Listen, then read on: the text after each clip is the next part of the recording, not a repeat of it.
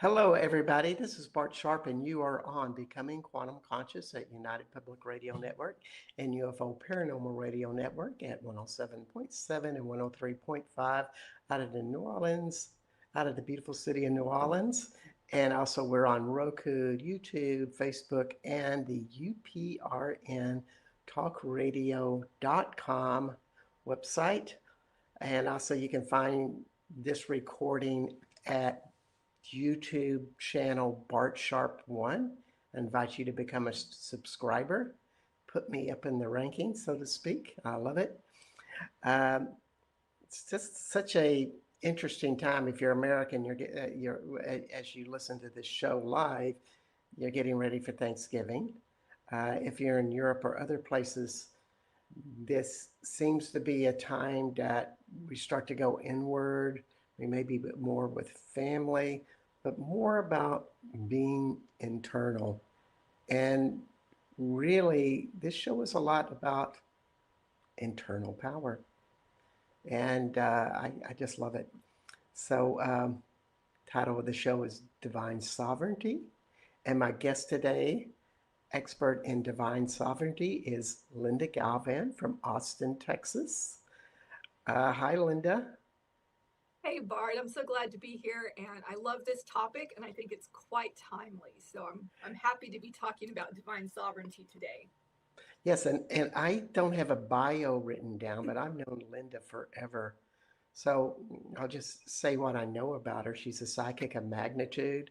She was a psychologist at one point, helping people that way, and decided that I really needed to get like the rubber on the road, so to speak, and get out there and interact with people in a more meaningful way. Therefore, you started doing energetic clearings, psychic work, you do writing, you do all sorts of classes. You also bring in divine guidance from other sources to help people have guidance with things. Mm-hmm. It's quite a journey. It has been. It's been over 15 years of doing this beautiful spiritual energetic work, mainly with women, some men, but mainly with women. And it's been great. I've really loved seeing the transformation that happens when people are ready to make those changes in their life. Yes, and sometimes, when we're at a level, we need to talk to people that are expanded in different ways. And, I think that's why we have so much about people being life coaches and such, is that they want to expand in various ways and open that container. But when you start talking with people who are intuitive and they are bringing in other sources, it can be a pretty big container. Yes. And it really brings us to the topic today of divine sovereignty. Yes, absolutely. It sounds really good. What does it exactly mean? Well, there's your lower consciousness definition of sovereignty, which is, the sovereignty of, let's say, a king over his kingdom, the sovereignty of a government over its people. That's the lower definition of sovereignty. But that's not what I'm talking about today.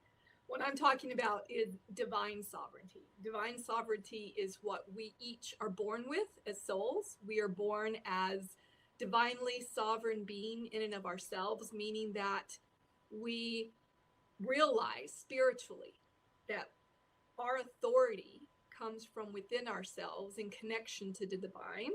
It does not come from the government. It does not come from religion. It does not come from other people. It does not come from anything on the outside of us.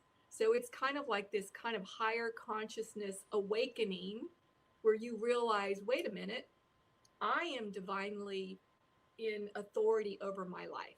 And I don't have to give my power over to anything outside of myself. So when you have that realization, your whole life changes, because at that point, you're not in fear that the systems around you have to function a certain way for you to feel safe. You're safe regardless of whether those systems are functioning or not. And So going to be important in the future as these systems start to implode and dissolve and new ones start to be built. Yeah, and that's a really interesting point that I don't think a lot of people understand exactly. So I just want to repeat this concept and make sure I hear it right, and the Yes. audience might need to hear it again, is that when you are connected to a source within you that's yours, and is that it has this hugeness, this expansiveness to it, and I dare say has a higher power of yourself type of consciousness, Mm-hmm. you create a reality of internal safety. Right. Absolutely. And beyond that. So maybe another way to think of it is I know that you're a follower of the Gene Keys, Gene Key 55, the Yes. shadow of victimization. Okay, so Now, that shadow, go ahead. let's give a salutation to Richard Rudd, Yes, one of our heroes out there that is the author of the Gene Keys. Thank you, absolutely. Richard. Please be on the show sometime in the future. So Gene Key 55 from the Gene Keys talks about the shadow of victimization. So another way to think of divine sovereignty is you're not a victim. So that's a simple way to think of it. When you are truly in your divine sovereignty, you are free. You are Yeah. not under the control of things outside of yourself. You don't blame the outside world for your issues. You don't, say that the economy is the reason why, I'm suffering financially. You own that you are the great creator of your reality and of your life, and you don't blame and point fingers and say everybody else is the problem, not me. That's you out of divine sovereignty. When you're in your divine sovereignty, you're not a victim, and you are in realization that there is no such thing as victim in the world, that we all are divinely sovereign beings, and we have the ability to create the reality that we choose from our own internal sovereignty, our authority that was given to us by God, creator, source, all that is, whatever you want to call that. So that may be an Indeed. easier way to think of it, is that you're not a victim. Yeah, it's such a bigger picture when you speak of it that way, and that we are connected. And yes, the shit hits the fan for everybody. We all have problems. Being in a divine sovereign place means that you do have challenges and lessons and things that hurt, Right, basically. right. But you don't blame. However, exactly. What happens when you blame? What's the dynamics of that? What's because that's a big stepping stone. Oh, it is. It's huge. So when a person is caught in their shadow of blaming, of being the victim, you're automatically giving your power over to whatever you're blaming. So if you're blaming your spouse, if you're blaming the government, if you're blaming the economy, if you're blaming social media, whatever you're blaming, you're literally giving your power over to. A divinely sovereign person doesn't give their power over to anything outside of themselves. They stay centered in their own authority, regardless of what's going on. Because in truth, things happen in life, but there is no blame for it. It just is. Things just happen. And so when you're in your own personal responsibility, that's the big one personal responsibility for what happens in your life, there's no reason to blame anything. You realize, okay, I made those choices, these things happened. So you own what you create. You don't It, blame someone for your choices. it's an opportunity Yes. when things happen that are painful on whatever level, emotional, physical, financial. It's an opportunity for you to jump to something.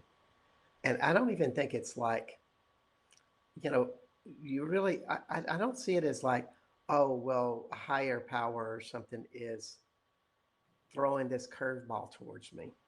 Right. I don't, personally, I don't believe that. I don't know how you feel about that. No, that's actually true that a divinely sovereign person doesn't even blame God. Okay, divinely sovereign person realizes that our soul is the authority, and the divine created us as a divine soul, and And that's where our authority comes from. We've been given that authority by that which created all things. So no, God's source is not even to blame for what happens. And I know that sometimes you see that where you might not blame the government, you might not blame whatever, but you'll blame God. Like somehow God was the person who, or the thing that, created the bad thing in your life. Again, that's not being sovereign. That's you not taking personal responsibility. And all of that about that blaming us and that God does this and stuff, it goes back to another time that has extended over and is still alive today. But I always think of like the Middle Ages, where Yeah. something happens and it was, well, that was God's will. Mm-hmm. But it's more subtle these days. Exactly. We Well, don't it's deserve that, for example. We don't deserve that, and therefore we must have done something wrong. right, exactly. Well, that whole idea of original sin, that we were born already screwed up. you know, I mean, it's like, it's so ridiculous nowadays. I mean, I feel like many people have gotten to a point where it's like, okay, that's ridiculous to think that. Because again, to believe that means what? You're giving your power over, that you have no Yep. power, that you were already born screwed up. So what's the point? I mean, that right there is, again, that's the systems in the outer world wanting to have control over, or dominion over the collective.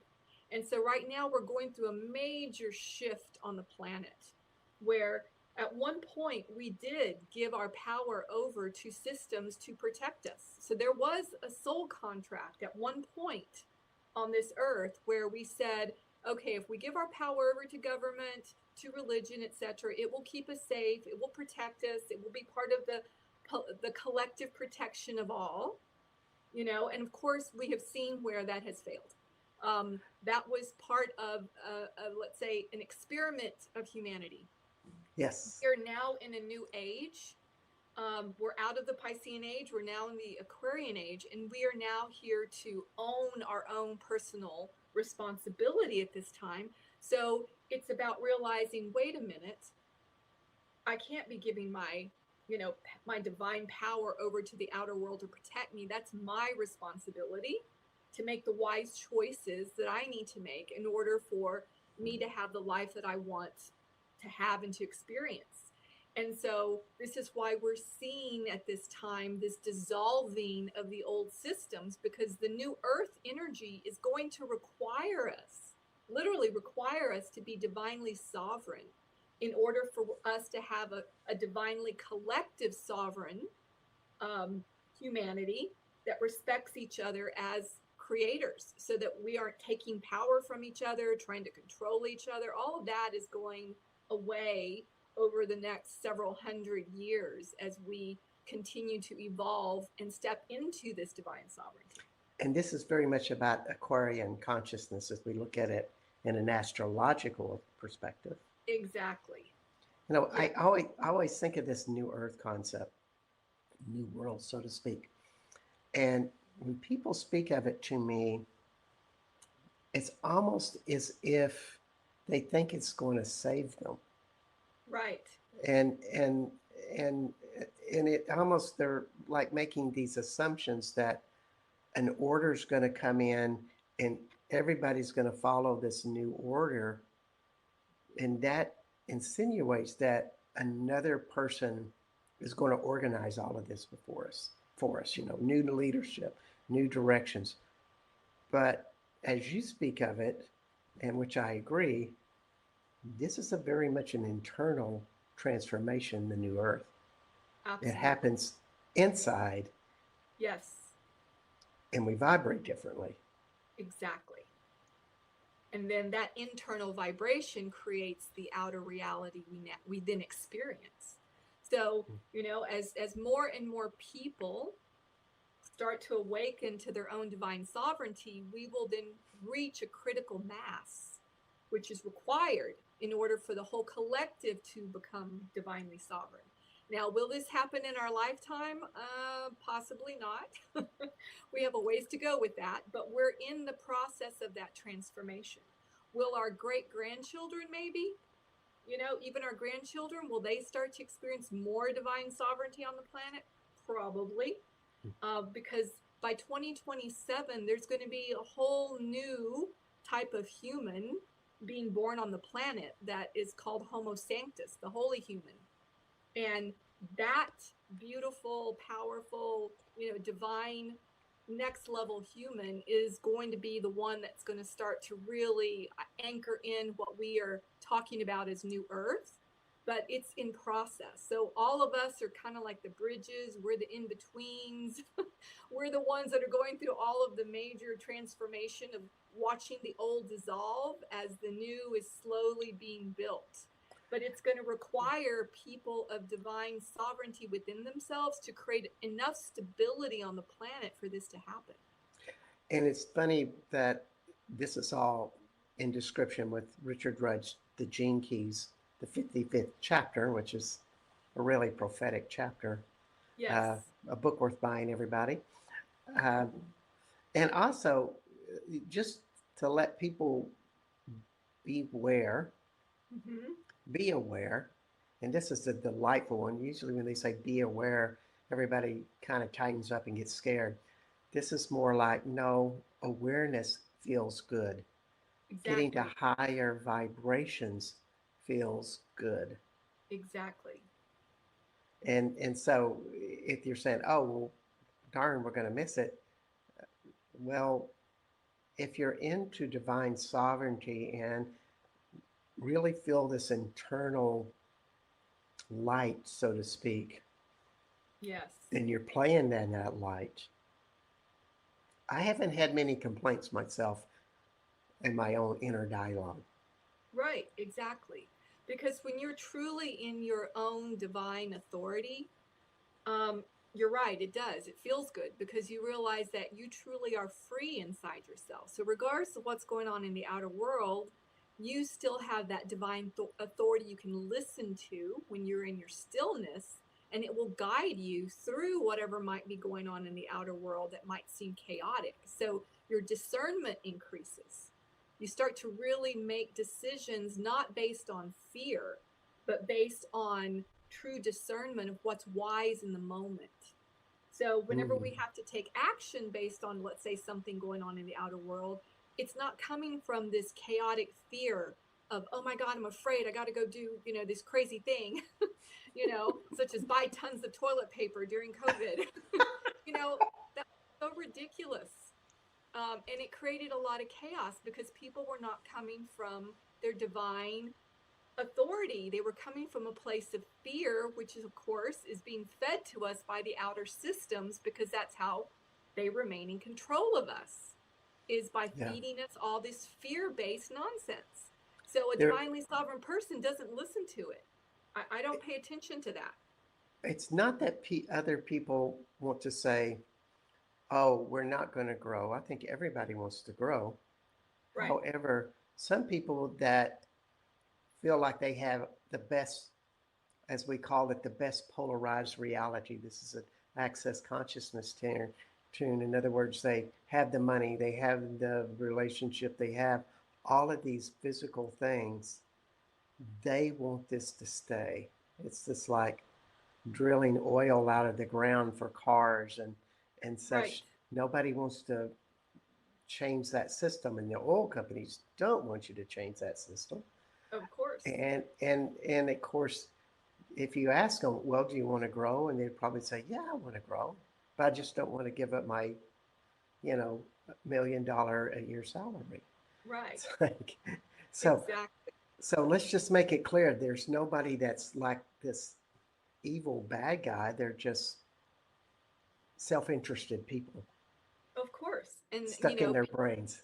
Exactly. And that's like what we would call the lower form of sovereignty, where it's my title, my job title, it's how much I get paid, it's where I live, that's what makes me powerful and sovereign. Again, it's a false lie, it's a maya, it's not the truth, because that true authority comes from within. I'd say that's independence, not sovereignty. Right. It's like, and that there's a big difference between the two. Yeah, absolutely. Because you can be a very powerfully independent person and also sovereign, both. But Yeah. someone who maybe gives all their power over to their titles and their job and their outside, trappings, they're just as victim and powerless as the next person because they're giving it to the outer, trappings. What if those trappings go away? Then what? See, then they feel powerless. A divinely, sovereign person, whether you've got the trappings or not, you're still in your own divine authority. You haven't lost Yes. anything. Yes. And you really start to think differently about what your priorities are. Exactly. You know, I love the author T. Harv Eckert. He wrote The Yeah. Millionaire Mind. You remember that book 20 Yes. years ago? Yes. Yeah, and he says one of the principles of is like this is his definition of rich. He says when you have enough money that frees you up to where you have all of this time to create your own dreams and aspirations. Right. That's wealth. And Yes.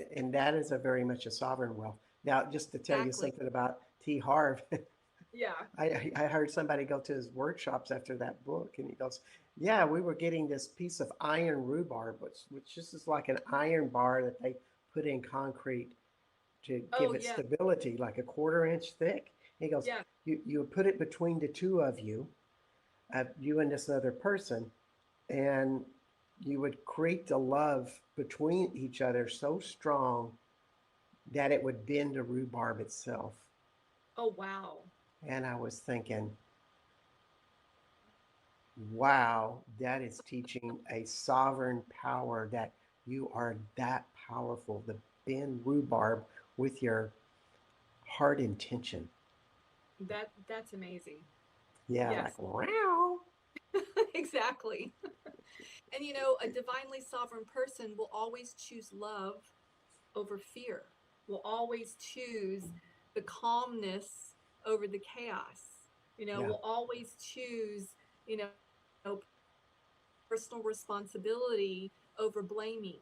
And So that's an act of love. I mean, to be that, divinely that, that, sovereign is that to be in your divine love. and why did they choose love over fear? I mean, I'm setting you up with a juicy question. Why did they, the two people in the No, class with whoever in general. oh, why would you choose love over fear? Well, Yeah, I because usually tell my clients, a lot of people go choose ahead. fear. Yes, absolutely, they do. And that's unfortunate because fear, you're giving your power over to it. So when you give power over to fear, what do? You attract more of it. So Yeah. if you are wanting to get out of fear and not have fear follow you everywhere, then you have to choose from a place that is love, from a place that is not fear, at least from a neutral place. Maybe if you can't choose from love, but you can choose from neutral, that's way better. I tell my clients, look, if you choose anything in life out of fear, it's going to come back at you and it's going to keep teaching you the lesson of fear until you decide to choose from a different place, a more conscious place. Fear is kind of like a lower consciousness type of a choice. There's nothing wrong with that. It's just where someone is in the moment. It's part of that continuum from shadow to, to gift to light. But the truth is we have to realize that when we choose from fear, we'll continue to learn the lessons around fear until we awaken enough to go, okay, I don't need to choose fear anymore. So Yeah. sometimes we Yeah. have to use it over and over until we learn. Yeah. Any advice for people when they get into that fear place? I mean, right now everybody's talking, oh, well, the economy's really bad. And we start to live in this place of caution. Yeah, of course. Yeah. Uh, what do you think would be the advice you give somebody with that? So the first thing that I will tell my clients who are caught up in that, they're caught up in all of the noise of what's being said in the outer world about the economy, money, etc., the first thing that I tell them is stop listening to all of that. Like, turn off the social media, turn off the news, stop reading those things, because all it's doing is it's brainwashing you with a lot of distraction. So then you can't hear your own inner authority. You can't hear the truth within yourself when you're listening to all of this fear noise. That's what it is. It's just fear noise. Of course, right now there is a lot of shifting happening on the planet with systems, but that's Hmm. part of this time. That's just part of what's going on right now as we're having to change out of an old way of being to a different, higher consciousness way of being. So, of course, you're going to see systems wobble, and some of them are going to dissolve, etc. That's just normal. But when you come from a place of fear around it, you're giving your power over, and then you're attracting more of that fear, and then you're continuing to panic. So the first thing is Yes. just stop reading and listening to that. That's the first thing you have to do. The next thing you have to do is you have to start having moments of stillness, like moments of quiet, to just go inwards and just take a break from all the noise in the outer world. Go for a walk, go into nature, just spend some time meditating, listening to high vibrational music, doing something that shifts your brain out of all that noise that you've been so used to, and then going into a more peaceful place inside yourself for a moment. That first off is going to calm your whole nervous system when you do that. And you're going to start to hear. You're going to start to hear some wisdom in you that's going to say, it's all going to be okay. Really, it's going to be okay.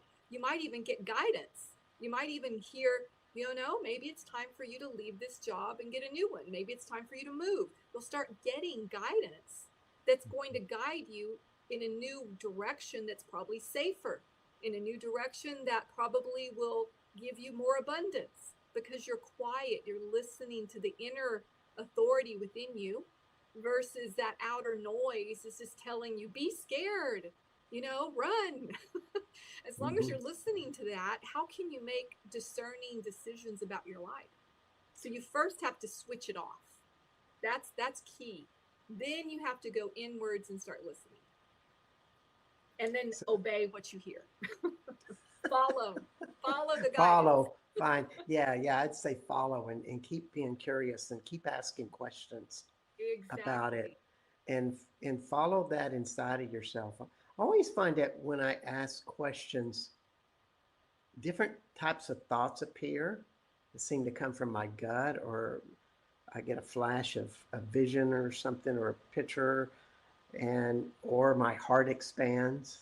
I Yes. mean, there's all of these ways your body can signal you that, well, you got to pay attention with that.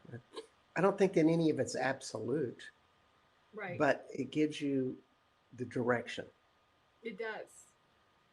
And when Yeah. you feel your own inner authority, which is, that divine light that you are, Hmm. giving you guidance, like it's going to be okay, take a right turn here, let go of that, this particular job's toxic, let it go, this particular person is not most aligned for you. It's like when you start listening and actually following the guidance, all of a sudden your life starts to improve. The problem is most of us are afraid to listen to our higher guidance, which Yeah. is our divine sovereignty. Well, it's so much about, I think, in our generation, and I'd just say, the last how many years, I don't want to, 50, 60 years, we're always told to follow what our mother and fathers followed. Right. And I think for the last 20 years, we're starting to tell children, well, there's something inside of you need to be listening to. You know, Exactly. what do you really want to do? You don't have to do what I do. All of these paradigms are always shifting, but for a lot of us, we're always saying, oh, I'm going to be leaving my ties behind to my parents, their belief systems. And that's Yes. scary for a lot of people. Oh, of course. Yes. Because that's the comfort we've known, especially those of us, as you said, who come from a different era. You know, we were inculcated with and programmed with that belief system. And you know what? It worked. I mean, there's nothing wrong with that. It worked. But now we're shifting into a very different age, very Whoops, you blipped it. different frequencies. They don't work anymore. Hang on. The different frequency just showed up because everything kind of turned off for you. Uh, what I love about Linda is she's always laughing. Uh, so you said a different frequency is showing up. Am I still there? Are you there? Going up on the planet. I'm here. It keeps Okay. going off and on. Maybe my frequency, I need to modulate it. Okay. Yeah, I think it's on your end. So I wanted, since we're kind of blipping around, I want to tell everybody we're at midpoint of the show, and you are on Becoming Quantum Conscious at United Public Radio Network and UFO Paranormal Radio Network at 107.7 and 103.5 out of New Orleans, Louisiana. My name is Bart Sharp, and my guest today is Linda Galvan, and you can find her at www.lindagalvan.com, and that's LindaGalvan.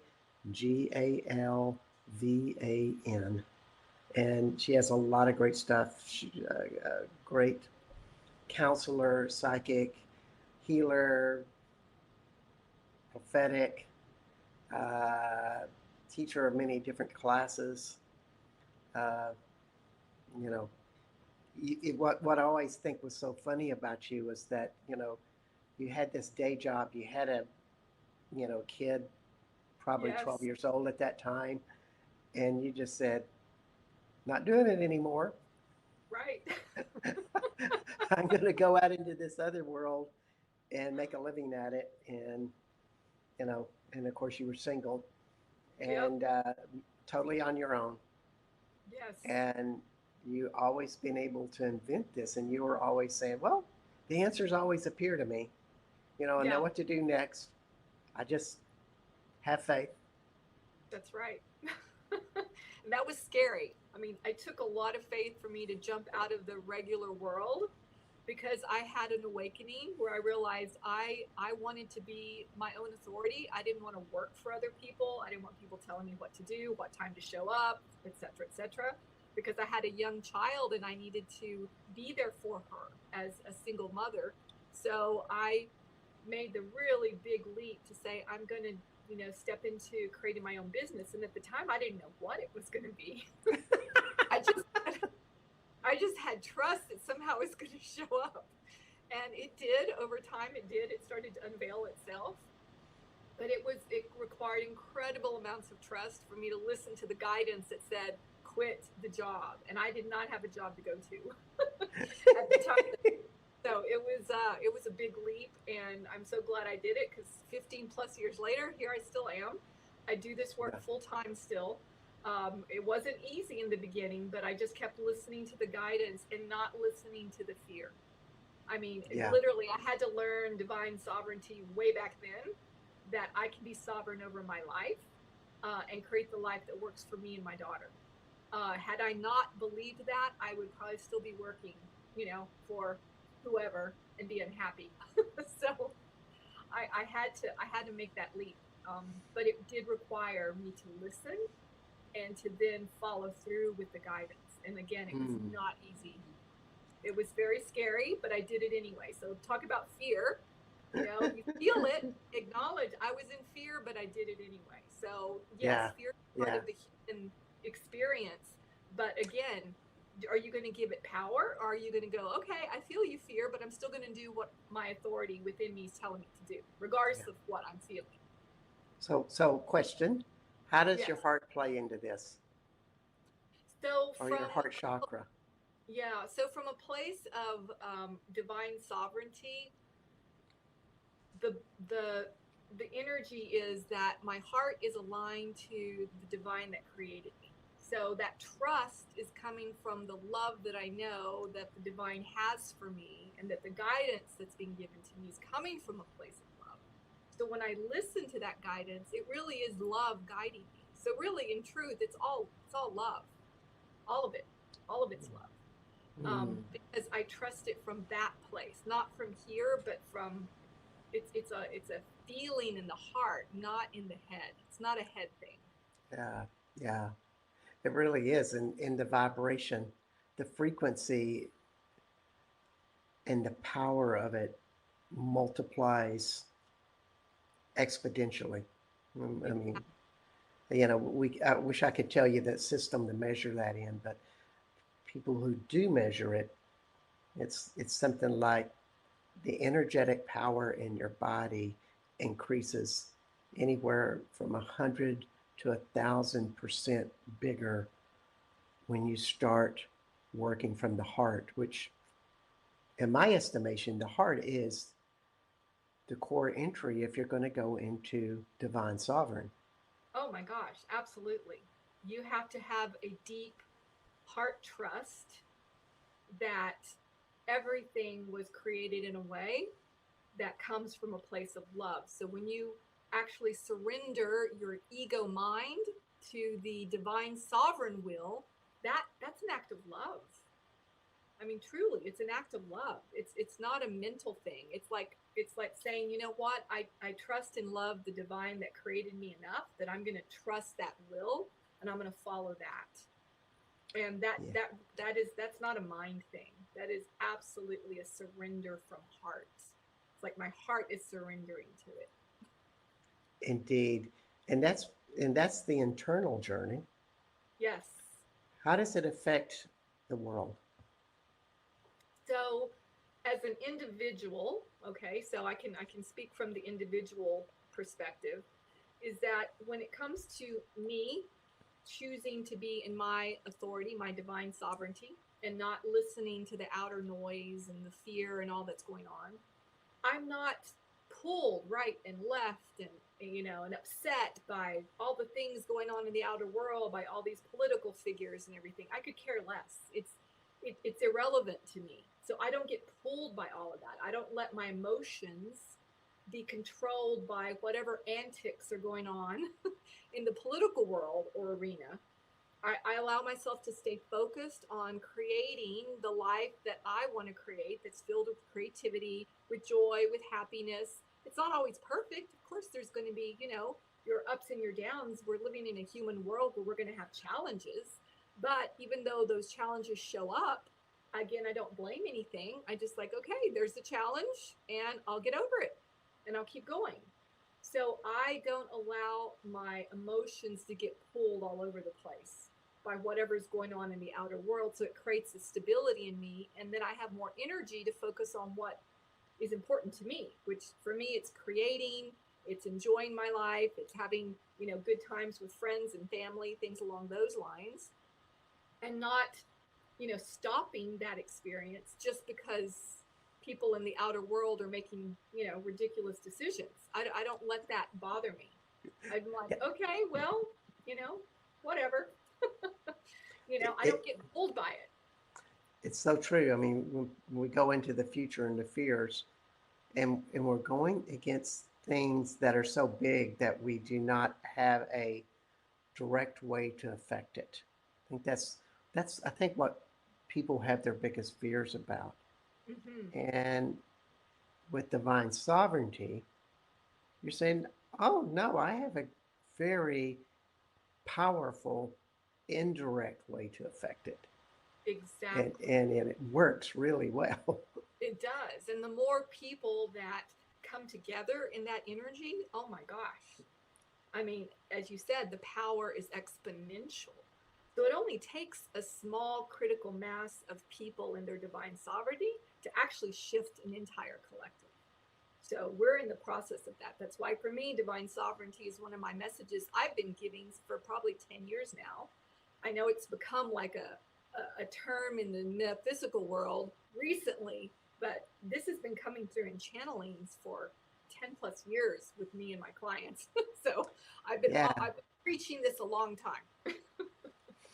yeah, and it's interesting to watch people who use that coin. They coined that phrase, divine sovereignty. Hmm. And,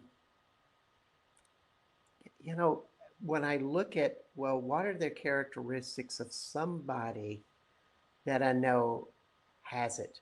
They really have it. It's just not a word that they're saying. Because a lot of people, they say they're these things and they're on the path and they want to be there. Right. However, let's just look about what that is. I mean, to me, it's like those people, they have this internal happiness is one quality. Exactly. They're relaxed. Exactly. Uh, maybe they're when they do get something that they go, oh, that's me. And I've been doing this France tour business for 11 years. Yes. And the divine sovereign message I always get is like, keep doing the tours. It's really Exactly. simple. I feel real happy when I do it, and I feel happy about the idea of doing it. And Exactly. therefore, I do it, and it attracts. It works, Of course. Because you you're know. listening to your divine sovereignty, which wants to be creative in the world. And so these tours to France that you're offering to people, they're a very creative heart endeavor. It's a gift you're giving. And so you're not letting the outer world stop you from offering this creative, you know, this creative work to the world, to those who want to be part of these tours. If you know, because you've done it even through COVID, etc. You didn't Yeah, let the outer world take your power away. You know, you're not telling yourself, well, I can't do this anymore because of the economy. You're continuing to be in your creative divine sovereignty, creating the life that makes you happy, and also letting people have a taste of that when they go on their tours with you. it's a huge power, whatever the business that you're doing. That Yes. that if it is something you truly enjoy, Right. uh, that makes it work. And even if you let's just say you're doing something that you're 60% happy with it. A lot of times you're in that boat, you know. You're Right, of course. 60% happy. You don't like getting up early or you don't like the long hours. But there's a lot Right. of parts of your work that, you know, you really like. So if you're in that boat and you're deciding I'm sticking it out,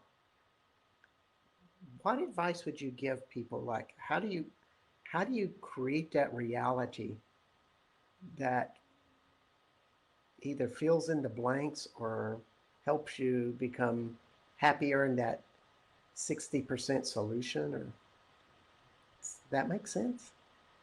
Kind of. I think I can just speak for me, um, that when I am choosing to be creative and it's coming from my heart and I feel very uplifted and I feel very elevated when I'm doing whatever it is I'm doing in my work.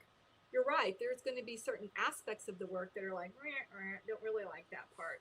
But I'm focused more on the elevation. Like it makes me feel good when I offer this, class, or whenever I offer these transmissions on new moons and full moons, or whenever I do my one-on-one work with people and I see how it's changing their life. That's very uplifting for me. Yes, there's Yes. aspects of our regular life that are not so much fun, but I don't focus on that. I put my focus on that which elevates me, and that's where I'm grateful. I'm grateful for all of that. So if only 60% of the time I'm elevated and happy, wow. That's even if it was 50% of the time. I think that's great. Yeah, yeah, it keeps working, you know, if you keep that focus right there Yeah. in it. I always think about whenever I do a private session with somebody, I do shamanic work, you know, right before the session, I, I'm like, oh, I really don't want to do this. Maybe they'll cancel. And it's just a little mind thing that's going on. But I Right. realize what's happening. It's kind of like getting ready to run 5 miles. Right. And you know you're going to have to pull all of this intensity together to start that path, start your Exactly. running or start the session. And it's never comfortable. But Right. yet, once you start, Oh yeah. it's joyful, Right. Because the you know. momentum begins and then it just kind of takes you and you don't even have to put any effort Uh, into it. It's that yeah, I don't. beginning step. It is I the think brain. in truth for all humans, that's the hard part. The brain doesn't like hardness. It likes predictability, uh, patterns that it's done over and over again. It likes efficiency. And we Exactly. need our brain to work and to stretch out into these places. And the body doesn't always like to. Just a little tidbit of Exactly. my own little wisdom with that. So another question, because well, this is I'm going to enjoy asking this one because we're coming up to family holidays. You know, all over Yes. the world, November, December, and into January, family holidays, family events, and basically, not everybody gets along. Any any guidance you can give people? Right.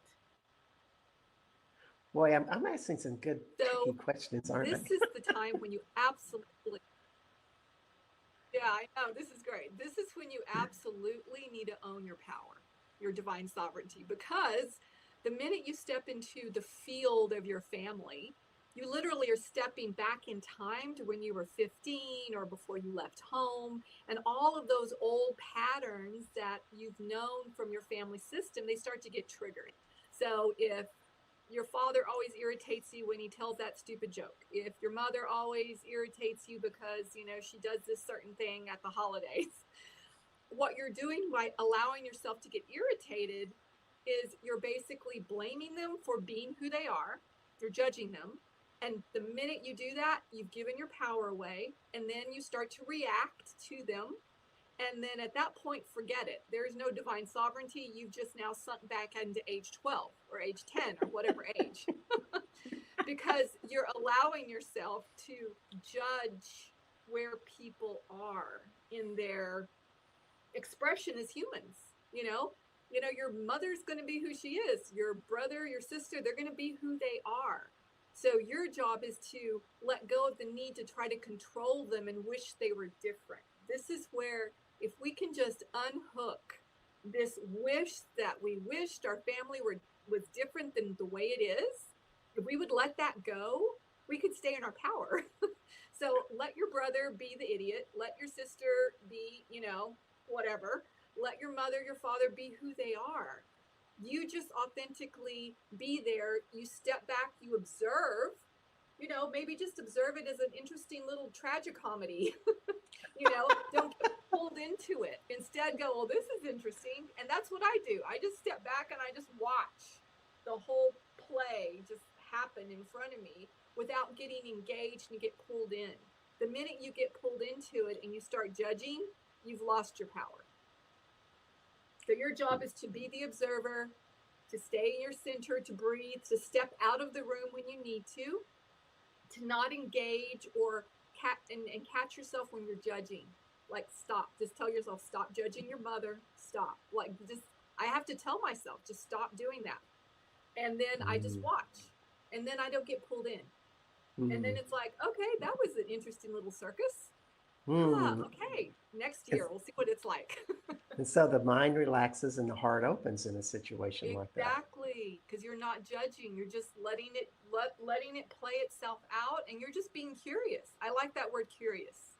Just be Mm. curious. Just sit there and just watch and be curious about all the dynamics going on, and going, wow, in the past I would get involved in that and get upset, but I'm just watching it now.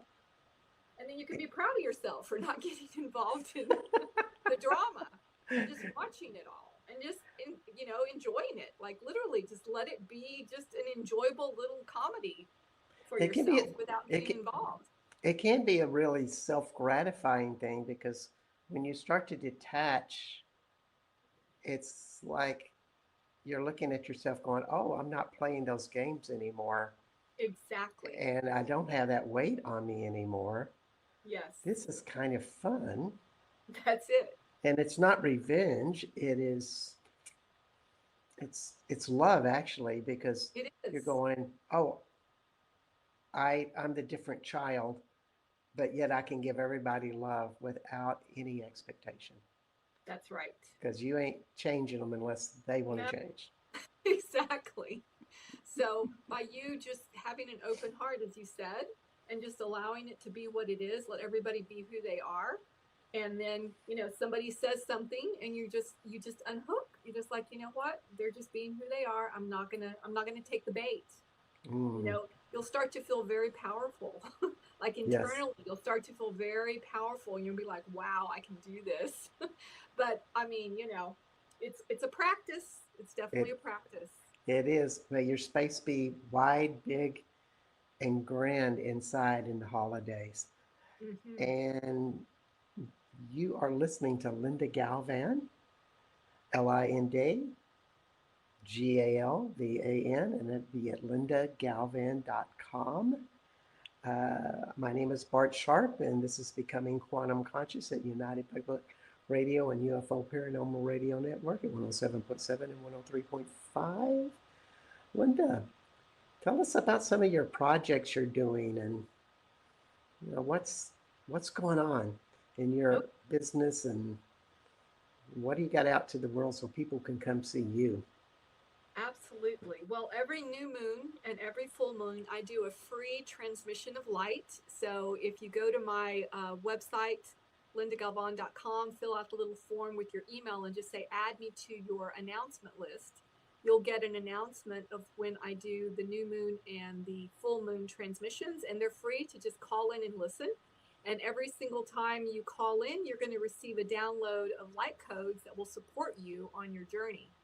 So that's something I've been doing for years now. And so I have a lot of people that love to just jump on and listen. If you're not able to make the live, you can always offer a donation and get the replay. I'm also going to be doing a class on divine sovereignty. So if for some reason you miss the class, which is happening this Sunday, you can always reach out and say, I'd like to have a replay copy of that class, and I can send that to you. I'm doing classes all the time. I'm doing a class right now on actually Gene Key 55 on Hmm. the journey of liberation. It's a 4-week class. I'm going to be doing a lot more work with the Gene Keys in the new year. So, for those of you that are interested in learning more about that, again, you just go to my website, fill out the form, let me know that you want to be added to my announcement list, and you'll get all the things that I'm offering. That sounds wonderful. And Linda has been doing this for, God, such an adventure to watch you over the years. And it's always a pleasure to have you here. And now you're in Austin, Texas. Yes, You also do individual consultations as absolutely. well. I do. We have I do great work. we have 1 minute left. Is there any tidbit of wisdom that you'd have that you want to impart with everybody? I think I would say that when we step into our divine sovereignty that we have been born with, which you can find deep in your heart, it's just a knowing that you know that you are a divinely sovereign being, automatically happiness will begin to visit your life and you'll become a much more creative person. So I just invite everyone to just open your heart and say, I call in divine sovereignty, and let's see what happens. That sounds wonderful advice. And go check out Linda Galvan. And thank you, everybody, for being part of Becoming Quantum Conscious. I am Bart Sharp, and next week we have Natalia Dunn on womb wisdom. So it's going to be fun getting into all the womb energy stuff. Kind of matches this one in some way. And we'll see y'all next week. Thanks again, Linda, for being on the show. Yes, thank you, Part, for inviting me. It's always a pleasure. Bye Bye. bye, everybody.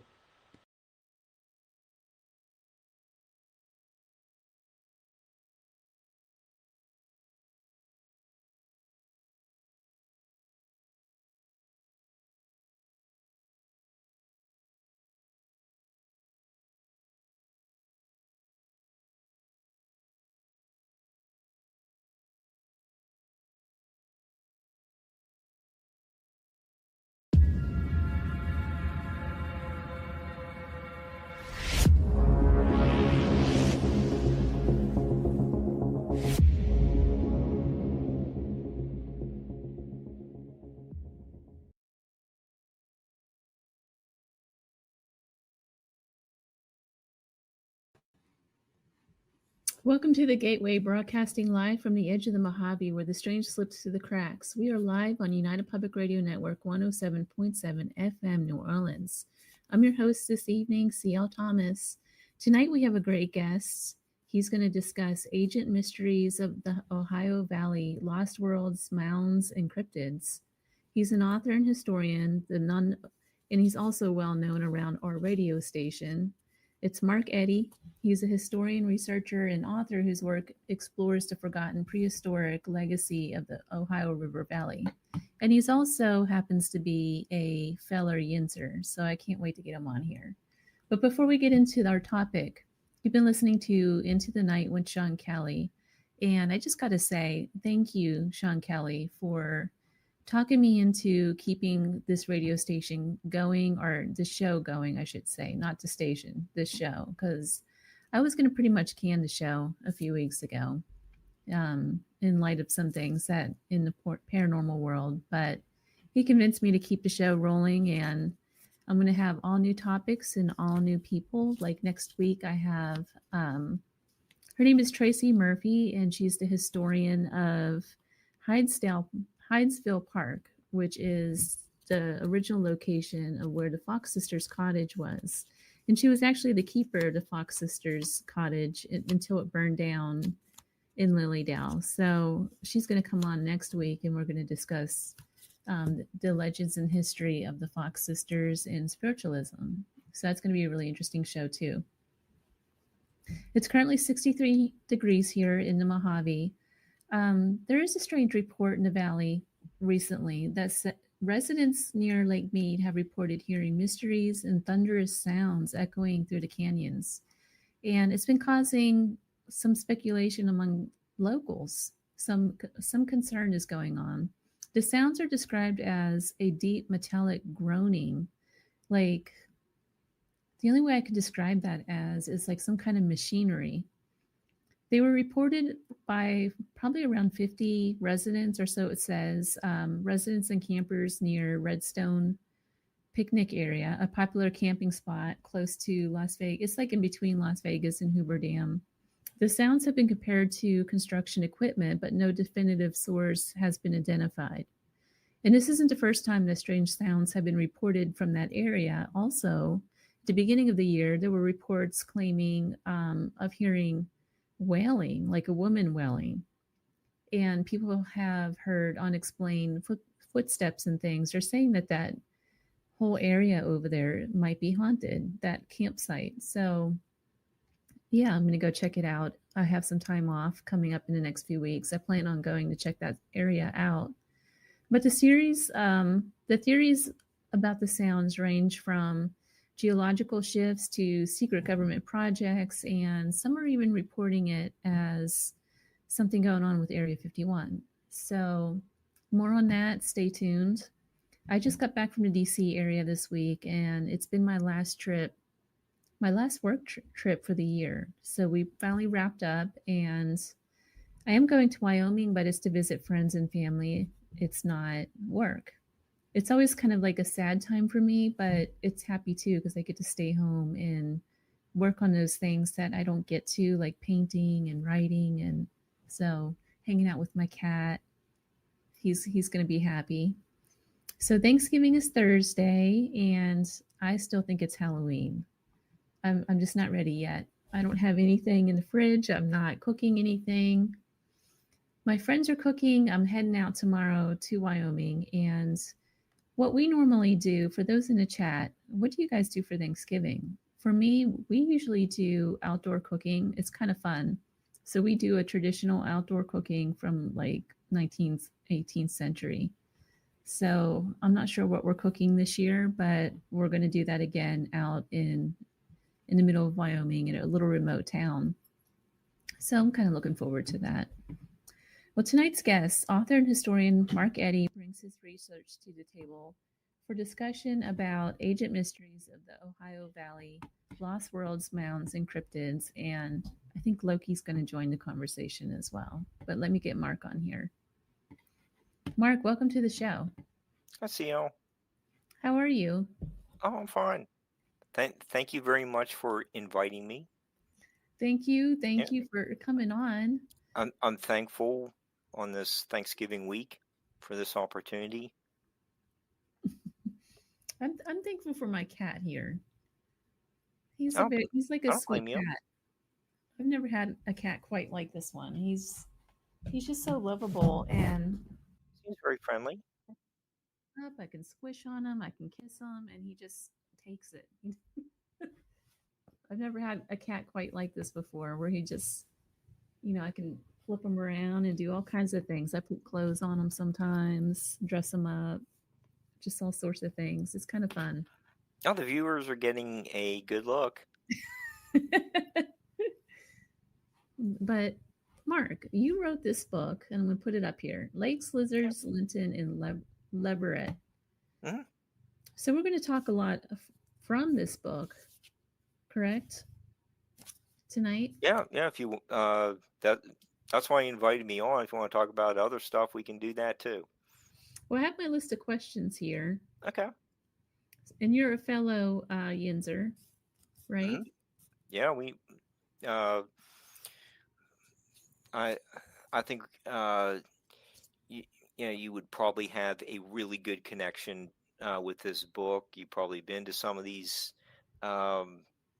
places, or at least driven by them. So, what is it about Yinzerland that maybe we're familiar with, but a lot of people outside the area don't know about it, and that was how the book got started.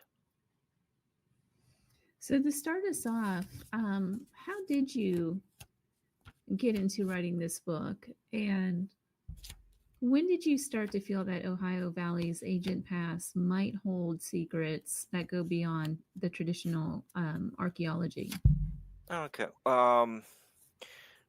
What there was a college professor friend of mine who, uh, she knew I lived in, the Wheeling area, and she asked me to, go to some of the local museums and help her to, here, give me a sample.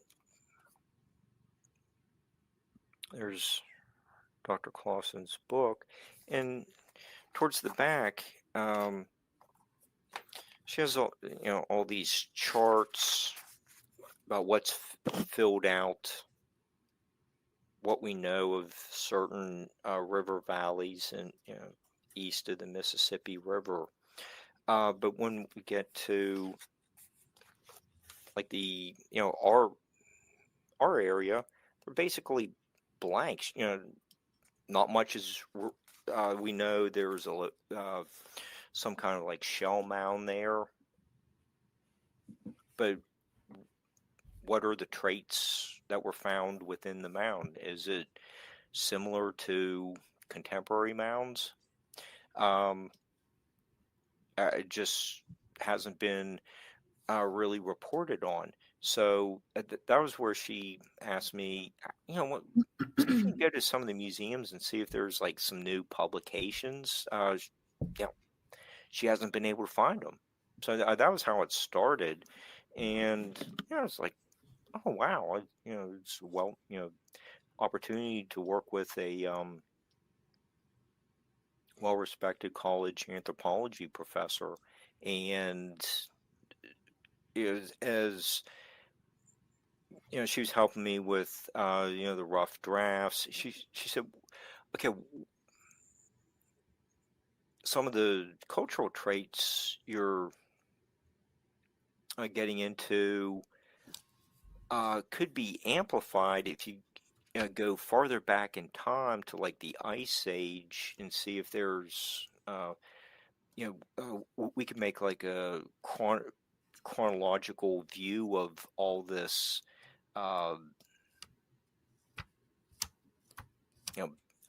just say if there's any burials that have recently been documented. Is there a similarity between like a Ice Age burial and what she wrote about in that book? So I was like, oh, okay, sounds interesting. I'll get started on that. So, uh, when I was researching, what we knew of uh, the area being downstream from the melting ice sheets, um, realized, maybe there's a little bit more of a geological explanation for why there were so many, like the megafauna uh, documented, like 200 years ago. Did you did you know about that? I did not. Yeah, it's like most people don't. And it's like, oh wow, okay, like the Big Bone State Lick, or Big Bone Lick State Park is well known in the Ohio Valley, but uh, what about where we grew up? The Pittsburgh And area? in what? The Pittsburgh area? Yeah. So is there an explanation of going back even farther? So that's once I started looking at some of the geology, it, uh, and some of the people who pioneered the you know uh, like borings uh, throughout the area, what they were finding. Did that have something to do with why there were critters, these critters in the area? So that the Lakes Linton uh, and Leverett, uh, Lakes Lizards, Linton and Leverett book became, uh, you know, a study in laying the groundwork for uh, parts 2 and 3 that I'm working on now. So there's And going to be additional yeah, volumes of this thing yeah, coming out. and it's going to be um, more about the Ice Age. Kind of taking a look at what the our area was like as the ice sheets were melting. We were not glaciated, but how did that affect us? So that um, it's been very interesting. It So sounds that really interesting. yeah. Just in the Three Rivers area, particularly, just I'm curious because I grew up there too. Mhm. What have they found anything there that could cross over into paranormal in their research? I don't I can you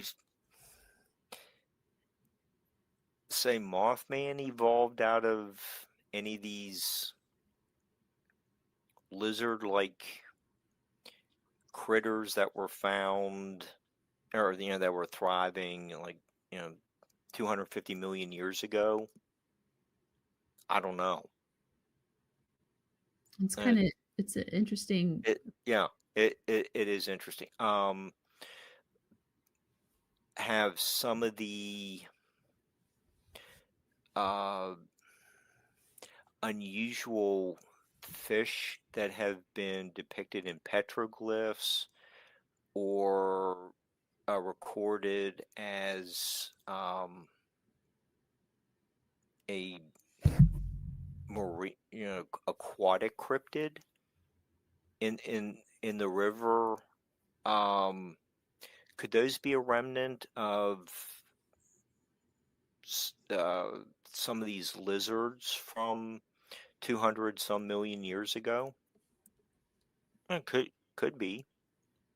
Uh, Hmm. and we know that there were the like sailback lizard. They were like 10 feet long, and they kind of look like an iguana with like a blue marlin sail on its back. They were quite a few of them have been documented uh, as fossils found throughout the Ohio River Valley. That's What? interesting. Yeah. So yeah, there. I think there was like an 1870s report of um,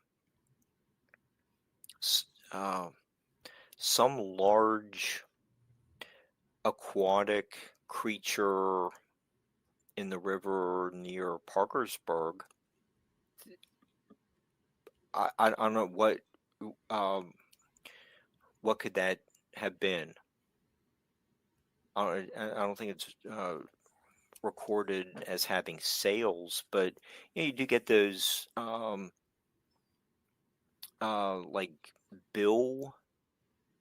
It's kind of like a duck bill on a carp. Hmm. I've Uh, never I even think heard they're of called that. paddlefish. They're still in the river. What but they uh have been called a prehistoric fish. So is is that an example of something that never has been around for a long time but never went extinct? I don't know. So that whole area up there, the Western PA area, and it goes Hmm. all the way over, it seems like, into Ohio. That's the area we're talking about tonight. Um, there is a lot of things going on. You have the Mothman, you have all of the Native American sites all around there, The, such as the serpent mounds. mounds. Hmm. Hmm. Do any of these things all have stuff in common? Um, oh, I don't, some are burial mounds placed to honor the dead. Um, I,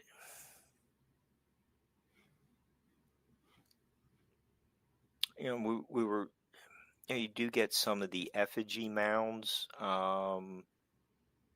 They, have been uh, located across the country. I think, is it Iowa? Eastern Iowa has um, um, a bunch of effigies. It's either there or Wisconsin. Um, but what was the cultural significance of you know replicating animals in, out of uh, mounded earth? I don't I, I don't really know. It Hmm. had it had a it had a purpose. I mean, you get the same thing with the petroglyphs. The artists were uh, depicting what they saw. Pretty accurate depictions of turkeys, bears, wolves.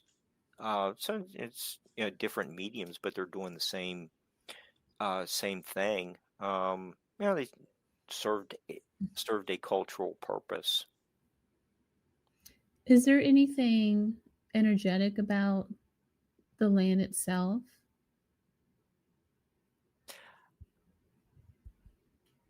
Oh, I find it up to be uplifting. Um, John Keel wrote about were the um, mounds located on ley lines. And that's in the Mothman prophecies. Um, I don't. He said something like he could trace where a few were located. He thought they were on ley lines, and then there's been, the, you know, you're well aware of the industrialization and train tracks and Yeah. just modern building that's damaged or precise knowledge of where the mounds were located, and he couldn't follow them for very far. But that could be some kind of energy uh, source, and you do have that um, in the line. Was it the St. Michael line that goes across Cornwall through? I think it's the Avebury Stone Circle in England. So does that mean, is it fair to say that the Native American culture could have been drawing some kind of energy from that area? It seems like if the mounds were deliberately placed on the ley lines, Can- does it seem like ancient people could feel that more than we do today? yes, absolutely. Yeah, that's what you know. I, like I said, we were talking about with the uh, say the Serpent Mound. Mm-hmm. I've walked all around a lot of those places, and I, I really enjoy being there. I don't really get you know an electrified feel. I don't really feel a change emanating from the ground. Does that mean I'm too used to sitting in front of the computer, um, looking for, I guess, for Joe's network? I don't know. Should we blame Joe for that? You can absolutely blame Joe for everything. Okay, he's gonna pull a plug on us. Probably. But It's all right. but I don't really uh maybe some of today's people might be more apt to feel something. I don't. No, I just enjoy um being at these locations. Just a lot of fun. I enjoy um um being near um the water sources as well. And it's I do want to show you, you still can find, the remnants of what I'm writing about. Like here is a fern. Yeah, I see that. Yeah, that. So it's, you, What kind of I, rock is that? Like a sandstone? it's more like I think it's more of a shale. Like a It's not, slate? it's not quite, something like that. It's like a sedimentary rock. Now, I remember as a girl, I used to always find, um, I found quite a bit of fossils up and down creeks, and back then we used to call them cricks Hmm. in the cricks. Only those that know Pittsburghese would know what I mean by that. Hmm. But tell me about, because we had in your notes about the Monongahela Hmm. and the shifting agent landscape sound like Yeah. something out of a lost world. The it was uh interesting getting into this project, and we still know that um Mon- the Monongahela River flows north. When and did a show with Sean. Um, it wasn't as exciting as his turkey tips that he was giving just in the last hour, but when the Goodyear blimp was flying over Three Rivers Stadium, and Howard Cosell was talking about, well, the river coming up from the bottom of your screen is the Monongahela, and the one how the Hmm. Which one is coming the dirty one? Because I know when you stand right, and I've done this, I've stood right on the tip there where Three Rivers is, and you can see the line where I think it's the Ohio and yeah the go other one. going straight from the uh, tip towards the west is the Ohio, and uh, the Allegheny comes down from the south, and the Monongahela is flowing north. Um, the Ohio River was also flowing north, uh, before you know way back in time, and most rivers in the area were also flowing north and draining into uh, what's now Lake Erie. And when the ice sheets were coming across the Great Lakes into Ohio, well, okay, you have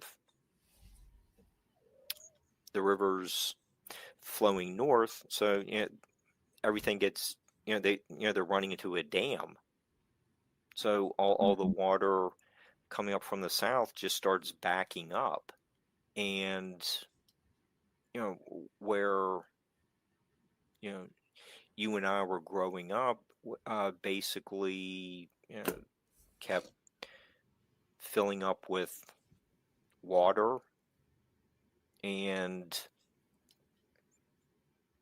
um, where our homes were located were probably submerged in Oh, wow. quite a few feet of water, and like one of the prompts was Hmm. from um, Has these changes inspired the native legends and supernatural lore or cryptid sightings, you think? um, there gee, I kind of keep pulling it back. See here's the darker green is the ice sheet, and you can see where Lake Monongahela was located. There's a huge lake, and you get another one down here around Chillicothe, Ohio. Hold on, I might have to lake. And this is an agent lake from You know, um, the dam broke at New Martinsville uh, about 800,000 BC, and all the water started draining from a higher elevation, so it's uh, eroding a channel to the south where the it's lower elevation, and that's why the river reverse course from flowing north to south. hmm, So there it oh, there, is. yeah, yep, that's it. So you can see Pittsburgh is what kind of in the just across the Ohio Pennsylvania border. That would have been underwater, and that's after the ice sheet. You can see that like little uh, kind of like a semicircle there at the top of the screen. That's where the ice sheet stopped. You can see where all the rivers just backed up and created a massive lake. So did I've wondered w- with some of the mounds being located where some of the researchers, the 19th century researchers were finding fossils. Did they incorporate them into the burials?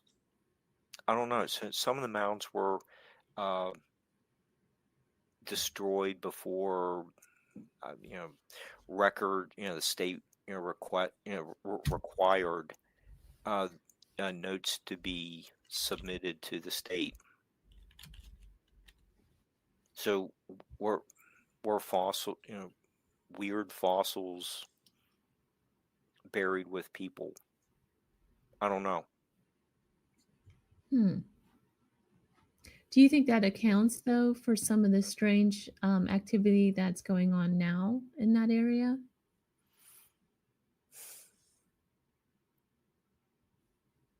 I don't know.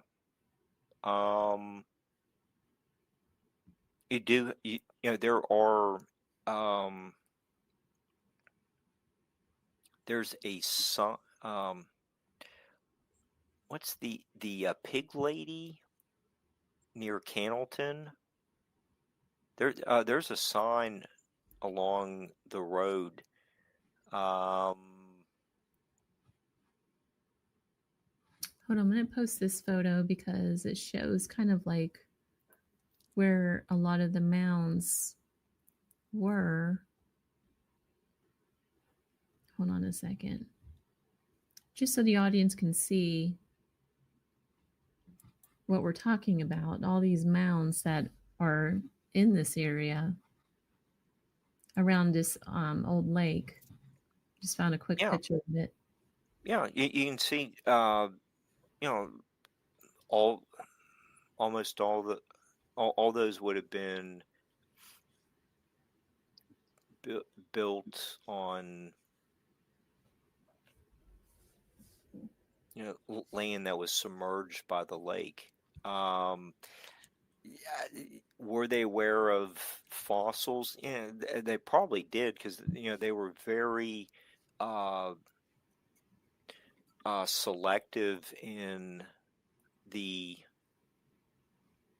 um, rocks that they were finding along the riverbanks. That were washed down from uh, like the Jasper quarries that got incorporated into the ice sheets. Once they melted and flooding washed stuff downstream. The uh, archaic people and later cultures were very selective in the rocks that they were going to use for the different purposes. So they under understood. Um, I think they understood, that there was another time before their arrival. Such a why were most of the homes that we know of um, built on higher elevations?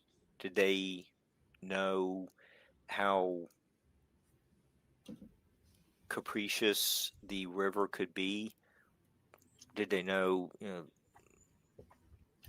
did they figure out uh, the extent of Lake Monongahela? Was that like, like an early version of hydrodynamics? Hmm. But they were, very cognizant of, uh, the rocks that had washed into uh, certain areas, and uh, they have been found at some of the um, you know, the few village or ceremonial sites that have been documented in the area. It's really a fascinating study, and Jasper is one. And it's kind of about one quarry is located in the Penn State area. I didn't even know that there was jasper up around that area. Hmm. Hmm. Yep. Well, I found a picture of the Serpent Mound, and I want to show the audience this as well because it's one of my Hmm. favorite photos of the site. Look how Yeah. incredible this is. Hmm. It's like a what, quarter of a mile long, Hmm. How and do you think they had undertaken this feat, the Native Americans, to do this, and what was their purpose? You think? so in the coils, that is, there are the uh, equinox and solstice alignments. So the uh, our, I think the Hopewell built it. There might, I think there was, a little bit of all the cultures were at that site, but uh, it might be more attributed to the Hopewell culture. Uh, but there's just a lot of precise engineering at that location. You get the you know octagon mound in Newark that you get uh, there's people laying out where the moon's going to rise at different times of, How the did they year. know all of this stuff? Do you think that some other entity? They were just very observant people. But I don't know if there's really, like, there could be an interpretation of uh, ET training, but they were uh, maybe just really smart people. And like I was saying about the Newark earthworks, uh, they're the sides are over 1,000 feet um, apart. The sides are over 1,000 feet apart. Um, the sides are perfectly straight. It's like you wonder how they like they're only off, like the south end is only like an eighth of an inch different than the north end of a wall. Yeah, they don't have laser transits to lay this kind of stuff out. So they were very accurate, very skilled engineers. Um, I don't, I, I don't know. I just like to give them the credit uh, for figuring that out. But like the Serpent Mound is another example of just unique engineering. I just wonder how they would have pulled that off, because it's not like they had anything. Like when you look at the photo, let me put that back on stage here. Mhm. We're looking at this from a sky, from the sky to see this Mhm. whole perspective. They didn't have that. So how were they able to figure out that it would look just like this? You know, They knew the land very well. Yeah, I just think that you can see on the upper part of the Serpent Mound, uh, the sun is coming or setting. I think that's the west side.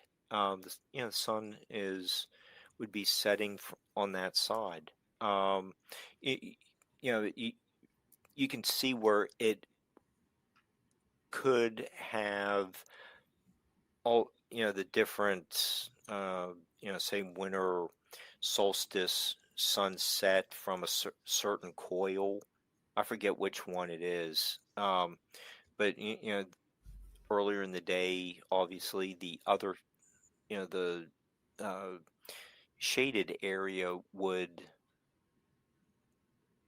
um, be highlighted then, and you can see which coil would be part of the summer solstice. hmm. Did the serpent mean anything to them? I don't know, all different um, interpretations, renewing renewal. Hmm.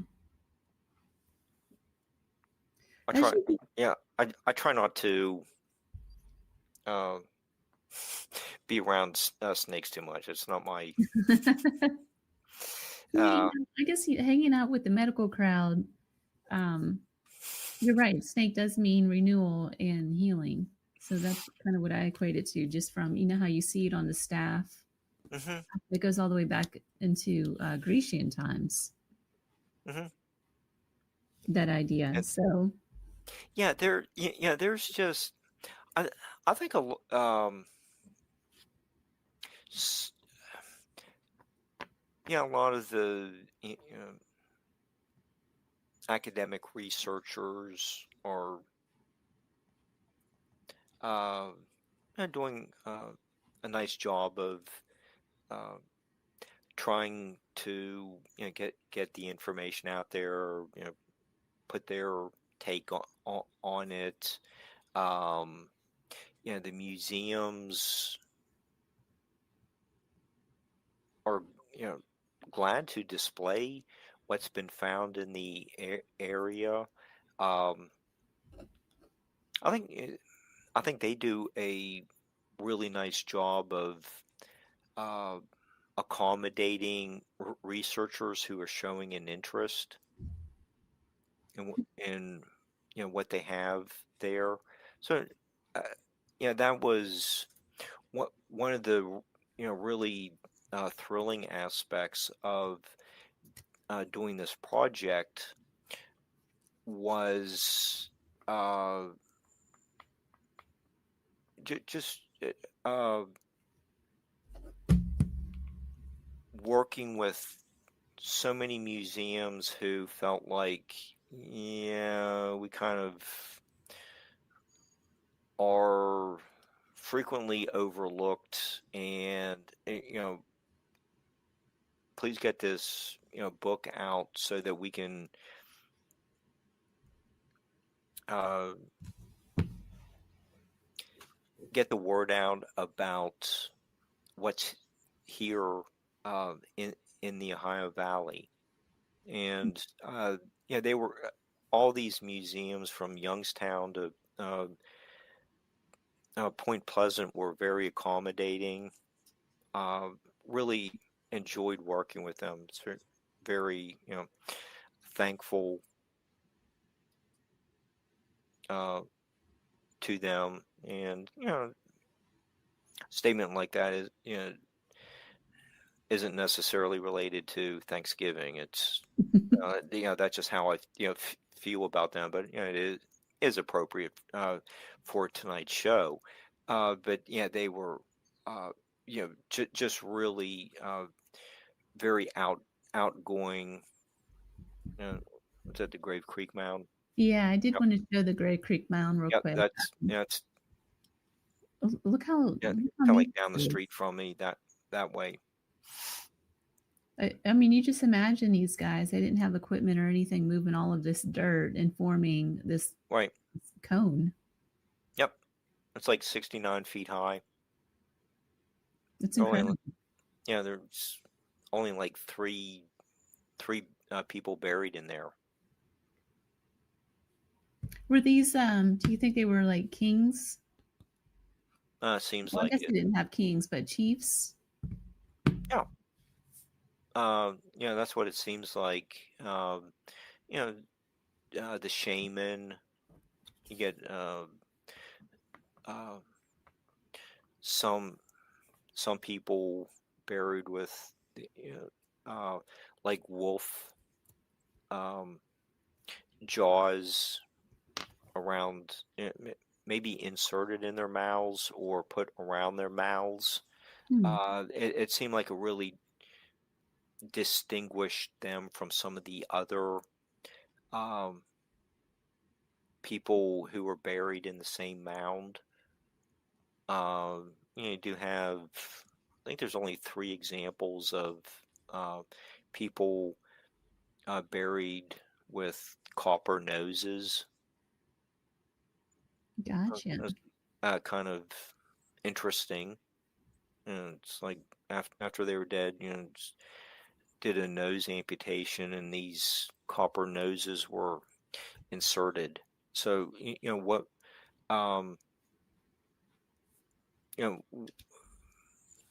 what did some of these animal connections symbolize to the community?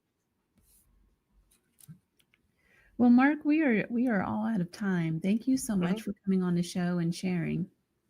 I'm very appreciative of this opportunity, and work with you again and be on UPRN. His book, Lakes, Lizards, and Linton and Leverett. Where can they buy this book? Is it on Amazon? Yes. So there you have it. Mark, thanks again, and I will definitely have you back on to discuss your future works once you get those out. Hopefully it will be very soon. But thank you so much. All right. Happy Thanksgiving, everyone. You've been listening to The Gateway, broadcast from the edge of the Mojave where the strange slips through the cracks, live from United Public Radio Network, 107.7 FM, New Orleans. My guest tonight was author and historian Mark Eddy, and the topic was Ancient Mysteries of the Ohio River, or Ohio Valley, Lost Worlds, Mounds, and Cryptids. Make sure you tune in next week. My guest is going to be Miss Murphy, and we're going to talk about the Fox sisters and spiritualism. So stay tuned for that. I hope you all have a wonderful Thanksgiving, and I'll see you real soon.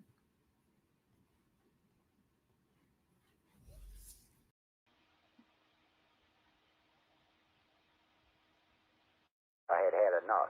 Well, you drove out there into the middle of nowhere and had some sort of loud verbal display challenging ET in general out in the middle of nowhere? That's what I was doing. I actually had a pistol in my hand at the time. I was really ticked off. When I was having this fit, I was waving the gun in the air, okay, and I had this fit. And at this moment, I said, okay.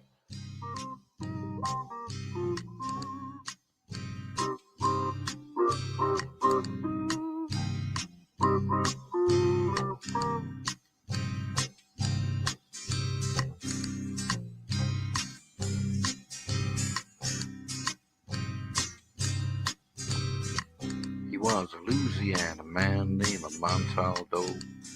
Folks around called him Six Gun Joe. Worked with ICAR, don't you know? Investigating UFOs. Out for a drive with a gal one night, they stopped to check out the reporting site. With an alien lit right there on the ground, he commenced to throwing his weight around.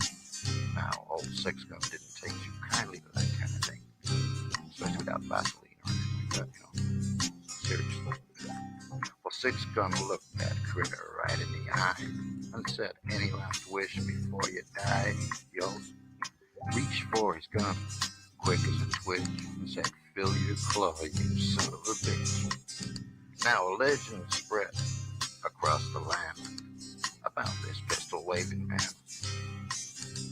But if you're from space or from Earth below, you don't give no lip to Six Gun Joe.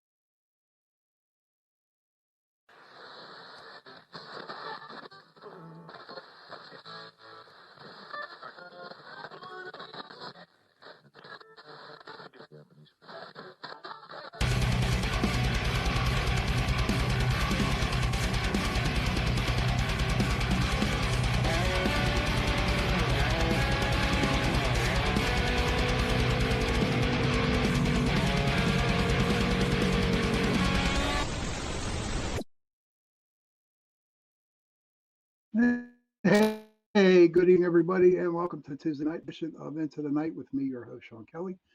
How is everybody doing tonight? I hope everybody is doing okay. Hello, Vet Girl. Hello, Board Game. Kurt, it's a pleasure. Sally, good to see you too. Um, so I want to thank PRN Talk of 5.3 New Orleans. No, it's Mississippi, 107.7 New Orleans. For allowing me to give you an hour on Sunday and Tuesday nights, 8:10 to 9:10 p.m. on this platform.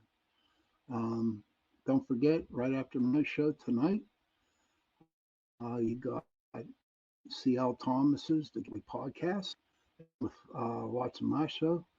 Going over to hers. Hers starts at 9:15. And tonight she has my friend on as a guest, Mr. Mark Eddy. And they're going to talk about the ancient mysteries of the Ohio Valley, lost worlds, mounds, and cryptids. And I've had Mark on my show before, and it's going to be a great one. Hey, Miss Heidi, good to see you. All right, take your time. Don't get in an accident, Miss Heidi. See, someone popped in from Twitch. Wow, let me see what we got here.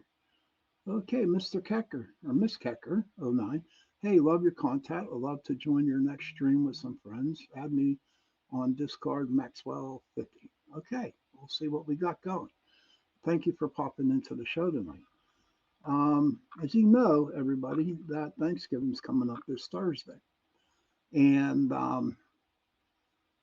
tonight I'd like to talk about some of the traditions that everybody has for Thanksgiving dinner, or Thanksgiving in general. Hey, Michael Anthony, you too, sir. You have a wonderful Thanksgiving. It's nice to see you, sir. And I don't know. All I know of Thanksgiving was we went up into Freeport. And there was so much food. Oh my God, was there so much food? Of course, you had the turkey and my aunt made meatloaf and lasagna, and oh my goodness gracious, it was so much food. You know, I really, really enjoyed going up there. But there were times that we didn't make it up to Freeport to my aunt's house, so we would have turkey dinner here. And so, of course, my mom would start cooking at 6, 7 o'clock in the morning, throwing the turkey on, and then making the stuffing. But you know what we realized, though, and I don't know how anybody else feels about this, but we made our stuffing with onions and celery, all kinds of stuff. And but at the first couple of times that we did it, we actually stuffed the turkey with stuffing. But come to find out, it wasn't healthy stuffing the turkey. Okay, because the turkey would cook, okay, but the stuffing wouldn't. And I'm just going to ask anybody out there tonight if what do they do? Do they stuff their turkey, or do they cook the stuffing on the side? I know that when it comes to potatoes, real stuff, you know, we get from temp, and then I then we make the mashed potatoes. And my favorite was the green bean, you know, with the cream of mushroom soup and with lemons on top of it. What was that? Green bean casserole. Oh my goodness, it was so good. And yes, I did have pumpkin pie, and we also had chocolate cream pie. It was just knowing that you're going to eat good and you're going to go to sleep afterwards. Okay. And and you're going to have leftovers for like 3 or 4 days, which was pretty cool. Now, when it comes to the type of turkey meat for me, I do not like the turkey breast at all. And I'd like to know everybody out there who's in the chat and who's out there listening to the show. Turkey gravy is the best. Yes, sir. Hey, Sparky, good to see you. And I just like the dark meat. I like the thighs and I like the legs and I like the wings too. But when it comes down to the turkey breast, this is too damn dry. It really is. I can't deal with it. And I'm not a real big fan of cranberries either. Okay. Um, so it's like, hmm, what do I do? So I don't eat the white meat. I just eat the dark meat. That's it. I don't know. Everybody out there in the chat tonight would like to share what their favorite part of the turkey it is that you like. Now, see, I like the nibble on the bone. Okay, Sparky says he is all about the turkey breast. Beck Grove says I used to go for white meat. Now I go for the whole bird. That's cool. And that's another question I'd like to ask everybody out there. What size turkey do you buy? What size turkey? We usually get a 16 to 18 pound. Kurt says I'm the opposite. White meat. Well, you know what? If you have dark meat, bail my way because I'll eat it. See, to me, dark meat's the best part of the turkey, and that's only me. Okay. So how many pounds do you get? Do you have like big parties if you have a lot of guests? The rule of thumb is, if everybody wants to know, that it depends on how many people you're over having at the house. So if you're having about 50 people, okay, it is recommended that you get about maybe a 15 to 17 pound turkey. Okay. Hey, welcome home, Heidi. Glad you made it safe. So 15 to 17 pounds would be sufficient enough for about 15 people because you also got to figure out too, you're going to have mashed potatoes, you're going to have corn, you're going to have succotash, which people don't know what that is. That's like, I do believe, lima beans and corn, which is pretty good too. Sparky says we are doing a full bird and then an extra breast. That's a smart move, you know. So with my mom, and it's just me and my brother now, we really don't go anywhere. Well, this year we're going over to my cousin Joy's house, so for that. But we only get like a 10 pound, 8 to 10 pounder. Hey, Lisa Kirk, good to see you. Happy Thanksgiving. And happy Thanksgiving to everybody in the chat room. And happy Thanksgiving to everybody out there who are in 160 different countries that are listening to my show tonight. That girl says I eat it by myself pretty much, so I section it. I have the main meal, then have hot turkey, turkey soup, and next day's after. Oh my goodness gracious. That's great, that girl, because I love turkey soup. I'd rather have turkey soup than I would rather have chicken noodle soup. I'd rather have turkey noodle soup. Okay, for some reason, um, for me, I think the turkey meat in the turkey noodle soup is a little bit more sweeter than having just plain old chicken. So that's how I am with that and the foods. And I just love it. And when it comes to pies, yes, I like my pumpkin pie. I don't eat pumpkin pie that much because it has that damn pumpkin spice in it. And you all know in the chat and out there in the world, I do not like pumpkin stuff. Hey, Michelle, good to see you. Um, so that's what we eat. That's our traditions. You got to definitely have the corn. And you definitely got to have Brussels sprouts because I like the little Brussels sprouts, not the big Brussels sprouts. I like the little tiny ones. And you have to melt like 3 pounds of butter over them with a ton of salt. Eh, you know.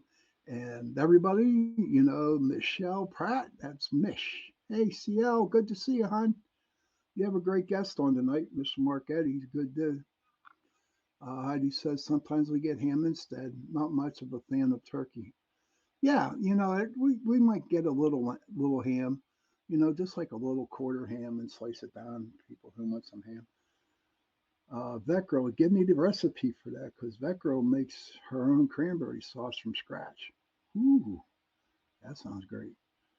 And of course, but no least, you have football on TV.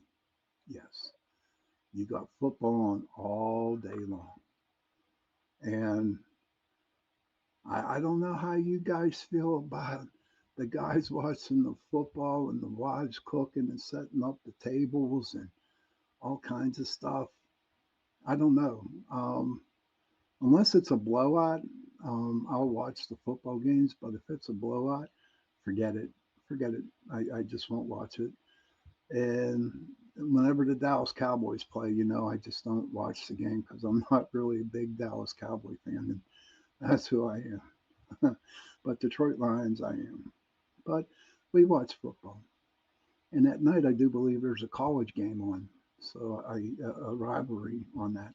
I remember a long, long, long time ago, okay, University of Pittsburgh and Penn State used to play football on Thanksgiving night. The halftime show, haha, good one, Kev. Um,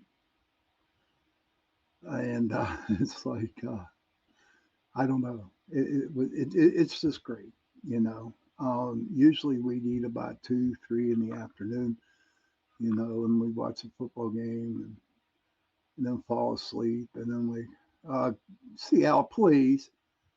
CL, you're like my best friend ever. And you like Penn State? Yeah. I still like it. If you like Penn State, that's cool. But personally, me, Penn State got to go, man. They cry a lot. They cry, they cry blue and white. Hey, Laurel. Hi, Sean. Thanksgiving here every day. Grateful for all I have. I won't have turkey. Making rudolin from my old road recipe and cranberries and picked last week in the bog. The best. Um, okay. All right. You're lucky you're my best friend because if you weren't one of my best friends, Miss C.L. Thomas, okay, then I don't know what I would do. Gonna have to put Pitt up. But yeah, so that's what the deal is, hon. Everybody is that's my Thanksgiving tradition. Is there anybody out there in the chat that would like to share what their traditions are? And I'm sure everybody would like to know. Oh, you eat all day too, Laurel? That's cool. But it's the best. Okay. I worked at a bakery. Me and my brother worked at a bakery. It was called Potomac Bakery. It was like a real old bakery. and he worked there, and I was a delivery driver for them. But they had these rolls. They were called butter crusted rolls. Oh my God. You're talking about butter and flour. That's all it was. Sparky says double eggs and cheese ball a must. Uh, Michelle said, "Oh, I'm sorry. Oh, you got to give thanks every day, you know." Um, but it's like I have a lot of fun. Um, I'm just happy that the Thanksgiving's over with, and I will explain it to you why. Because starting November 1st all the way up to January 1st, being a meat cutter, okay, you go through your turkeys, and then right after the turkeys, you go to the Christmas hams, you get hams, and then right after Christmas, you go right into cutting pork for New Year's. Those 2 months are the busiest times out there in the meat department, service meat department. You go from turkeys to hams and pork. Because here in Pittsburgh, now I don't know if there's a tradition anywhere else, but I know for Pittsburgh, maybe Pennsylvania, but definitely Pittsburgh, you have to buy pork and eat it on New Year's Day. Because what the pork is supposed to do is give you good luck. Michelle says, don't eat pork or turkey. Okay. But what I do with the pork, okay, I'm not really a big pork fan, to be honest with you, everybody. I'm really.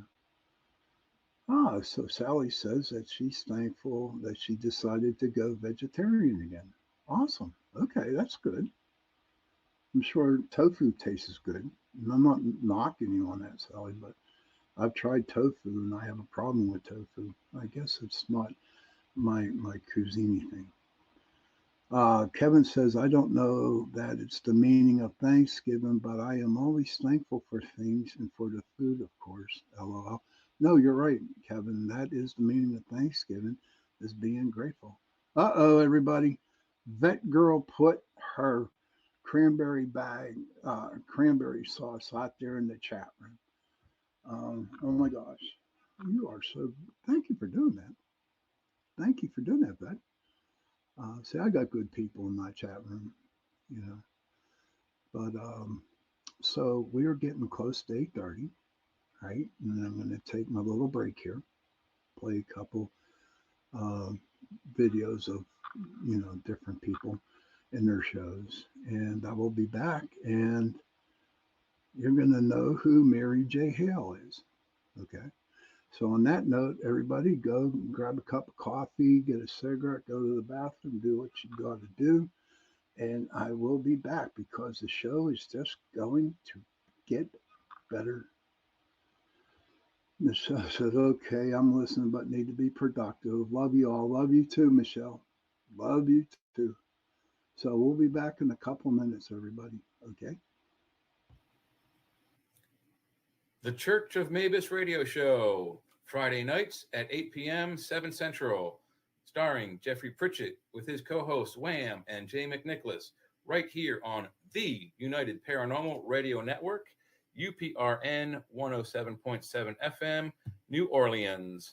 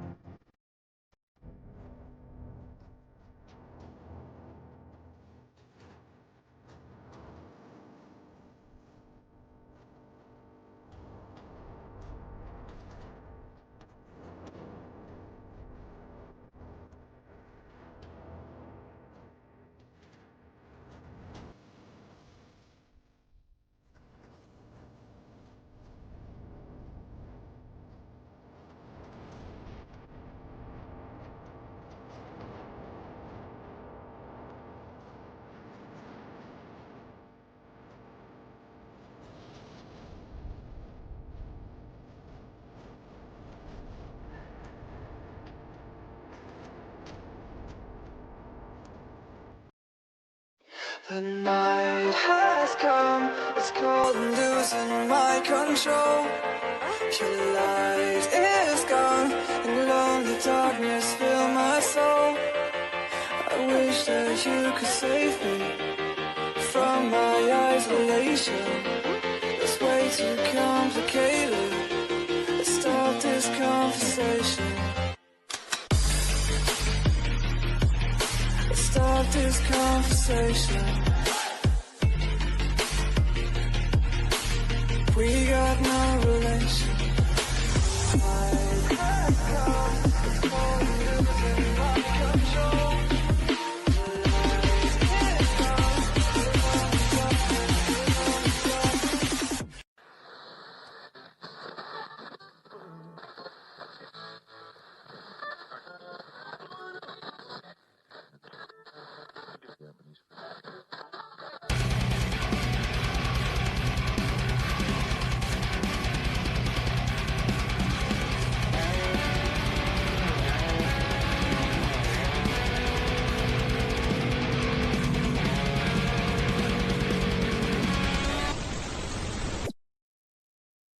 Hey, hello everybody, and welcome back to Into the Night with me, your host, Sean Kelly. I want to thank you. Hey, Michelle, good to see you. I want to thank UPRN Talk Radio, 105.3 Mississippi, 107.7 New Orleans, and for allowing me to give you this 2 hours a week, Sunday nights and Tuesday nights, 1 hour, 8:10 to 9:10 p.m., so I can share my stories with you. Life is good. Oh, yep, forgot. We have the Gateway podcast with my dear friend who happened to went like Penn State. Heard the Gateway podcast, and she's having my friend Mark Eddy on tonight. And they're going to talk about the ancient mysteries of the Ohio Valley, lost worlds, mounds, and cryptids, you know. And it's going to be a great show. It's going to be a really, really good show. So at the beginning, in the first part of the show, okay, we did talk about, my traditions and what we had to eat, And when I was coming up with today's topic, okay, for the show, you know, as far as I remember, like 63 years, that's how old I am, but for the longest time, we always had turkey. We always had the mashed potatoes and all that good stuff for Thanksgiving meal. And so I was sitting here thinking, like, what in the hell came up with the recipe or came up with the ideas of having a turkey and cowboy corn? Well, I like corn with bacon. Yes, I do. But I know that I just wondered who came up with this, because it seems like every year since I was young, we always had turkey and stuffing and mashed potatoes and all that. And I was wondering, Mom, how in the hell did that come up to be in the Thanksgiving dinner? So I did a little bit of researching, and I got it on my phone here, and I'm going to talk a little bit about it. And that, my friends, before we go on, I got to give you a little tip. I hope you thawed out your turkey. I hope your turkey is thawed out if it was a frozen one. And I hope you started it last Tuesday, okay, or last Wednesday, because it's going to take forever to thaw out a frozen turkey. So tomorrow, if you go to the grocery store and you're looking for a turkey, and I can guarantee it, there's going to be a lot of them that are going to be frozen, okay. And your turkey would not thaw out until probably the following Sunday. But if you forgot to get your turkey, you're going to end up getting a fresh turkey. Okay. And there's nothing really bad about having a fresh turkey. But a lot of people that I have dealt with at work, okay, whenever they see a fresh turkey, they feel it and they think it's frozen, okay, because it does feel frozen. But you have to realize why it's frozen, because once they are packaged, they get it's called flash freeze, okay? They send them through and put a flash freeze on the turkeys so it protects it from not getting no bacteria or any kind, diseases that get into the turkey. So if you go buy a fresh turkey, okay, and it feels like it's frozen, it might be it will be frozen on the outside of the turkey, but on the inside of the turkey, it will be fresh. It would not be frozen.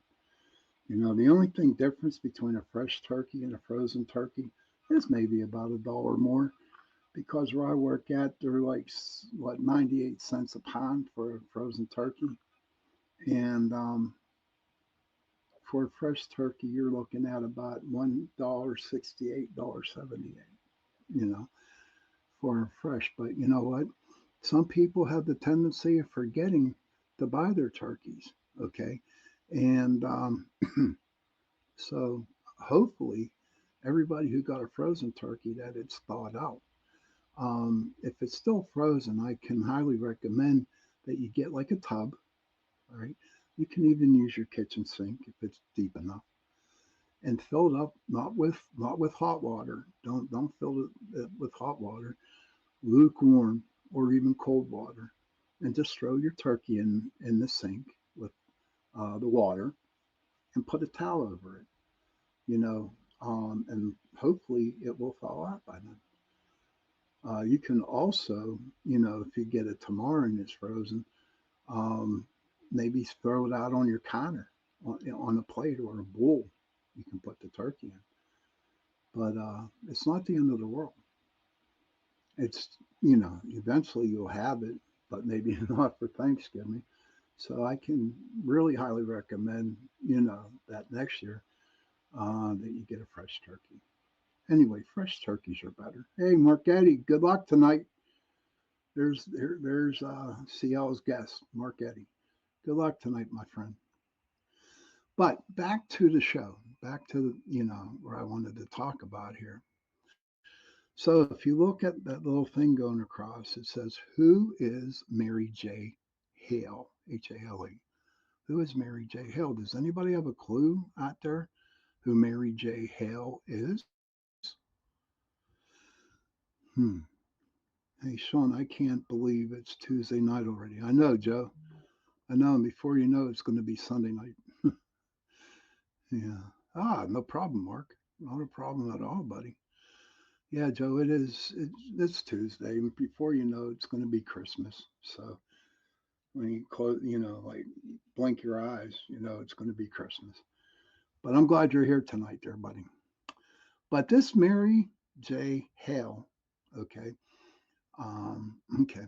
The modern Thanksgiving meal took many centuries to develop, and many of the dishes trace their origins to Sarah J. Hale. And then she is the editor of the popular woman's magazine, Gaudy's Ladies Book. Okay. Hale is known for crafting the nursery rhyme, Mary Had a Little Lamb.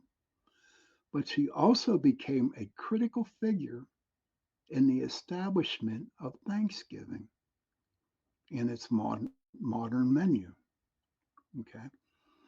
She petitioned 13 presidents in the 1800s to recognize Thanksgiving as a national holiday. I'll repeat that. She petitioned 13 presidents in the 1800s to recognize Thanksgiving as a national holiday. Her efforts included publishing Thanksgiving recipes and menus that featured items like turkey, sage dressing, and mashed potatoes. And this is all reported from the Smithsonian. Okay. Now, which is pretty cool.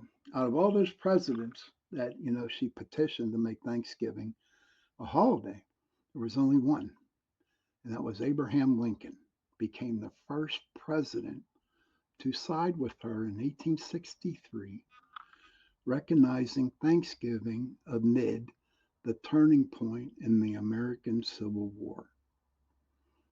It's really cool, man. It's like really, really cool stuff. Um, where a lady was who was publishing. Hey, Tim Vogel, good to see you, brother.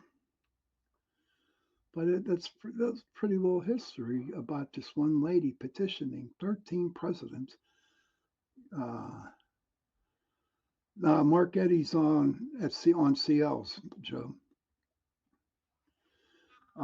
So, and just to get, I did read that Thomas Jefferson did not want to celebrate Thanksgiving, and the reason behind that, Thomas Jefferson did not want to, is because he thought it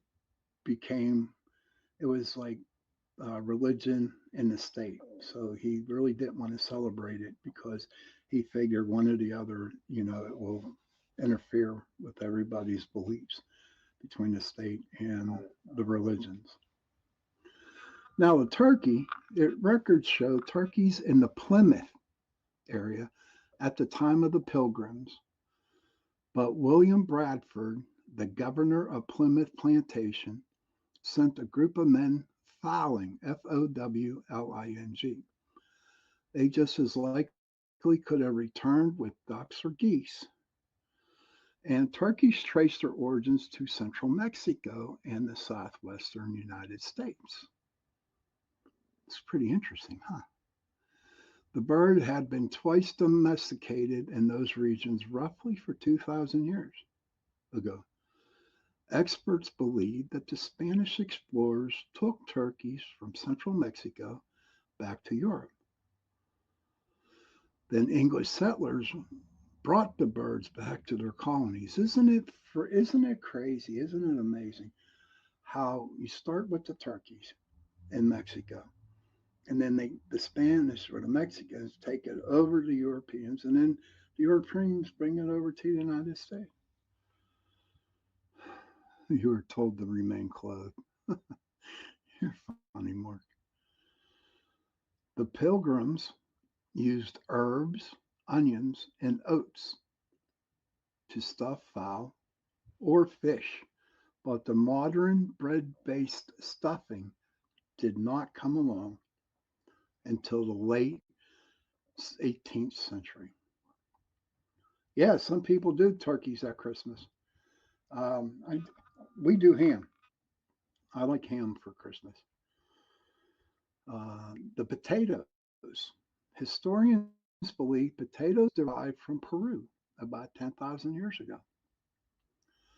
The History Channel said that Spaniards probably took the food back to Europe again around 1570 and made it a staple crop. English settlers later brought the crop to the eastern United States. Even so, they had no place at the first Thanksgiving. The crop had not become popular enough with the English to have been at the feast. Well, whatever century they started to put the potatoes in there for the Thanksgiving meal, thank God for that. Oh, okay. So, okay, I'll let Mark read that one. And then there's pumpkin pie.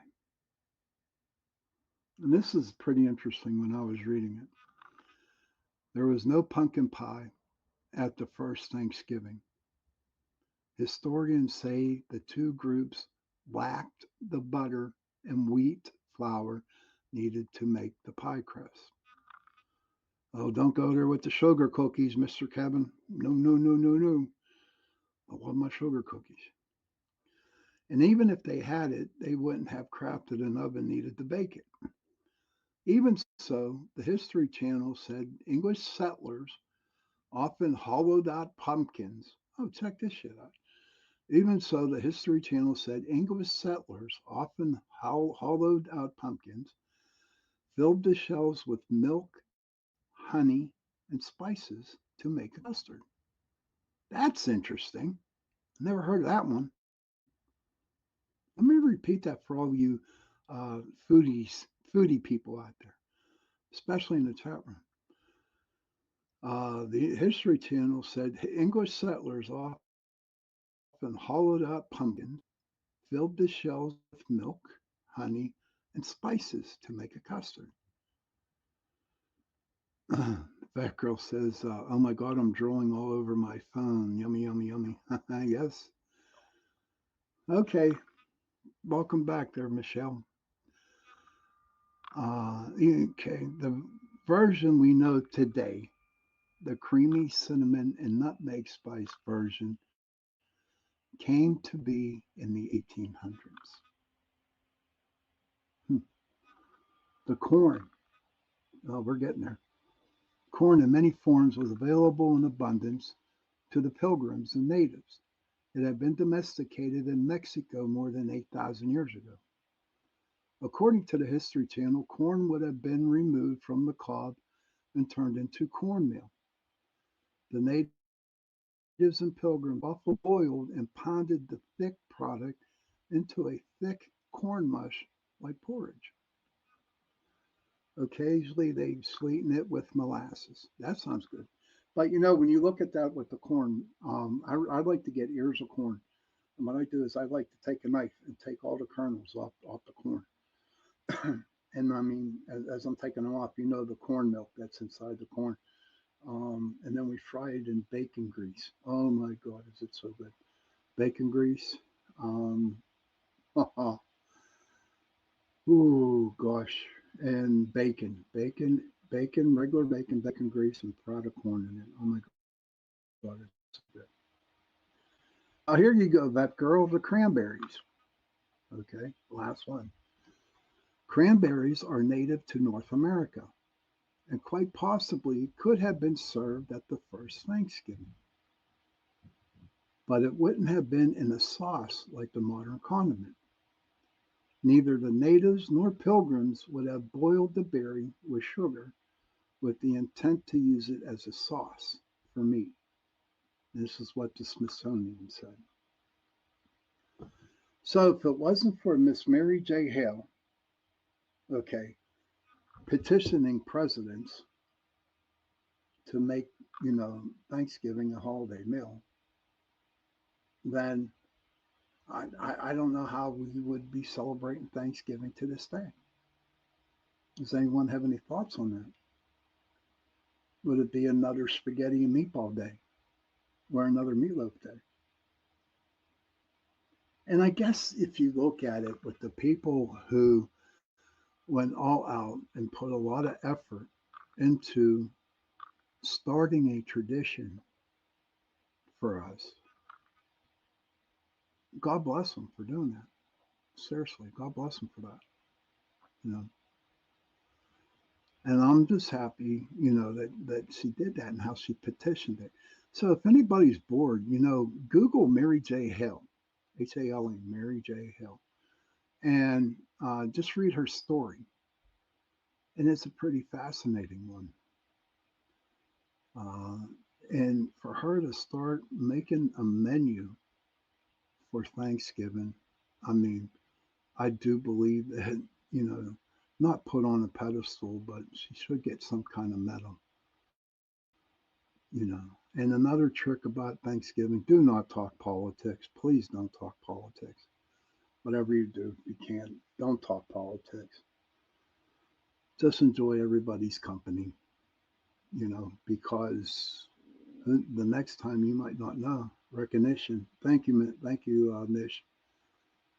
Because you don't know when you'll see them again, And then you're also thinking that, okay, you only see your relatives one time a year, maybe twice, and you don't ever see them again. Condos for her. Hi, Cindy. Yes, politics do suck, and it's not a good thing to bring up at Thanksgiving.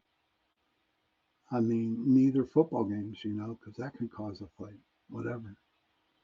Just go, sit down, talk, chat, eat, watch football, and then go home.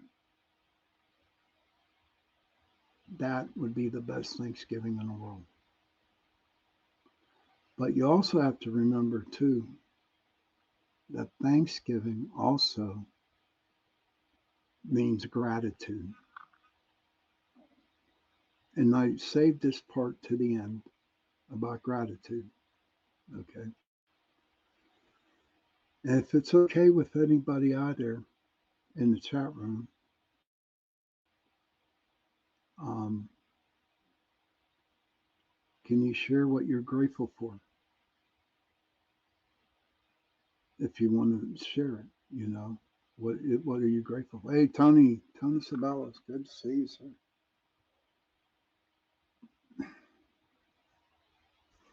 Well, I'll tell you what I'm grateful for.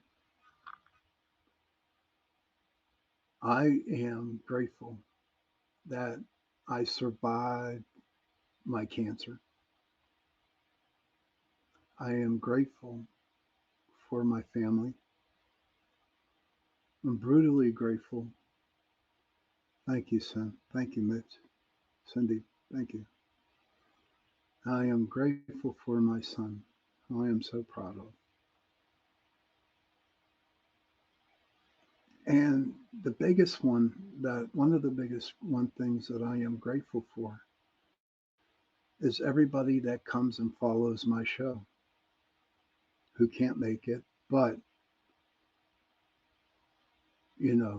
actually listens to it. And I'm grateful for all the 160 different countries out there that listen to my show, and I'm brutally thankful for that. I mean, I can do a whole show on what I'm grateful for. And we're grateful for you too, Vet Girl.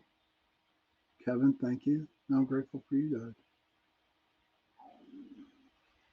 guys. And I'm same here. Thank you, Joe. I'm grateful that I woke up in the morning. And then I'm grateful for sharing my show. But like what I was going to tell you, that I could do a whole show on gratitude. And that's instead of looking at the ugly that is going on in the world right now, just be grateful you're alive. Sally says, I am grateful for music and podcasts. I have nothing else to hold on to, but there's always something to listen to. Sally, I'm grateful for you. Don't you ever forget that. Everybody here is grateful for you, Sally. And I can understand nothing else to hold on to. But sometimes for me, because I was in your shoes at one time, Sally, and that's the truth. And all I could do is hold on to anybody or something. And if it was minuscule, it was minuscule. Whatever. But I held on to it. And it got me through. Sometimes it was a prayer. Sometimes it was somebody talking to me over the phone, whatever. That girl says catwalked on phone screen and pressed send before I was done typing. Grateful for them too. Automatic message, self-heated perm monsters. Yes. So just, for this Thanksgiving coming up, let's just be grateful that we have each other as family members, as friends, as dear friends. And just be grateful you're alive. Oh, Kevin says, grateful for my fur children as well. Yes. They are big. I got two yappy dogs, one to the right and one to the left of me, in different houses, and we give them treats. But they're, I'm grateful for them because it's funny. I might be having a bad day at work, okay, and when I come home, they're there waiting for me to, lick my hand or something like that. Michelle, Mish, yes, I'm grateful that you are you, and I'm grateful for me. Because Lord knows what would have happened if I didn't find, and I'm not afraid to say, if I didn't find Alcoholics Anonymous. And that's how I learned to be grateful. That's what taught me to be grateful. And it got me here today,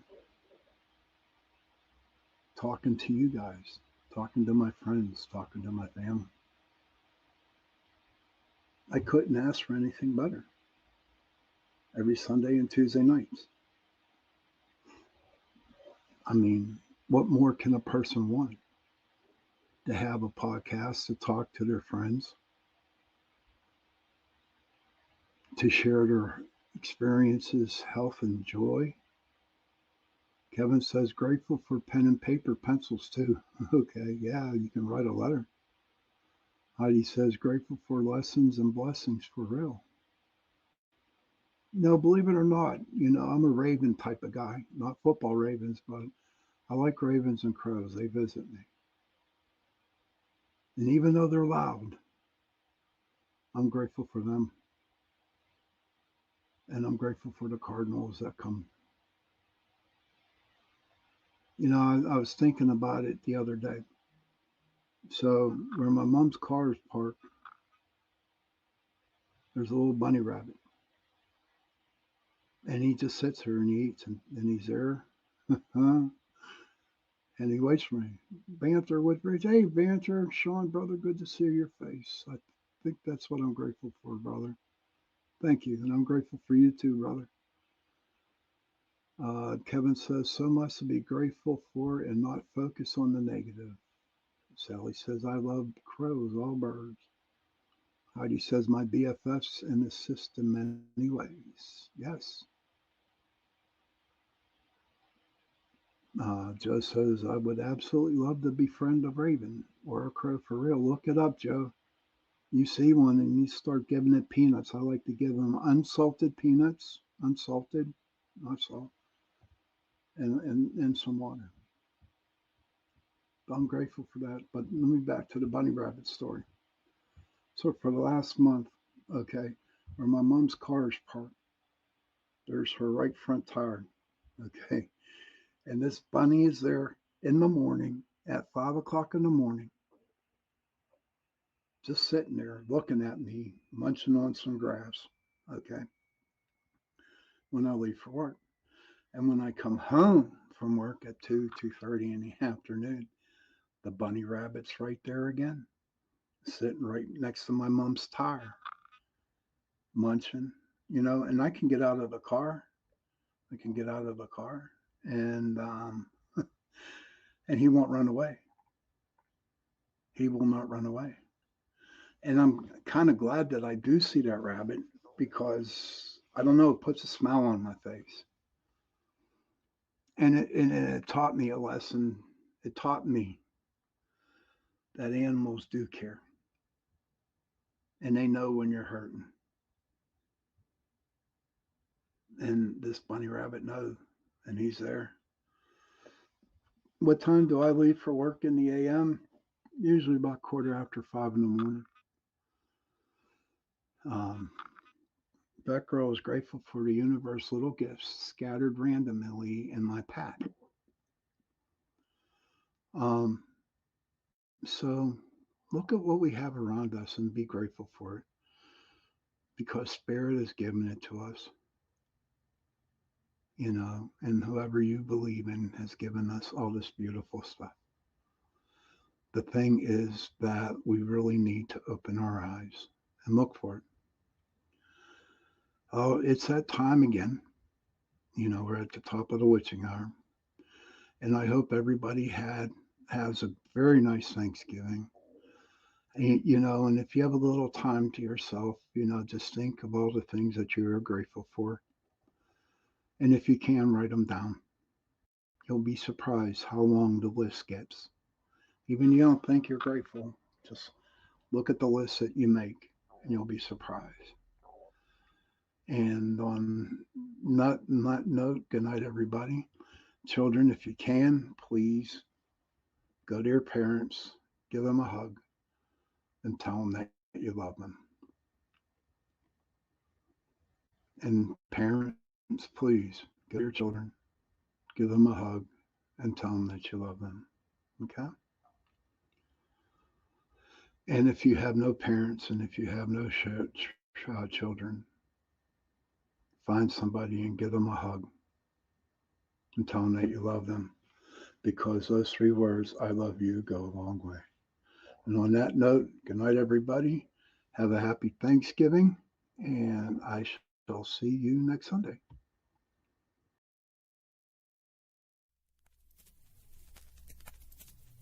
Welcome to Paratruth.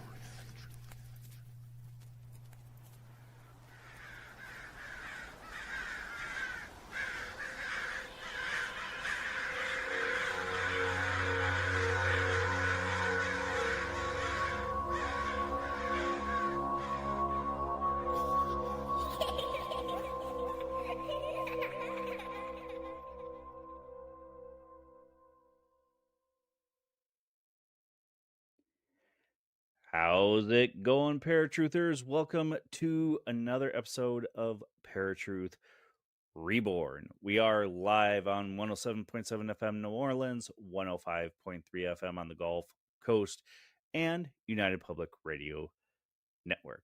My name is Justin. Have you ever felt the air change, heavy, charged, as if something unseen is pressing close? What does the veil thinning mean in paranormal and spiritual communities? It is a metaphor for the belief that the barrier between the physical world and the spiritual realm is becoming permeable. This makes it easier for spirits, ancestors, and other unseen energies to cross over or communicate with the living. And today I am talking to JJ Rose 777 about the veil thinning, why that's happening, and what that means, and how to protect yourself as a sensitive because of this happening. JJ, welcome back to Paratruth Reborn. Thank you. Hi. How's it going? I'm great. How are you? I am fantastic. Doing this live is a little bit of a different monster altogether, but we love doing it just because we get a little more interaction than we do on the pre-record. So tell everybody, just, we've had you on, but tell everybody just a little bit about yourself. Yeah, I am a metaphysical teacher, spiritual mentor, light worker, all elemental, solitary, eclectic white witch. That's a mouthful. Ordained non-denominational minister, psychic lead for paranormal investigation. I have all the clairs, and then I specialize in energy and entity clearing and removal, and trying to get people to understand how to do all this stuff themselves. Big focus on spiritual hygiene. Which I've been super thankful for. You have no idea how hard it is to try and learn this yourself, and having a mentor as well as your Discord chat is a huge thing for me. So thank you for always being there for me to chat with when I need it. Yeah, I'm happy to. Now, we've heard this term, the veil thinning, over multiple years now, and it feels like we are getting closer and closer. So what's causing the veil to thin, or is it just breaking down over time? So it is cyclical. And usually every year, twice a year, it comes down, then it builds back up. And normally it's around Halloween and then also May Day. So the 1st of May. So twice a year. And there's cultures all over the globe going way back to ancient times who have all had different festivals that celebrate this. They just call them different things. Different religions got in there. But right now we're kind of in an unprecedented time, because in 2023, the veil never came back after Halloween.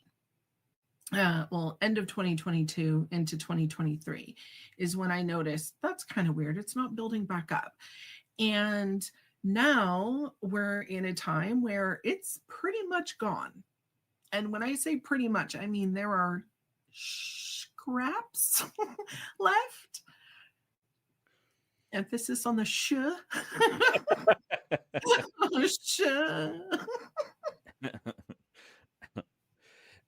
Now, I mean, I've noticed this. I'm not as open as I could be just because I haven't worked on it as much as I should.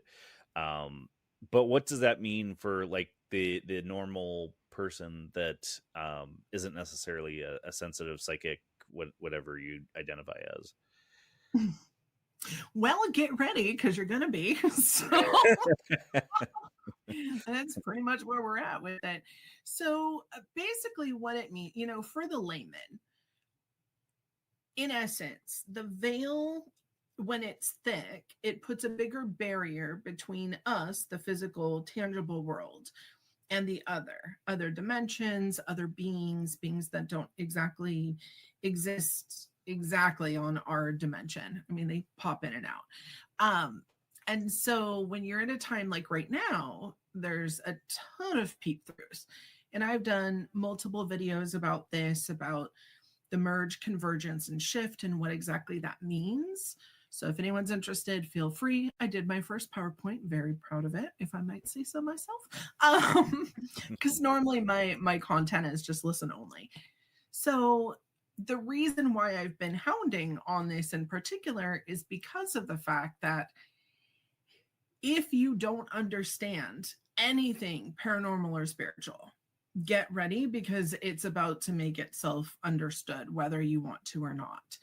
And it's just a matter of the time. This has been talked about in ancient cultures. Again, it's cyclical, all over the world, going back to ancient cultures, even current cultures, they don't quite understand it in the same terms as the ancients did, obviously, because they were coming out of one of these.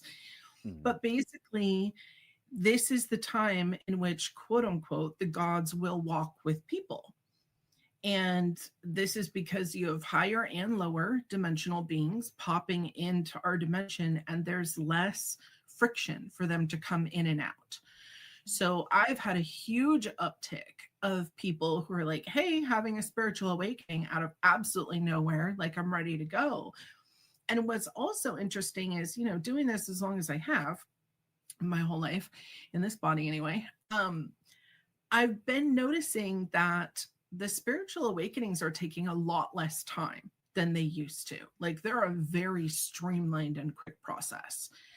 And I'm talking about people who were like atheists, total skeptics, non-believers. And, now they're talking about woo-woo stuff, quote unquote woo-woo, as if they've always known it. It's like it just got downloaded and they get it. Okay. And, we have a lovely chat going right now on the side. So if you're on YouTube and you're reading that, that's super fun. I very much appreciate everyone who showed up tonight. But one of the questions is that why the Mandela effects are so strong? And yes, it is a wee bit. The Mandela effects are like a triplicate answer, but the short answer is yes, because there is a convergence of different timelines that is happening. And as a result, what ends up going on is basically we have just, oh, look, I took over the show. I've done it again, guys. So in essence, what happens is these different timelines are merging and converging. And when that happens, it feels like there's these Mandela effects. I just had a couple the other day. Chucky Danger, who's in the chat, and I were discussing, I had put on a song. I know the song by heart. And I put it on, and there's a whole different ending. The beginning of the song was the same-ish, like to the point that I thought, oh, did I get a different version? And I'm looking it up and I'm going, no, this is like my ancient MP3 player, right? Like the unhackable one that I've downloaded forever ago. And the ending is now different. And I'm like, well, no one can hack this device because it's old. And also, like, who's going to hack a device to change one song for me? Seriously, I'm not that special. And it's not Bluetooth or anything. Like, it doesn't even connect to the internet. And he was saying that he had noticed a couple different songs that were doing the same thing. And it's very, very interesting because I think within the past year, I decided to rewatch the show Fringe. Mm. The chat is popping off about it right now, so I'm gonna bring it up. Yeah.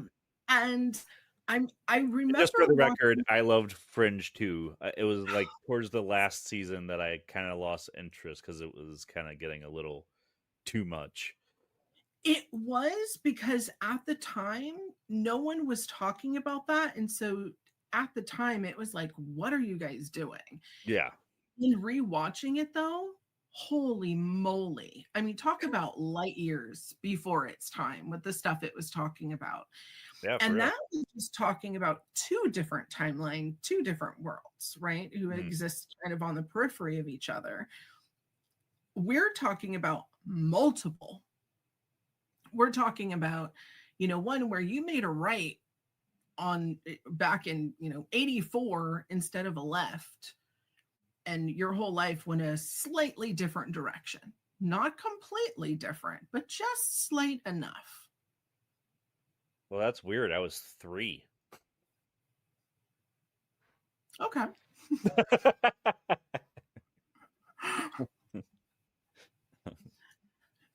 All right. Really noted. Kind of don't know what to say here, buddy.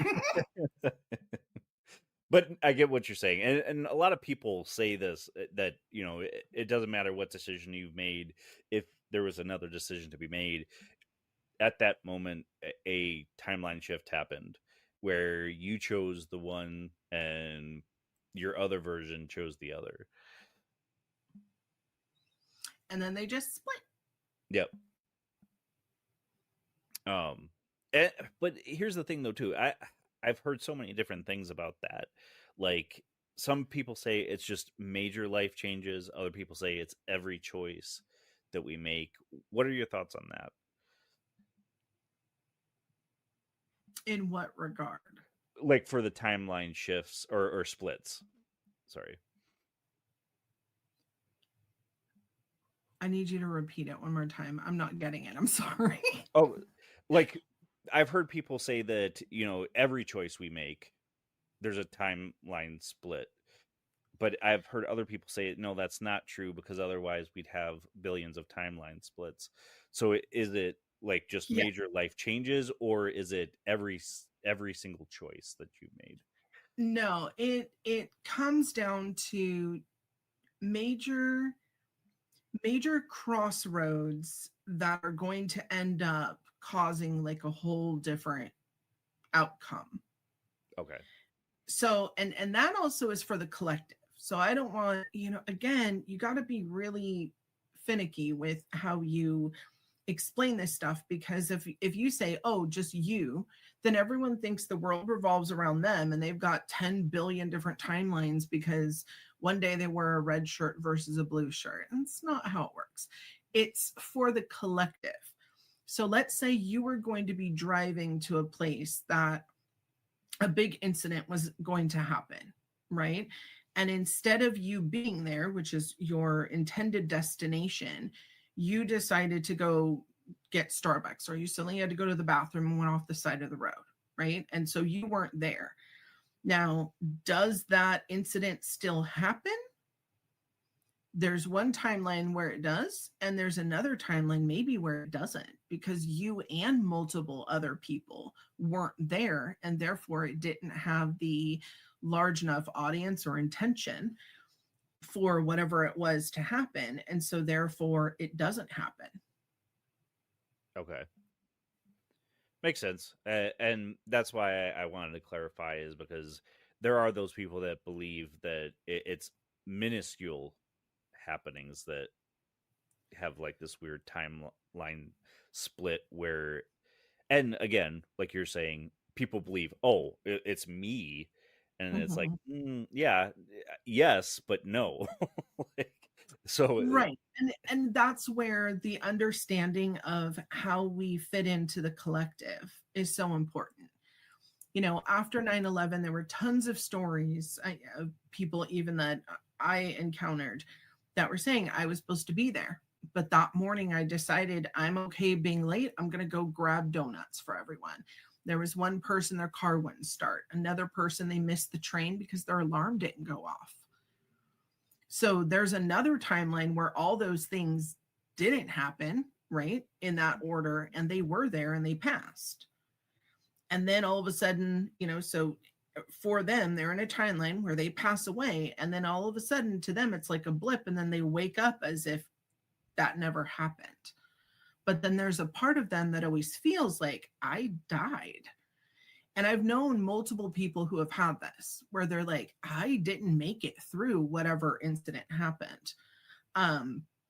So it's a tricky thing, and then there's all the little stuff of like, no, I clearly remember this song went like this, or I remember in this movie he said this.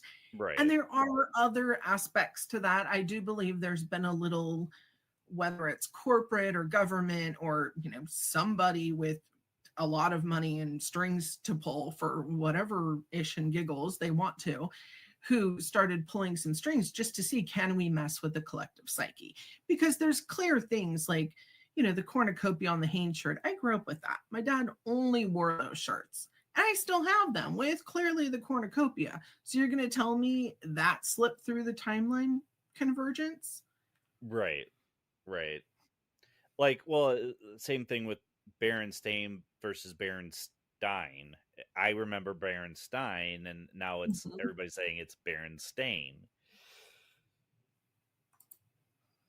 So that in I remember Stein as well. And I remember being very excited because I knew someone who had a last name close to that. And I was like, hey, look, your family's in the book. So and see, I think that's the difference. And overall, if I can get through anything tonight to anyone listening on all the different modalities that people listen to you, please pay attention a little bit more to your life. It is probably the largest thing someone like me has to contend with when I'm working with people. Oh, well, I think something happened, but I don't know, I wasn't really paying attention. Okay. So you want these spiritual things to happen. You want to work with your spirit team, or you're asking the universe for guidance, and then you're walking around with a blindfold on through half your life. Like, that doesn't really help. Right. So if you pay attention, you will start noticing something's off.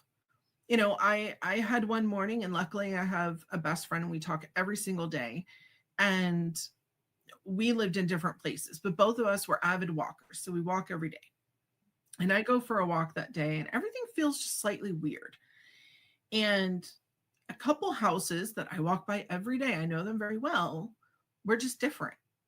And I mean, listen, I understand people do construction, but like, you don't move where the door is. You don't move the driveway. You don't paint a house overnight. And then, so I ask her, hey, is it just me? Like, did I hit my head or something? And she's like, no, I'm having the same thing. Like, literally, I'm looking at this house and I'm going, why is the driveway on the wrong side? I've had that happen over the past couple of years, and I'll text Eric, or I'll talk to my wife and say, something's different, something's off. I can never really pinpoint what it is. I'm always trying to look and see what's going on. And it's been since around that time that you're saying 2022, 2023, a little bit after the pandemic hit. And I can never narrow it down as to what's changed or what's different. And that's where paying attention will help. Some of these things were happening prior to the pandemic. I was already seeing the timelines merging. I was already seeing the convergence of the different dimensions, because things were coming through that normally don't, or that normally would have to communicate this really weird way because they weren't able to make direct contact. And now they're just talking, or they're just showing up. I mean, I've had people who have never had anything happen to them their entire life, any paranormal, spiritual experience, whatever you want to call it. And all of a sudden they're like, yeah, I had a shadow man walk across the room last night. Like, it's nothing. I'm like, well, first of all, that's great. You weren't scared, because I don't want anyone scared. But also the just absolute breeziness of the interaction. And that's because on some level, we intrinsically feel that shift is happening. And so we're understanding, okay, yeah, I'm sensing these other dimensions, these other things coming through. They're sensing me. So it's not a big of a shock when they make contact. My biggest problem, and I'm sure you probably went through this at one point, maybe you don't go through it anymore, is questioning if what I'm getting is a message over my ego or my subconscious or imagination answering myself as I'm thinking or trying to read something. Questioning is a good thing because it keeps you a little bit grounded, right? Because some of these things can really take the reins and run, especially if they're just excited to talk to you as you are to them. Especially like with the numbers, I've seen some people be like, hey, I feel like I'm spinning out. I'm seeing, this configuration of numbers everywhere. I'm like, okay, just calm down. Go look at a whole string of, do something completely different, change it up. For me, I had done it has to hit 3 times for me to really pay attention to it. I also have a lot more happening on a regular basis than the average person, so I had to put some guardrails up. I have since canceled that 3-time thing and just said, hey, if it's big and I'm not able to explain it, then we're going to go with it. And we're going to try to put the pieces together. When technology spazzes out, okay, sometimes it's the internet went down, right? Like we've been having a lot of that lately. Sometimes it's a glitch. Sometimes you just got to unplug it and plug it back in. Like, that's my go-to line. Have you unplugged your life and plugged it back in? The most simple IT thing that they tell you first and foremost. So yeah. Have you checked to make sure all your cables are plugged in properly? So, right. So kind of do that like with your life, right? And if it's technology based, we all know there are hackers, there are people who like to mess around and do weird stuff. And also some of these solar flares and power surges have been causing mayhem. Now, when I'm by myself, you cause it to electronics when you're scatterbrained or upset. That can also happen if you're ungrounded. So being grounded is very important. Go put your hand in some dirt. That's good. Yeah. Or and the other thing is electrolytes, just making sure that you're properly hydrated. I probably sound like a broken record. Some people in the chat are probably all rolling their eyes right now at me because I feel like I'm really hard on the electrolytes, but solar flares affect our physical bodies the same way that they do the magnetosphere and the planet, because we all are electrical beings. Therefore, if you don't have proper hydration, you're going to be depleted. That can cause tummy aches, headaches, all sorts of dizziness and weirdness. So don't add to your body's stress with stupid stuff like not drinking water or electrolytes and keeping hydrated when you could be doing yourself a solid and take care of the physical stuff. And that way you can rule that out. Hey, I know I'm not tired because I'm sleeping adequately, or I know I'm not hungry because I'm eating every couple hours. And I'm not great at that one. I fully admit I have a timer for that and I ignore it half the time.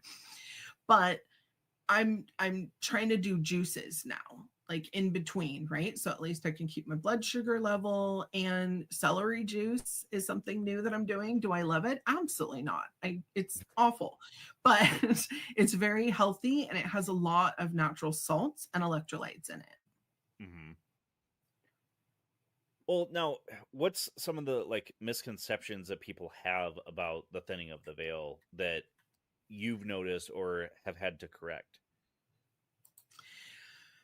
I haven't had to correct too much. I think if anything, more people are kind of waking up to the veil and realizing, oh, this has been talked about in, the Torah and the Christian Bible and in other ancient religions as well. And everyone called it something different, but they're all talking about the same thing.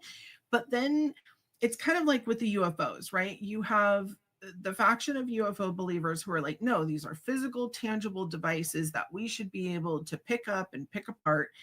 Then you have the other people who are like, no, these are interdimensional craft that like don't even make sense to our physics because they're not flesh and blood paper, metal objects.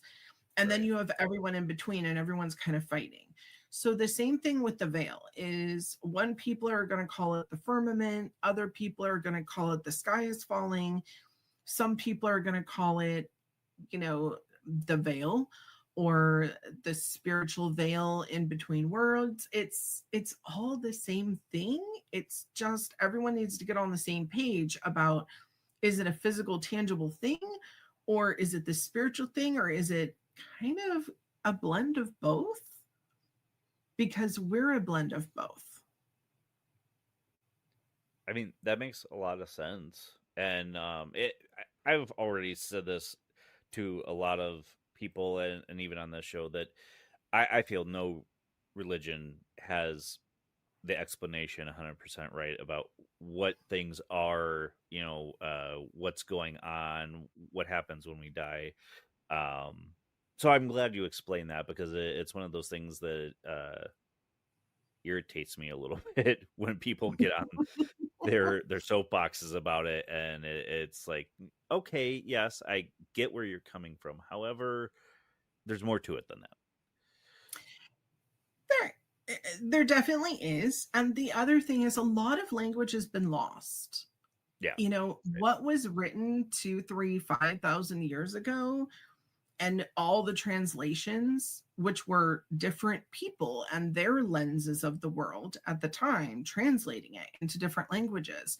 And then you have different meanings because language is constantly evolving. So if you're thinking it that way, what was originally written is not the same as what a lot of people are being told on Sunday when they go to church, if they're even talking about that at all. Most churches don't.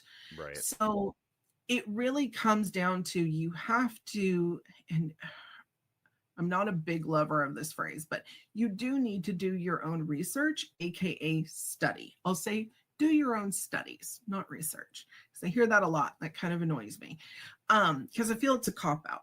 I've done a lot of this. I've talked about it, multiple times, but I definitely think it's really, really swell for people to do it themselves, for the mere fact of, especially if you're coming from a deeply religious background, you're not going to listen to someone like me and say like, yeah, I'm just going to take her word for it. If you're like deeply immersed in religion still, you're going to need to kind of like unfurl a little bit and see it for yourself, and maybe talk to people of your religion who have done the higher studies.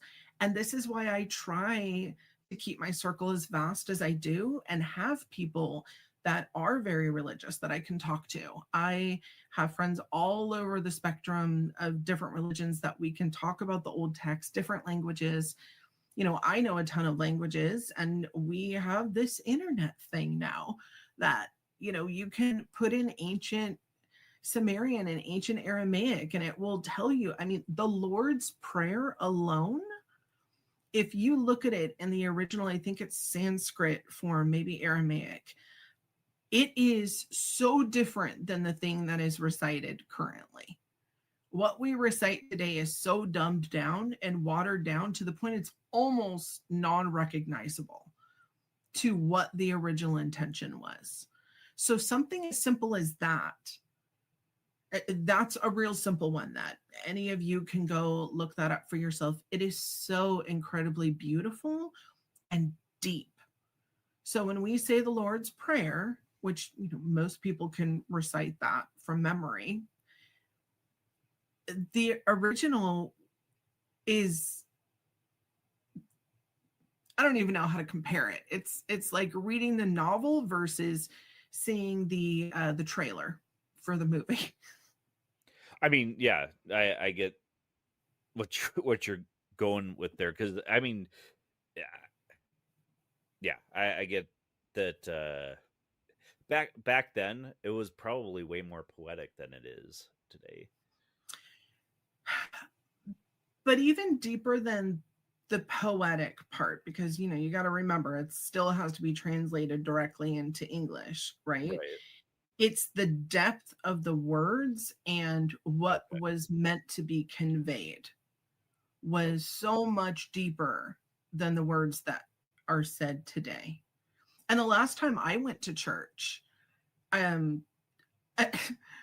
everyone starts doing the call and response and saying the Lord's Prayer, and I'm sitting there and I'm going, what are they like? They're missing lines. What are you talking about? And I'm going from the one I was taught as a kid, and I'm like, how is it that they cut more?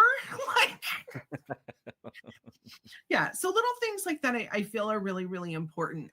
That overall, just that little snippet alone is going to help people understand what I'm talking about when it comes to how things have been so dumbed down and become so rudimentary that the real purpose and the real depth and meaning doesn't show anymore the way that it used to.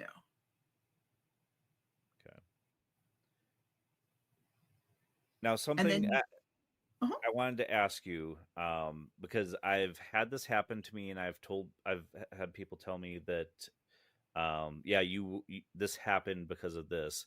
So I don't remember if I had told you this or not, but I think it was a little over a year ago. I was sleeping, and I felt like there was somebody in the room with me and my wife, and I woke up and I'm looking around. And so I didn't notice anything. I didn't feel that, anything was trying to get me, quote unquote, or anything like that. So I went back to sleep. I woke up and I had a mark in between my thumb, one on each side of the webbing of my thumb. And I've had people tell me, well, yeah, you were marked. That means that when the shift happens, you're going to actually be one of the people that is able to communicate with these beings before everybody else. Is that something you've heard before? Never. The veil. But it's interesting. Yeah, and people have said, they say people are calling them aliens, and they're not aliens. There's something different or not what we think of as aliens. I mean, alien in the aspect of they're not human. Not of this world or this reality, I guess. Yeah, I guess. Well, I think it's more, and again, this comes down to people understanding dimensions in science. And let's face it, most people don't. We coexist with so much more than anyone realizes. And that's even myself, where I do know a lot more maybe than the average person. If we currently understood how much we share space with just right now, I have a feeling our egos would calm down. I would hope, at least. But in one can hope. the human brain, however, gets in the way and makes, especially when it comes to science and scientists, not that some don't believe the stuff that we talk about, but the majority are like, well, we can't prove it, so it doesn't exist. But they have proven it, and that's really, I mean, they have, but the mainstream scientists are like, no, those guys are quacks. That's quasi science. That's completely different. And that, okay, I'm breathing. That's the nicest thing I could say is that's what really frosts my ovaries is when I hear that. No, because for the mere fact of our government alone in the United States has spent over $1 trillion on researching psychic, spiritual, other dimensions. Then we have things like CERN that are finding the God particle, look that one up if you Right. want a fun, midnight read that'll keep you awake for 2 days. And all of these other things. We have places like SRI, we have places even that are private companies that have worked as government contractors. They're just unfortunately under NDAs. You had NASA a couple of years ago get together all the heads of all the different religions, and then all of a sudden all the different religions started like talking and singing a little bit of a different tune, which was interesting. So we have all of these different things in play, and so many people know more than what is being stated. We have people with doctorates up the wazoo who have come out and said like 60% of what's currently in all of the training to become a doctor, all of the schooling, all the education to become a doctor needs to be thrown out and rewritten. Because they know that it's all been amended. They know more now, and yet they just haven't updated the education, or it's not profitable to go with that. It's easier to keep everyone dumbed down looking for the next iPhone release. You get an extra pixel on a camera. Woohoo! I would go with that. I'm trying to temper myself, sir. I'm doing such a good job right now. That's why we don't have a cure for cancer right now, because it's more profitable to keep people sick. Well, and they have had multiple cures for cancer. It just depends on which one. Right. And then we have administration changes, and then they come in, they take away the funding from everyone that was actually getting somewhere. And then they come in and they say absolutely ridiculous stuff. And then you're wondering, why would they say that, especially about that one particular product? And then always read the ticker tape on the news. What they say on the news, don't listen to that so much. Read the ticker tape. Because when that whole thing happened, as most of us were left gobsmacked, like, I'm sorry, they said what? 3 days later, 3 to 5 days later, it was announced, because, the stock took a huge hit. The whole company's net worth did after that was released. And all of a sudden it comes out, oh yeah, this other company came in and bought that company for pennies on the dollar. So when you hear something that's so outlandish and ridiculous, always give yourself a week or two and follow it. And I guarantee you there's someone behind that claim or whatever that's there to make money. How do you make money off of spirits and the paranormal and other dimensional beings living with us? Most people's heads would just melt if they truly understand what was happening. So you're not making money off that, right? Instead, you have to push this narrative of, oh, they're all demons, or it's aliens from beyond and we're being invaded and attacked. So let's make money off the war machine, or let's get people back into church and give the churches your money. It's always money. That's why the truth isn't coming out. Yeah. That's my soapbox.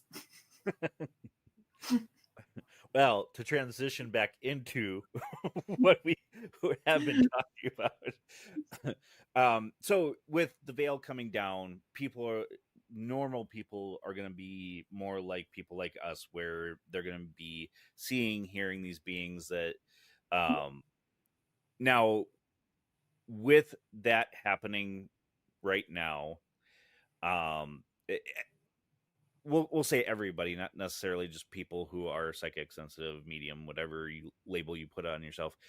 You already mentioned one thing to protect yourself, or a couple things: grounding and drinking a lot of water, keeping your electrolytes up.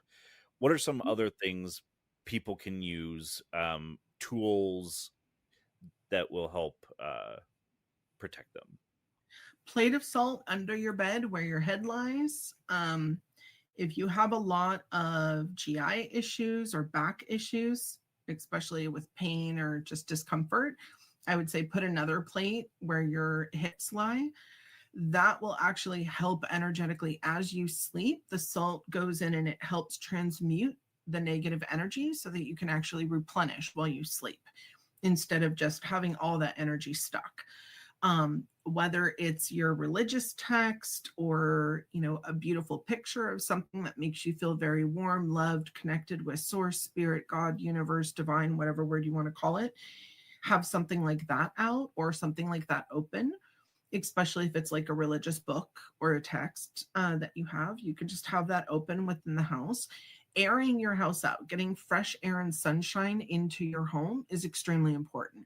And I do understand, I live in a place without weather. I understand a lot of you have to deal with, you know, 8 feet of snow a month. I guess I don't really know how it works, but it sounds terrible. So I understand that's probably not something you can do on a daily basis. Just, you know, open the doors and the windows. But even if it's you open the door and you say, hey, any energy that's stagnant or needs to leave, let it go. You know, you can open it for 30 seconds. Give it a door. You can even tell it to go up the chimney with the fire as you're burning a fire, if they have fireplaces anymore, in order to just let that go. There are things like saging, but again, please do not sage your home unless you have a window or a door open. Please. Lots of windows and doors open are preferred. If you can only do one, that's fine, but just don't go whipping things up into a frenzy and then having them very upset while you do. I had heard you say that on another show, and that had been the first time I had ever heard that before. I've had people tell me, you know, flush the ashes down the toilet so the energy goes out that way. But nobody's ever said open a window or a door as you're trying to clear. Okay. They should. Well, I wish they would have. I'm very sad that is not made it out. I will make reels about that. How about I just cover social media with a little PSA? I just figured everyone knew. And a lot of this too, you have to understand, like, I grew up like this. I come from a family of all this. Most of the stuff was just, this is what people did. So when you live in that world where this is just what everyone does, I just figured everyone knew this.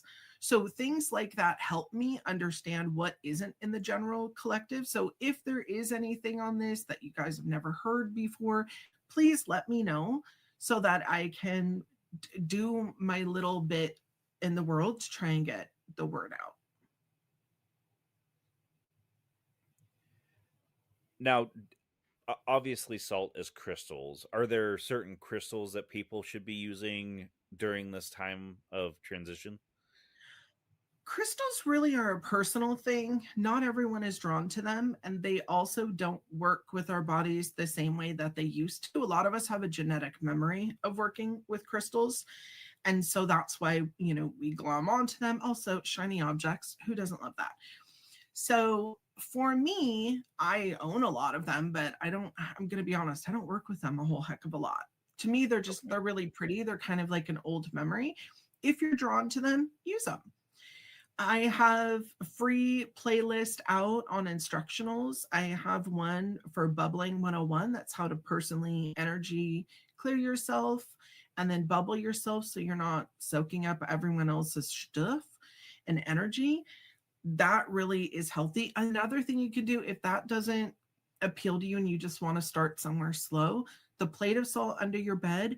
And then when you take a shower, whether it's a salt scrub or you put some salt on the shower floor and walk on it, and as you're in the shower, visualize through that water a white light coming and just clearing your physical body and energetic body.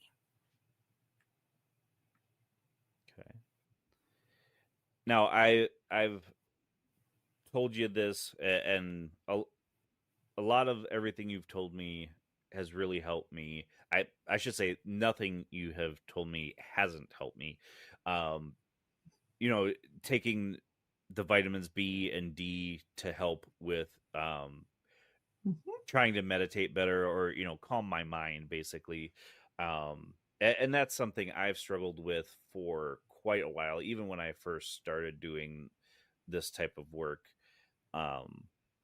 is getting down deep enough to be actually in a meditative state. It's only I think it's been very rare. I'd say maybe 5 times I've gotten down deep enough where I've seen and heard my spirit guide, or one of my spirit guides, talked to loved ones, just seen things that necessarily haven't happened yet.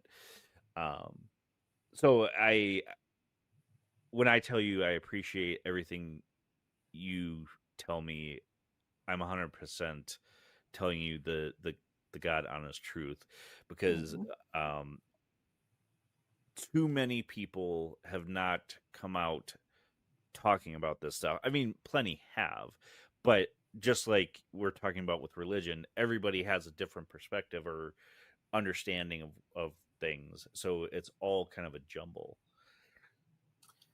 It is. And, this is part of the reason why I decided to, pop out the broom closet the way that I did into the internet, is because I wanted to be a safe space where I'm not selling anything. I'm very, very open that I try to put out as much content as I can for free. There's nothing behind a paywall. Even interviews that I've done, there's not one behind a paywall. And on top of that, I try to do every show that I go on, I try to give something different than I've said on every other show.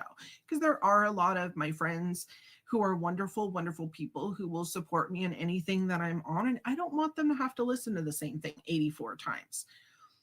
That being said, I don't have, there's no hook with me, right? I'm not selling a book. I'm not selling a course. I have classes occasionally, but I'm not pushing those. If you come, you come. If you don't, you don't. I really don't care. I don't ask anyone to like or subscribe. I just want to be a resource for people, because I understand there are a lot of other people who are trying to talk about what I am, but it's behind a paywall, or you've got to go to a class, or you have to do a personal reading, or this and that. And let's just talk about this. Let's just work with our bodies and our minds and our spirits and just grow a little bit and do some good in the world. And I'm not knocking the hustle. I understand people have to make money, do you? But that's not me. And I'm okay, because I'm blessed to be in the position I'm in where I have some free time that I can dedicate to this. So, to anyone who's listening, if you have questions about this, feel free. You can go on my YouTube channel. You can join my Discord. You can email me directly and ask questions. When it comes to vitamins and things like that, educate yourself. There are wonderful herbalists out there. There are wonderful people who do free content as well on the internet, who are doctors, who are like, hey, everyone needs to focus on doing this, that, or the other. I unfortunately found out most of the stuff the hard way because it happened to me. And so now I can testify and say, hey, when you're low in vitamin D, did you know that it can cause depression? And it can also cause this weird sleep and anxiety. It's this very weird effect that happens when you're not getting enough vitamin D in your body, whether it's through direct sunlight or taking the pill. Vitamin B helps your entire nervous system regulate. Lord knows we all need good nervous systems right now. If you've lived through 2025, I don't know about you, but I have to meditate a lot to keep my nerves from just arcing into the breeze. No, yeah, 100%. Yeah. I mean, I started thinking about, and this is the end of November right now, just everything that's happened in the year of 2025. If we were to do a year in recap, and even if I did 2-second clips of everything, the video is already 20 minutes long. It's insane how much stuff has happened this year. So it really is a quickening. Well, and I've seen so many people do videos about this, about if aliens are watching the Earth channel and are watching everything, they're like, this even of Earth is just crazy. What is going on? Yeah, 20. I would say since 2020, the years have gotten just weirder and weirder. I would say since like 2011, they started getting strange, but it was like a slow strange, right? It was like this slow build up where occasionally there'd be like this big thing that happened and we all be like, whoa, and then wait, what? And then, everything would level out and then another one. So it was like this light wave. And now we're just in full on choppy seas with a gale warning.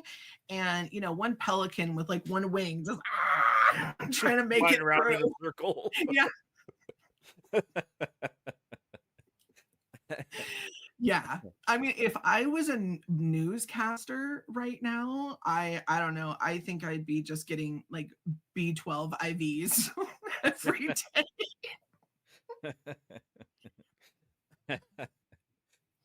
Yeah. But that's part of it too, is instinctually, some people know the jig is up, and instinctually, spiritually, something is moving within all of us because we're getting ready to move into this different state. And as a result, that's why everything seems so erratic and weird. And it's because there is this quickening in order to get us where we need to go. I mean, let's face it, the average person does not grow, heal, or move unless it's uncomfortable or it's ugly and they have to. And that's sad, but that's just the way that people are. So if we have to make the world so uncomfortable, then here we are, 2025, everybody. Yeah. Take a bow. Well, that's something that Shelly and I, my wife and I, have been working on just as individuals, is being ourselves and being our true selves. And I don't know what that looks like for myself. So when I'm stuck in a rut and just sitting, I'm like, I don't know what I'm supposed to be doing or what who I am to be the individual to go do things. I feel as we get closer to 2026, I'm starting to understand a little bit more. Good. And sometimes it's those quiet moments when you don't know what you're supposed to be doing that are the best, because they really start to show you even more what needs to happen for you to move, or if you need more rest, or do you need a little more downtime, or what even interests you. Have you thought about that in a while? Because a lot of people don't. Everyone's on go mode and they forget to ask themselves, what brings me joy?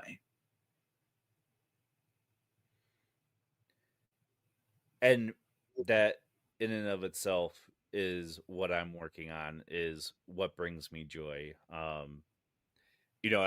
I've talked about this with Shelly, and she's said to me, okay, well, you're a writer, you're a podcaster, but what else? And I straight up said, I have no idea. You're part of the cutest couple in the world. So, I mean, you got that going for you. So do cute couple stuff. And yeah, we're definitely going to be working on doing more stuff together. We've kind of been in a lull as of late, so we definitely need to work on that too. Since we are getting close to the end, I wanted to ask this one final question. If you could give anybody one piece of advice who is either shifting into mediumship or as this veil drops and to understand what's going on, what piece of advice could you give everybody? Ask for your gifts to unravel and unfurl at the kindest and best speed for you. Do not rush the process. Pay attention and go with the flow and use what comes up, like any new gifts that present themselves.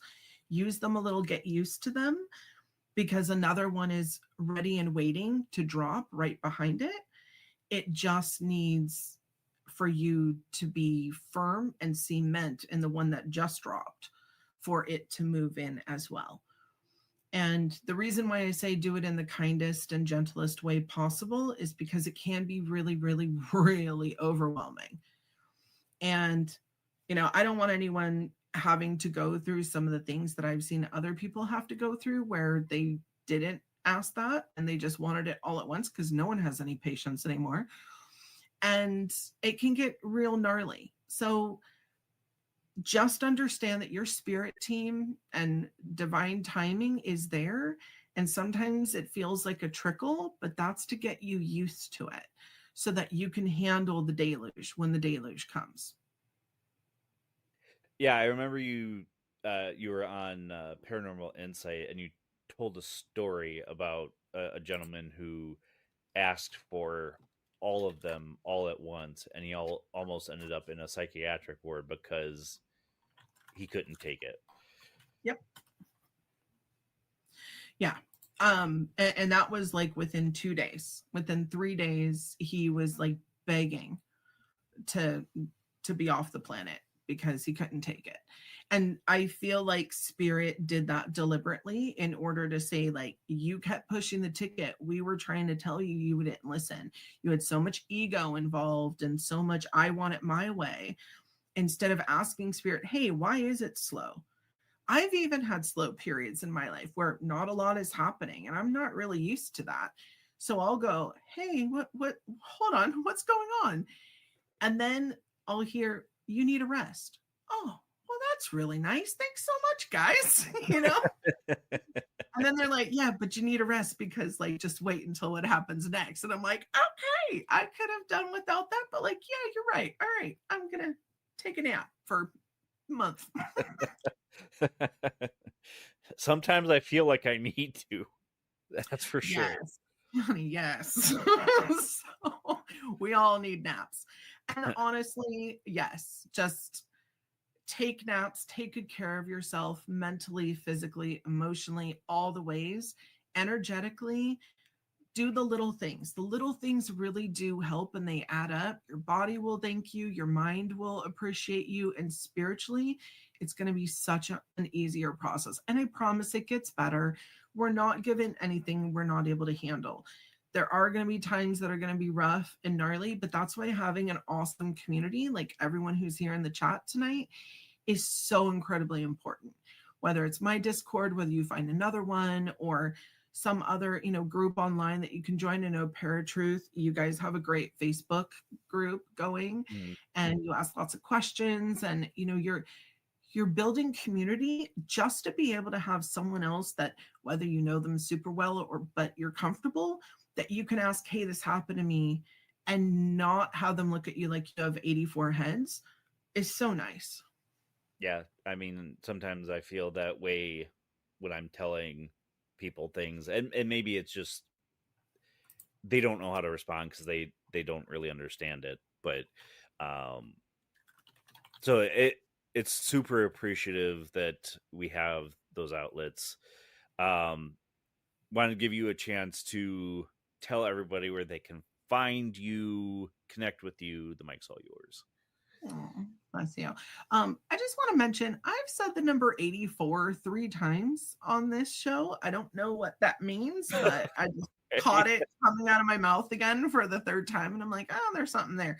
So we're all going to watch for the number 84 and see what that means. I'm very simple. I'm JJ Rose 777 across the board. Linktree has every single way to contact me known to man. It has every single podcast episode I've ever been on. Feel free, please support the wonderful podcasters who give me a platform in order to yammer at you. And if you have questions, my email's on there. You have all my socials, as well as access to my YouTube channel. As I said, I have playlists. I'm not monetized. I apologize for the commercials. Nothing I can do about it. But you know what? It's free information. And sometimes the commercials are a great way to just kind of pause and reflect on the information. Awesome. Old JJ Rose, thank you for being on Paratruth Reborn. Thank you. All right, folks. This has been a live show on 107.7 FM New Orleans, 105.3 FM on the Gulf Coast, and United Public Radio Network. Check out all the great shows we've got on this network. We've got so many of them: Paranormal Heart, Paranormal Insight, so many more. But until next week, where you will find us same time, same channel. My name is Justin. Talk to you guys later.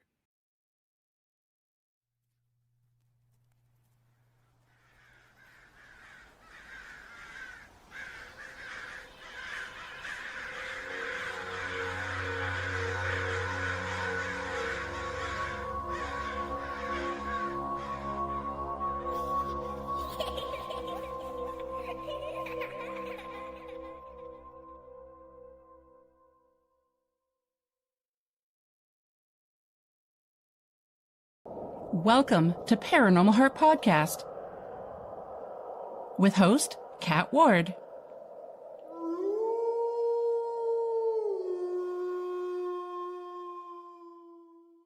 Hello, my haunted hearts. Welcome to Paranormal Heart Podcast, paranormal talk with heart and soul. Tonight's segment is streaming live once again on United Public Radio Network, 107.7 New Orleans, 105.3 the Gulf Coast, YouTube, and any place you find your favorite podcast. Thank you so much for hanging out with us tonight. Have to mention, looking for another great podcast? Join my friends Justin Cancelleri and Eric Skurback on Paratruth Reborn. Explore the mysteries beyond the veil every Tuesday night at 10 p.m. Eastern on UPRN, YouTube, and wherever you listen to your podcast. So, folks, tonight I'm joined by the insightful and experienced paranormal researcher, Linda Quirino.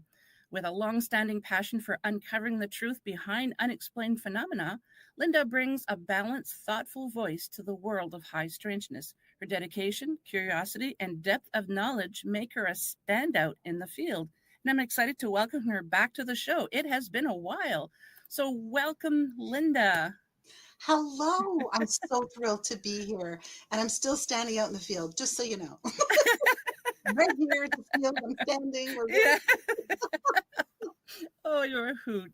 Yeah, and folks, if you haven't figured it out already in just these few seconds, she is a sweetheart too. I mean, I had the honor of meeting you in person a few years ago during that investigation we did with our team, your team, and there was a third one, wasn't there?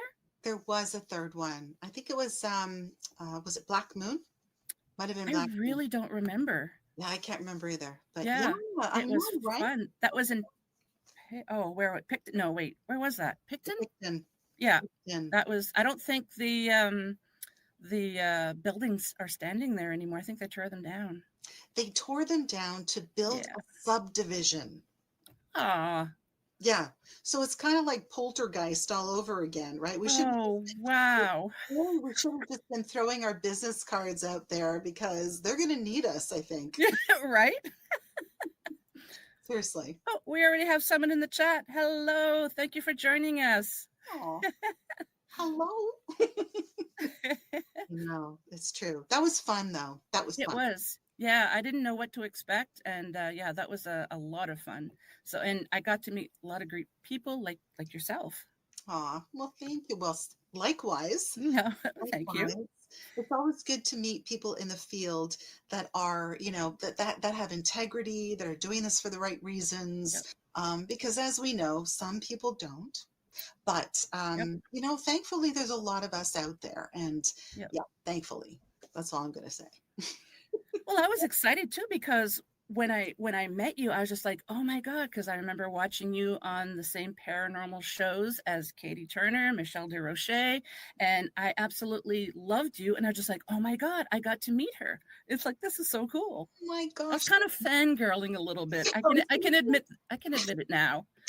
Well, I was going to say you make me sound like such a big celebrity, but I have to tell you, it's so weird because I always know when Paranormal Survivor is in repeats because that's when I get, a lot of reaching out. So people will reach out, and as soon as I look at my phone and I know I get messenger messages and all kinds, I go, okay, yeah, it's in repeat mode. Yeah. It's great. That was such a great experience. And really, to work with Michelle and with Katie was such an honor, honestly, really amazing. Yeah, it was the same thing when I met Michelle, too. We had moved back to Ontario in 2018, I think it was, and I went to the first Paracon in Ottawa.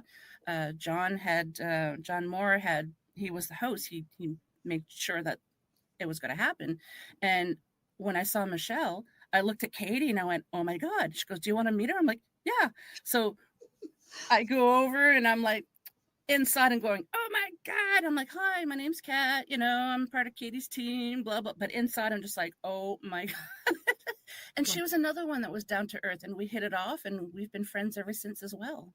Oh yeah. I mean, Yeah. honestly, Michelle is amazing. We when we were taping Paranormal Survivor, we actually taped one of the episodes at her home. At the time, she was living in Niagara Falls in Yep. a very haunted former inn, and it was the coolest place.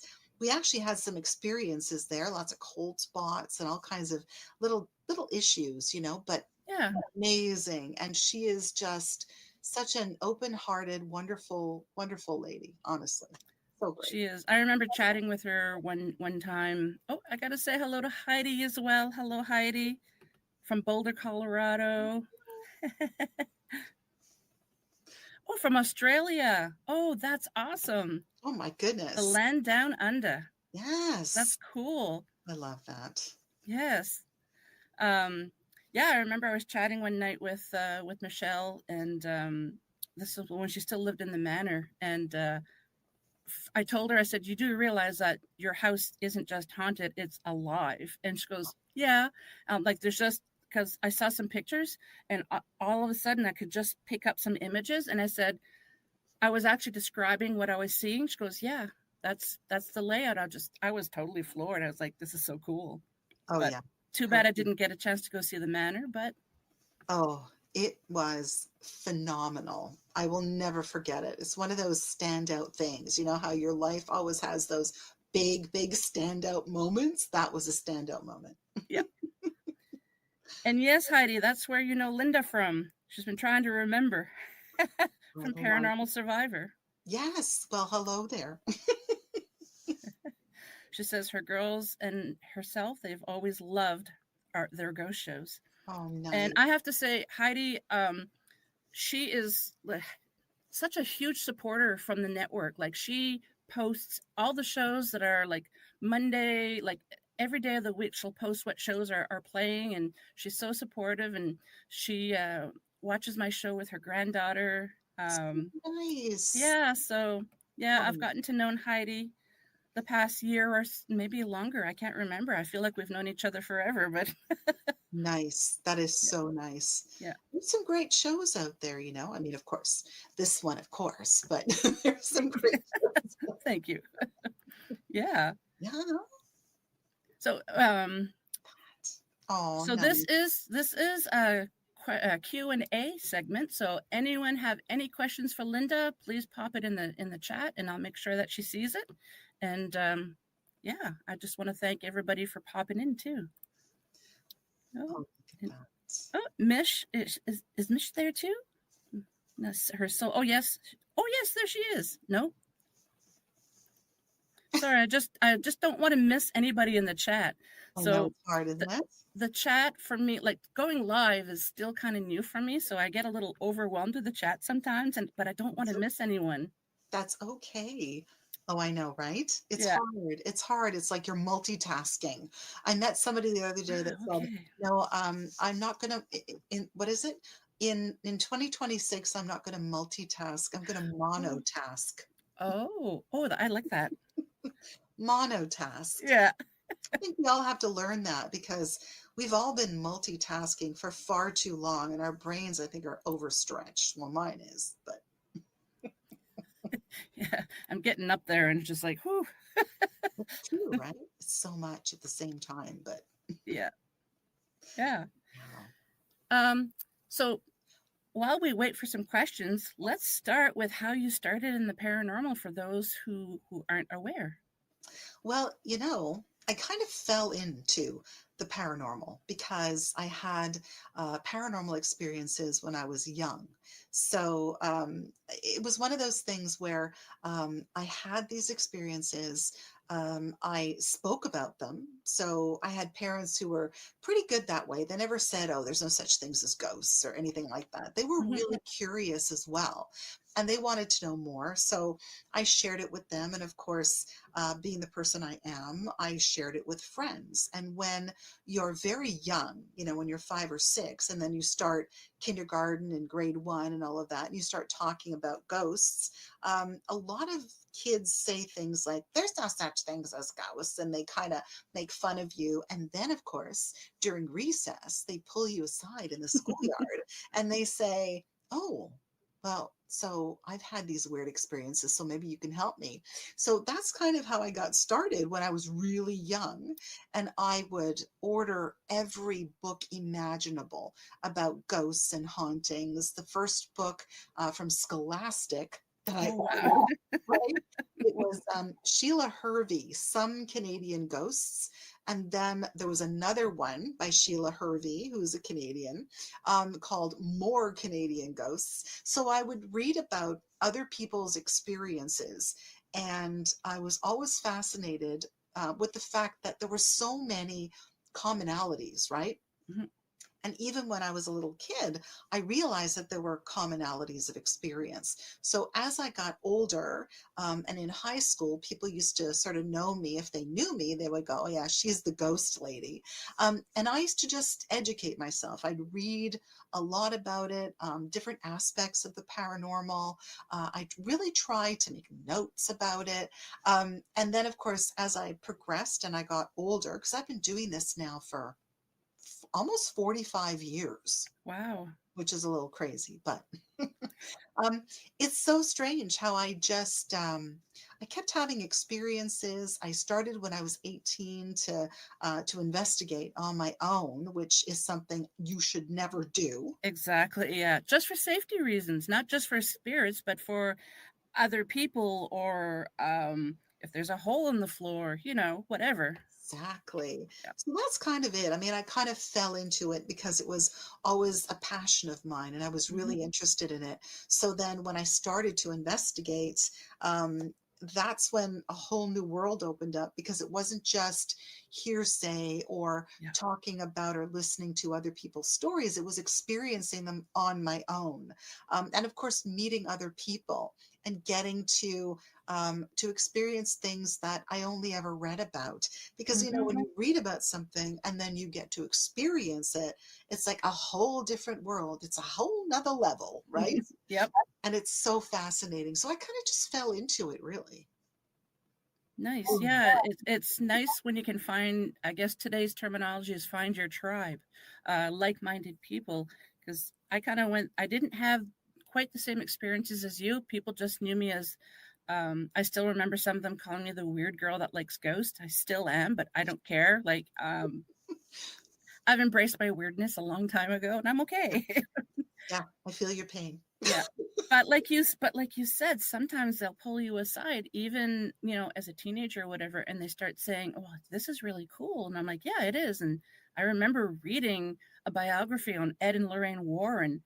And unfortunately, I never had the chance to ever meet them, but always admired them just, from a teenager. And to know that they got to be so much more famous, and so many movies, that so many people love now from their cases. So have you ever met them? No, I've never met them. Yeah. I had a wonderful experience recently because their grandson, Chris, was on the show that I do. Yeah. So I managed to actually speak with him and shared an hour of conversation with him. So Nice. that was like a big, huge thing. And I was so grateful for it. Yeah. So blown away, because there's just so much information. I mean, if you could access all that information, imagine, and just kind of access it and write it down. It's amazing what we could all know. I mean, honestly, but I would have loved to have met them. Me too. Chris and I we follow each other on Facebook. We don't chat. We just follow each other because we're obviously in the same field. Well, he's a few levels higher than me, but I've been wanting to ask him on the show, and I've been really, really kind of chicken. So I'm trying to build up my courage. I know he's a nice guy.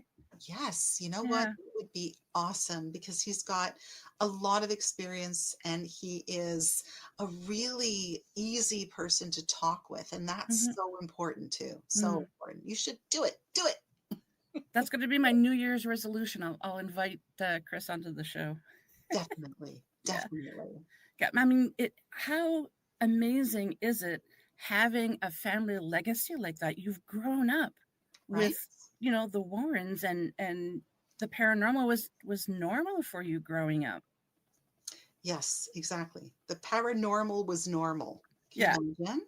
Yep. So many people, honestly, they don't ever really have experiences in their lives, and yet they're so interested in the paranormal. And you've met them too, people that are dying to see a ghost or dying for something to happen. We meet them all the time. We have because I have a paranormal society, so we have free public meetings every second month, which are fantastic because. And what's the society called? It's called the Georgina Paranormal Society. Because I live in Georgina, which is on the shores of beautiful Lake Simcoe, up here in Ontario. And, it's beautiful. It's a great province, beautiful province. But honestly, these meetings, we meet so many people that are passionate about it because they find it interesting and exciting, but they really want to experience something. And, so many say, well, how can I experience something? Is there a magical formula? No. No, there is not. Unfortunately, no. Yeah. No.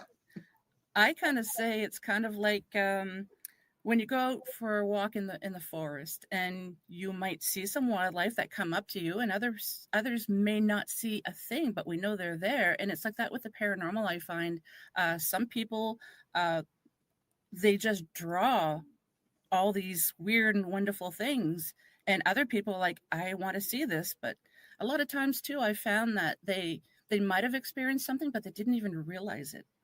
It's so true, right? You kind of have to open up your mind to the possibilities and notice the subtleties in your environment. And I think that's the problem, is that we're so bogged down with all of these things in our lives that we really miss those subtleties, right? We really do.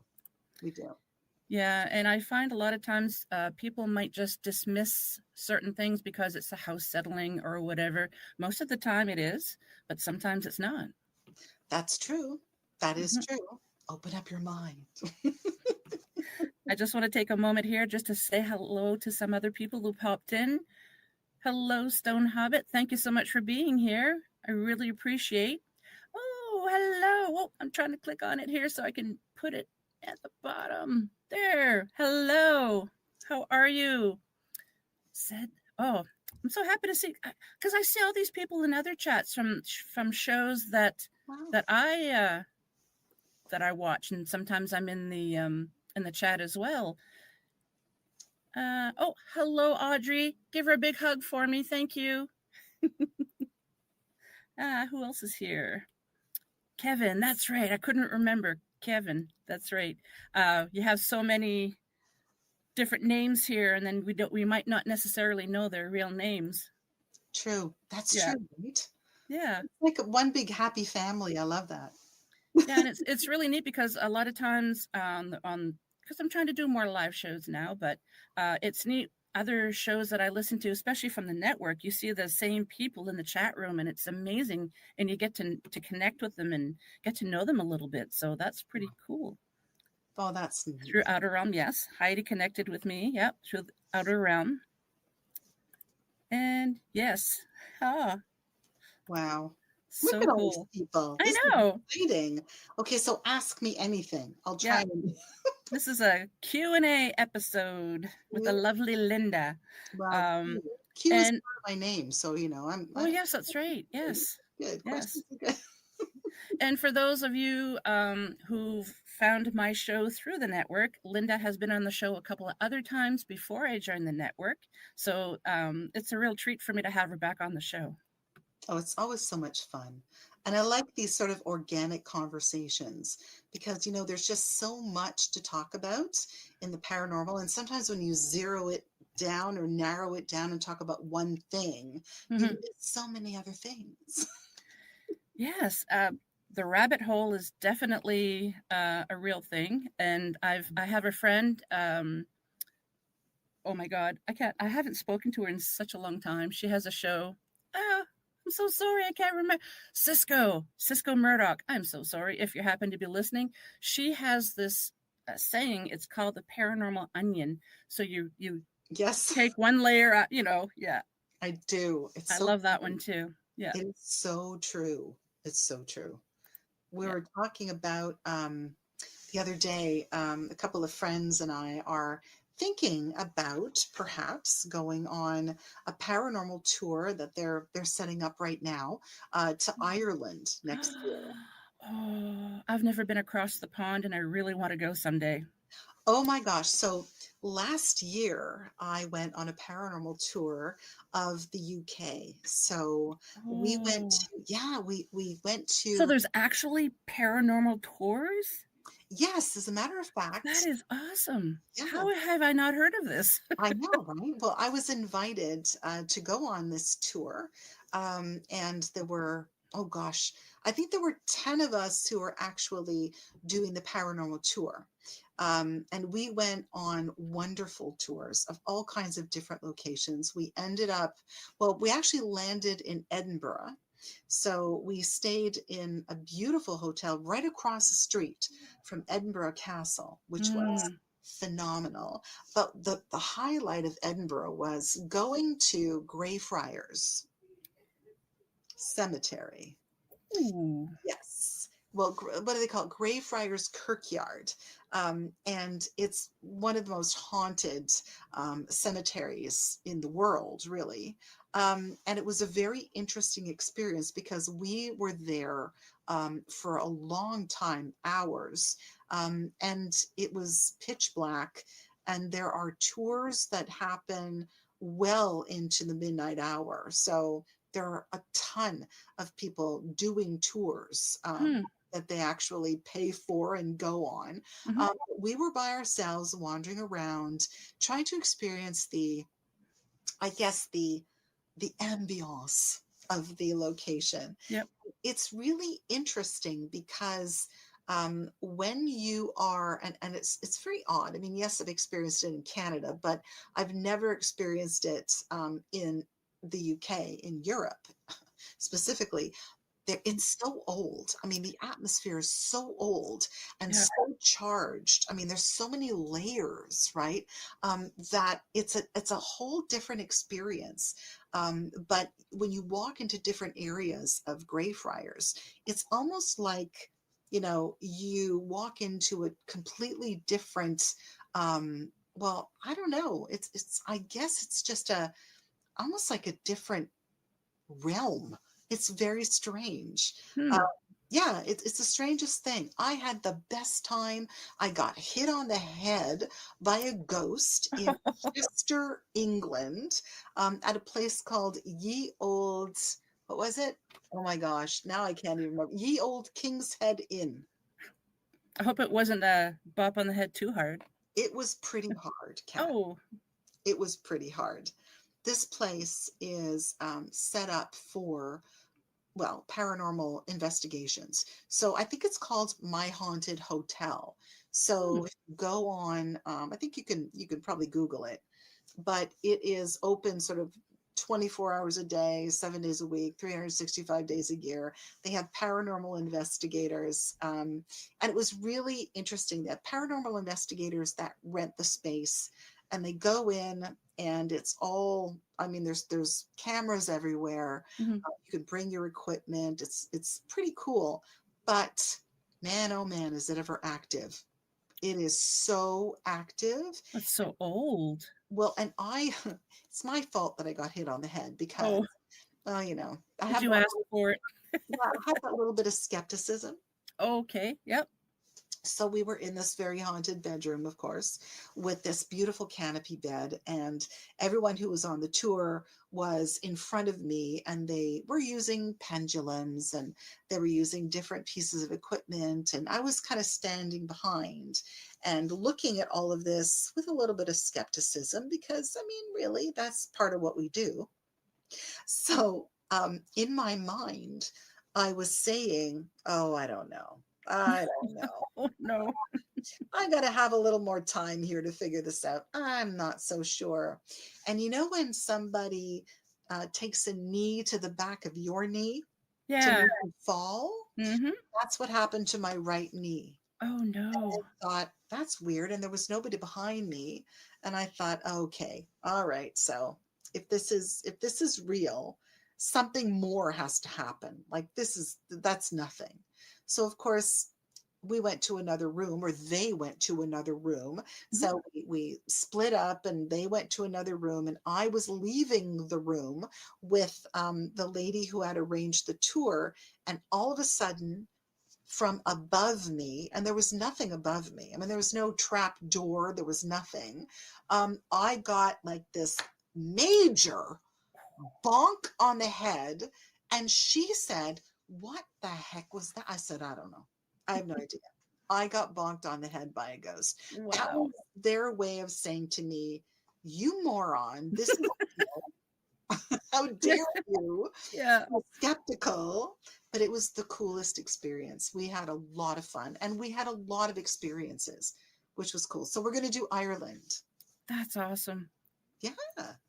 Oh, Yeah. I have to say hello to Michelle. I see her in other chats as well. So it's very exciting for me to see all these people. Thank you. I can't wait until I can start doing live more often.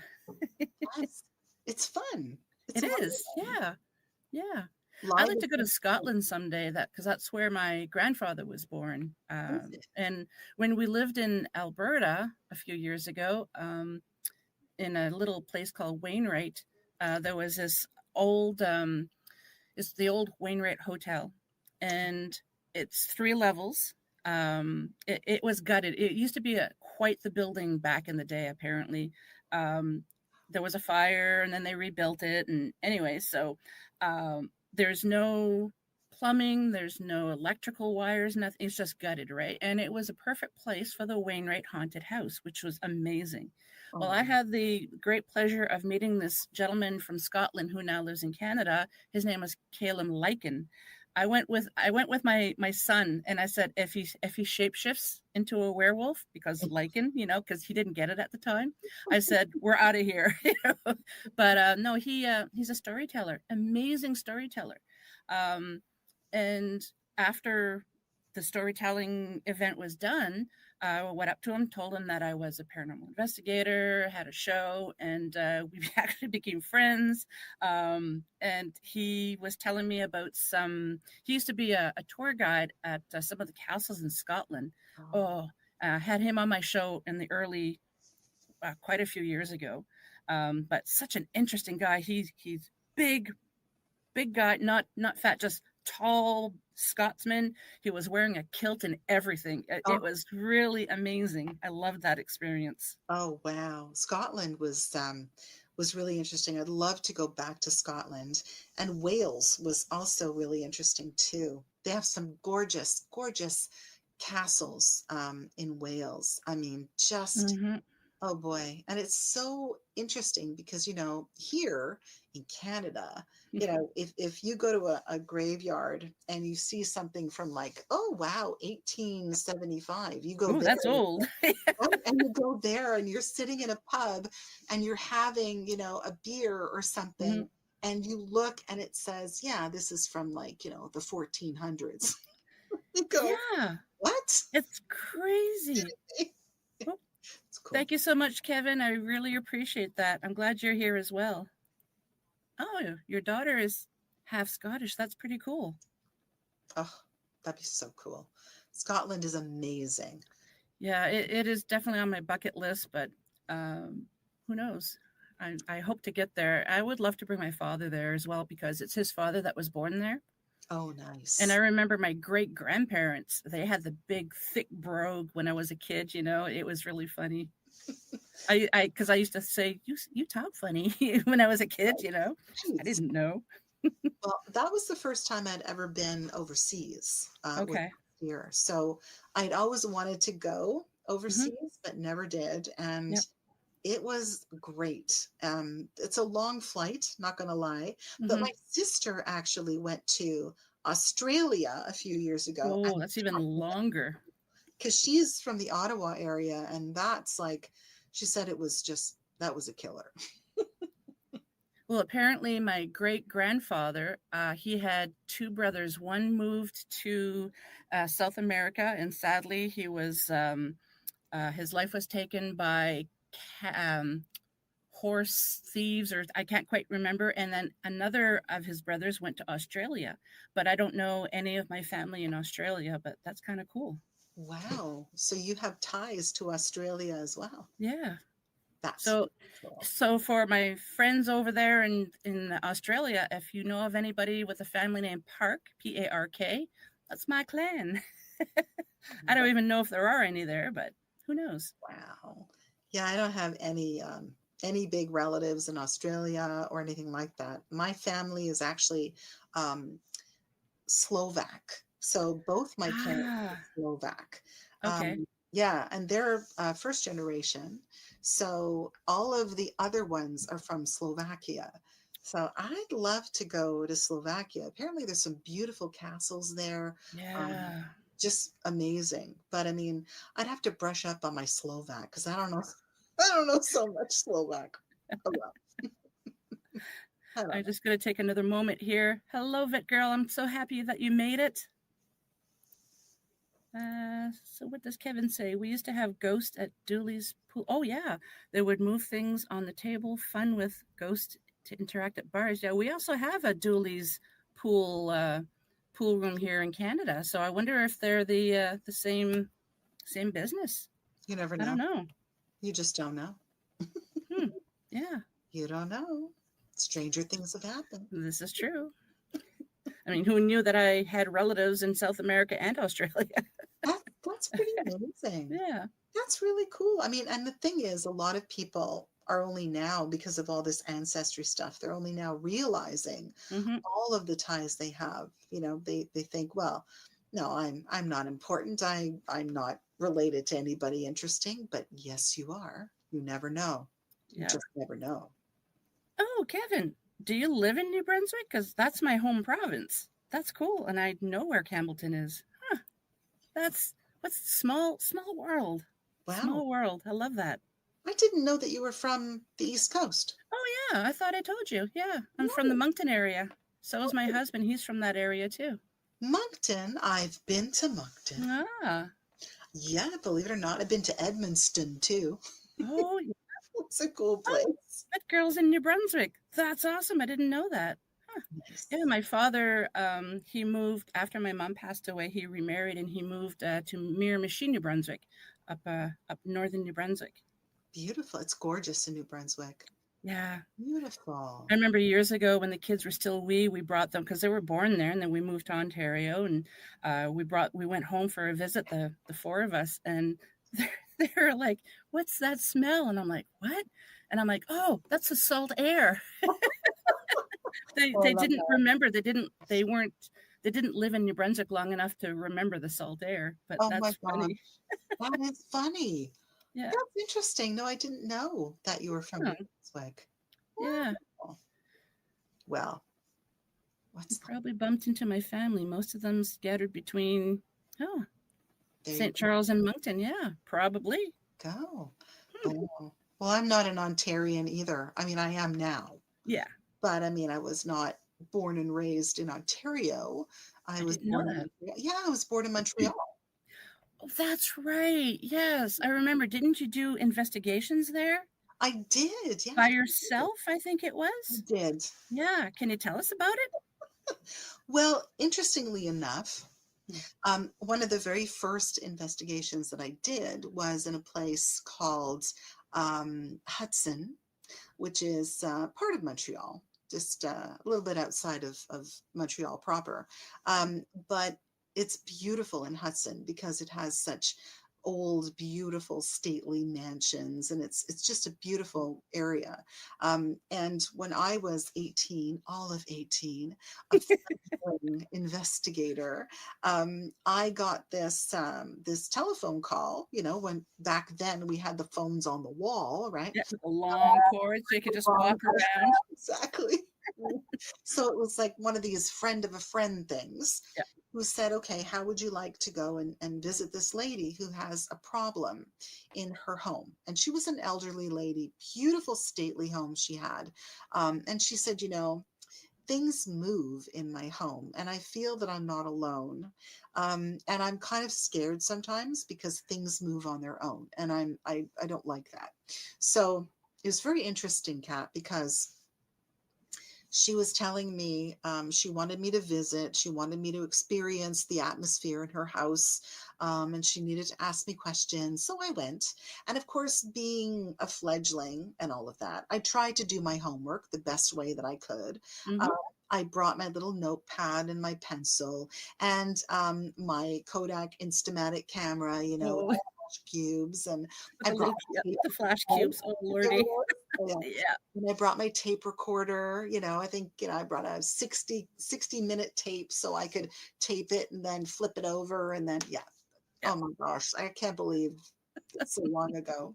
I But know. anyway, so The good old days. the good old days. So I did all of that. But the interesting thing was when I arrived and I was by myself, we sat in her living room and she was telling me all about what was going on. So it was very interesting. I was taking notes. And I was a bit skeptical. Again, you know, I should have realized that when I'm thinking things, they know. I mean, They do. know. They do. Yep. They really do, which is why I got bonked on the head in Chester, England. But anyway, but in Hudson, I was skeptical, and I was a kid, and I was taking notes, and she was obviously scared, and I was facing a fireplace that was absolutely beautiful, big marble, beautiful. You know, what do they call it? You know, what do they call it? Like you hang stockings from? Yeah. Anyway, but it was a stone fireplace with a big marble, whatever that was. Anyway, so get this, there was this massive, huge crystal ashtray sitting on the mantle. Mm-hmm. And as I'm taking notes and she's telling me that things are being moved, and I'm saying to myself, yeah, sure, whatever, you know. All of a sudden, this huge crystal ashtray, which weighed a ton, flew off the mantle and whizzed by my head and smacked the wall behind me. Always with your head when they're trying to get your attention. My head. And it just, I heard it. It was the strangest thing. Even now, I heard it. It just whizzed right by me, smacked the wall, and made quite a nice dent in the wall. Wow. So that got flung quite. It did. Quite hard. Wow. It did. So that was my very first experience and my very first investigation. So it kind of set the tone, I guess, for what was to come. But Yeah. that was a crazy one. But it was interesting because she was very religious and yeah, very Catholic, very religious. And I asked her whether she had had the house blessed, and she said she was afraid to have the house blessed. So I said to her, well, why? And she said, I just feel that maybe something will come, you know, flying at me, or when the priest comes through the door, that it might be a little mean because I feel that, you know, whatever it is doesn't really want that to happen. And I said, well, I think it should happen. If you're scared and, you know, you feel protected, pray and all of that, well, let's do that. You know, let's pray together. I'll contact somebody if you like, and have somebody come and bless the house. And I did. And after that, nothing. It was like somebody turned off the switch. So again, so many people are so afraid to do anything about their experiences. You've had that happen too, I'm sure. They think, oh no, it's going to get worse. And I'm never going to be able to come in the front door. Yeah. Oh yeah, for sure. Right? And being a skeptic is really a good thing when you're doing an investigation, because you can't just take everything, just because it goes bump in the night doesn't mean it's paranormal. So I find you have to have a healthy balance being a skeptic and a believer. I think that's really true, actually. I really do. And you know yourself. I mean, that's one of the reasons why a lot of paranormal investigators out there don't ever post a lot of pictures or anything about, the findings or anything that they've done on their investigations, because they're so afraid that people are going to pick it apart. People are going to say instantaneously, they're going to say, oh, well, that's just pareidolia. That's nothing. That's just pareidolia. But, people take things out of context. I mean, if you post something, yes, it's a moment that you've experienced on an investigation, and it's something that you have, some evidence that you've managed to get, but you also have to look at it in the broader, right? In the broader text. In other words, you have to know what happened prior to that picture being taken. You have to, also know what the people have been experiencing. So people are mean. Well, Oh yeah, they can be really mean. Yeah. You can be. So a lot of people don't post pictures as much anymore. I think in the early days, people would post things like orbs. There's a good one, orbs. And then what did people say, Kat? Dust. You got it. I saw this funny meme today on a paranormal group on Facebook, and it said, what I can't remember the verbatim, but it was a can of Pledge, and it says something about 95%, something about orbs, and it helps you figure out that they're not really orbs. It's just like, oh, good grief. Yeah. I love that, because it's true. And yet it's interesting, the whole big orb thing, where, oh my gosh, especially a couple of years ago, people were just cutting everybody up about orbs. Yeah. And I know I've been in this field for a very long time. I've seen orbs with my naked eye. I mean, there are such things as orb anomalies. And so many people are so quick to say, oh, well, that's nothing. That's just dust. It's just a figment of your imagination or whatever. No, there are such things as orb anomalies. I mean, there really are. So, hello. And somebody said to me, and it's a good friend of mine who lives in the UK, who's had a lot of experiences. He has spirit guides who come to him and who talk to him about all kinds of things. And so we had this debate once about orbs. And he said, what's interesting is when people were picking them apart and saying, oh, they're just dust, or they're just, lens flare or whatever. Spirit was saying things like, well, so in other words, they're doubting the existence of these anomalies, which means that we need to use these anomalies in order to be more visible. So that's an interesting concept, isn't it? That is interesting. Yeah. Yeah. I had a boss once that when I got to work, I'm not going to mention where or my boss's name. I don't have permission. But anyways, I went to work and he says, Kat, we got something on the security camera. We have a ghost. I'm like, okay, show me. So he shows me and I'm like, no, that's a bug. No, it's a ghost. And I'm like, no, I can see the antenna of the bug. It was really close to the camera. But I said, believe whatever you want. But I'm like, maybe it's a ghost bug. I don't know. But a ghost bug. he was so positive. Like, Don't it you was love that? Yeah. I love that. Oh, so Kevin says, once in this apartment, a portal opened on my wall behind TV stand, and some clawed creature came through, seen in mind's eye, knocked a glass. What's A&W? Oh, an A&W, like an A&W root beer mug? Okay, that's what I'm thinking. Oh, yes. A&W mug onto candle holder, broken glass flew. Oh, wow. Interesting. And it also left a claw scratch on coffee table. Wow, I have my protections up, but things are sneaky. Oh, yes, they are. And time to time leak in. I filled the room visually with white light. I do a lot of that too, and pushed it back into the portal closing. That's awesome. Wow. Well done. Yeah. No kidding. Portals. Those are incredible, aren't they? Yeah. I actually witnessed a portal once during an investigation, and I was how can I? So we walk into this house, and I'm drawn to this old mirror in the hallway for whatever reason. Oh boy. And yeah, and then Katie, she's so talented, said that that's where things are coming in, and it was so strange. You put your hand in front of it, and have you ever gone close to an electric fence? Yes. And you can feel the electricity. That's what I felt when she closed it. There was nothing else there. That I was just blown away. I was like, I've never experienced that before. It was kind of cool. I have to admit.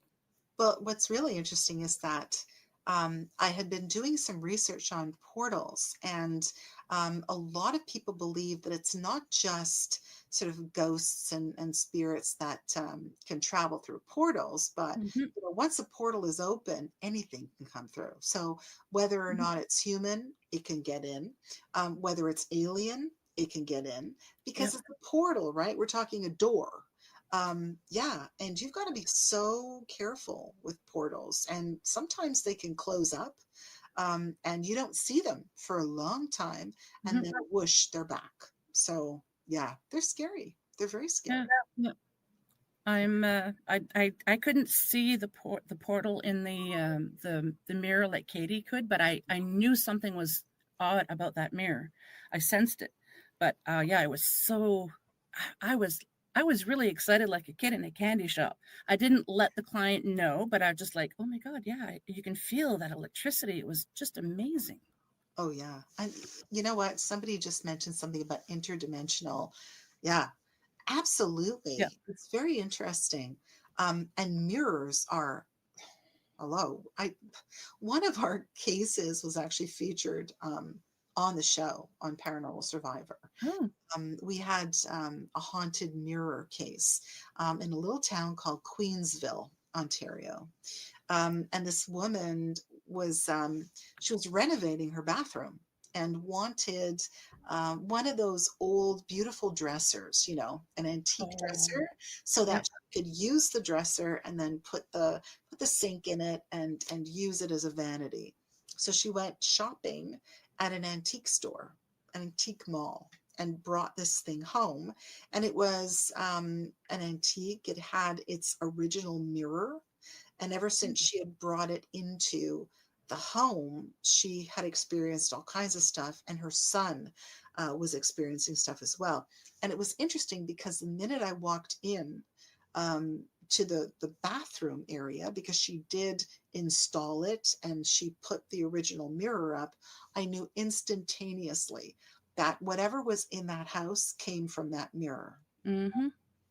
And the funniest thing is I had the same exact feeling. When you were saying how you put your hand out and you were touching it, I had that exact same feeling that you had, that sort of electric kind of current that was coming from the mirror. But also recently at a place called the Briars Resort, which is in Jackson's Point, near Sybil Point Provincial Park, and it's just a beautiful area. That is a very haunted old hotel.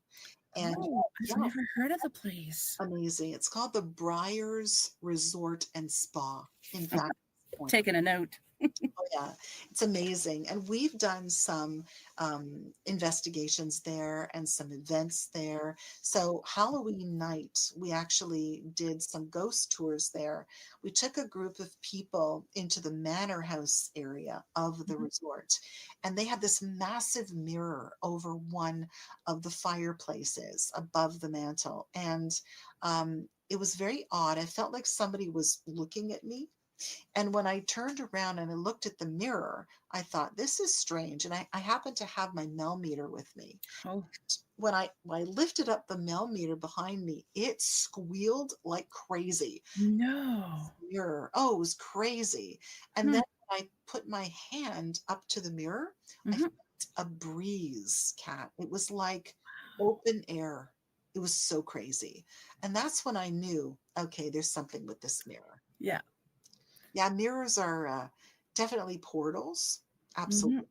And a lot of people do report that things come through there that are not the nicest, almost like what some of the viewers are saying, like creatures from this world. Yep. Absolutely. Makes me wonder what would have happened if you physically touched the mirror. Like, would your hand have gone through? Like, I've never heard of that happening, but I'm sure it has. I'm sure it probably has. I wouldn't touch it because I don't know where I'm going to go. No, I didn't want to touch it, to tell you the truth. Yeah. Well, it was just because you can tell by the feeling you don't want to touch, right? No, yeah. no, you don't. You yeah. Really, but that was cool because I realized that was, kind of my validation that there's something going on there. And that haunted mirror in Queensville, that was crazy. We used a lot of sage, and we tried to, get whatever it was to kind of stay. We didn't really want it to come out. Yeah. We wanted whatever had come out of it to just leave, which, I mean, thankfully it did. But, you don't know what you're going to bring home. I mean, I always tell people, if you go to antique stores or garage sales, or people are really into thrifting these days, right? You don't know what you're going to bring home. So be really careful. And so many people are not that sensitive. So when you're out thrifting and stuff like that, if you realize that, you're having some bad luck after you've, thrifted that pair of shoes or that really cool table, you might want to do some digging, and you might want to maybe protect yourself or, figure out what's going on, because you could bring that home. Definitely. Hello, Mort. Welcome. He's another friend that I've met through I can't even remember. It's funny. You meet people and it gets to the point where you don't even remember how you met them. Yeah, I purchased an antique table about 5 years ago, and as soon as it came into the house, I saged it because I know. It didn't have any feelings to it, but I thought, just because I can't sense it right now, because they're good at hiding, I thought, no, I'm gonna put a kibosh on this right now. Like, nothing's gonna happen. Yeah. You are very smart. So Kevin said he saw seen detail portal started small spark of light, white and blue electric swirling clockwise. Wow. And then pushed creature back in, and when it closed it, it went counterclockwise and shrunk to sparks again. Wow. And then nothing, he says. That's amazing. Wow. That is amazing. Yes, Mort is a regular in the chat, but I've on so many podcasts, but I think I met Mort through Katie, actually. Oh, wow. But I'm not really sure. He's actually originally from Ottawa, I believe, but he lives in the U.S. now. Oh, wow. Yeah. So there's people from everywhere. Yeah. I love this. That's what I love about podcasting. I mean, actually, next week, it's going to be my 8th year doing this. So I'm going to have my 8th year celebration next week. It's going to be another live event. And since I've been doing this podcasting, I've met so many wonderful people, guests, people in the chat. Like, it's just, and you tend to get you become friends, even though it's online, but you become friends. It's really amazing. I've been very, very fortunate to have encountered so many wonderful people. There are some great people, honestly. And whether they're in the field or whether they're just followers that are really interested, I mean, we appreciate all of them, honestly. We have a lot of people that reach out to us as a team, and even to me individually. And they may not be paranormal investigators, but they're interested in paranormal, and they're so aware, right, that there's so much more to this thing that we call life. And I really appreciate that because there's so many subtleties, there's so many frequencies, right? Yeah. To our existence, and they're so interested in it, and so are we. So to be able to share all of this and just to have a conversation with these people is just so, I don't know, it's enlightening. It's enlightening. It sure is. Because I don't know if you remember, I know years ago when I first started getting into the paranormal and listening to paranormal shows, there was a lot of hatred and people like bullying. It was horrible. And then people just all of a sudden got tired of the bullies. And what's the terminology? The para-unity. Yes. People just come together and we push the bullies away. And so that way you can talk about these various topics. Because I used to think paranormal was just ghosts when I first started my show. And then I realized, no, there's so many more levels. And it's really nice that people push away, like I said, push away the bullies. And we can actually have intelligent conversations and figure out what's going on. Yeah, and I think, especially now, I think you realize really early on who you can share information with, because there are people out there who strive for para-unity, right? Who really want, they really want that cohesion. But, we all have different ideas and we all have different ways of investigating, and we all have different ways of looking at things. But really, I think that the power is in our differences and how we all come together and how we all discuss it. So I think that there's so many people out there that get it, but you always know immediately if there's somebody out there that really doesn't get it. And that's what we strive for, para-unity. I think we all do. But yeah, I mean, hopefully we will eventually have para-unity. Yeah. But yeah. Well, it's just nice now because I find, like I said years ago, you couldn't really talk about it as openly as we can now. But now it's kind of like brainstorming. If, like, say, two different paranormal groups, if we have different techniques to do the investigating, different pieces of equipment, it's like, why do you use that? Why don't you use this? And instead of bashing the other person saying, oh, that's a stupid piece of equipment you use, you should try this. No, don't do that. Just say, like I just mentioned, why do you use this? Why do you like this piece of equipment? And just, I think if we can brainstorm a little bit more like that, we might be able to get to the bottom of what exactly is really happening. I totally agree with you. Yeah. 100%. Don't be closed-minded. No, that's the worst thing, is being closed-minded, right? Yeah. That stops you from learning. And exactly. Yeah. And growing. And yeah. You can't be closed-minded. And it kind of shuts people up too, because they kind of don't want to talk about it with other people. And then that's just hurting everyone, I find, because you're not going to find out about everybody's experiences. Exactly. So Kevin says, I've had experiences, but not an investigator per se, but have stories to share. Some with Vet Girl, too, as we do hang out, like that thump we heard on her car roof that time, and scratch sounds. Oh, wow, that sounds interesting. And what was that? While she was driving, then she saw this thing, a giant spider. Oh, heck no. Looming with long legs in spirit form, jump off the car and ran off to the ditch, then vanished into the woods. Wow. Ooh, I don't like small spiders. I don't like spiders of any kind. No, that's one of the reasons why I'm really hesitant to go to Australia, because apparently they have these spiders that are the size of dinner plates. Oh yeah, no thanks. It's like, no. Well, we're just about done here. We only have a couple of more minutes. So do you have any final thoughts, any sage advice for people listening if they want to get into the paranormal? Well, That's a good question. I think that if you want to get into the paranormal, and I always tell this to people, you know what? Read everything, watch everything, listen to everything. Whether or not you think it's crazy or bad, or you know what? The good, the bad, and the ugly, they all have their merit.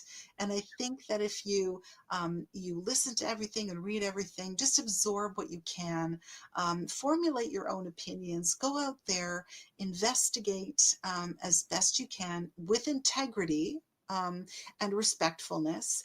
I think that there's so much to learn, and kudos to the people that really are interested in this topic. It's fascinating. The field is always changing, and you know what? Go out there and learn something new. Well said.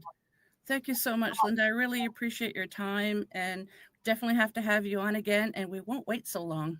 No, thank you so much. It's always so much fun to see you. And thank you to everyone who was in the chat. That is so wonderful. Thank you for being here.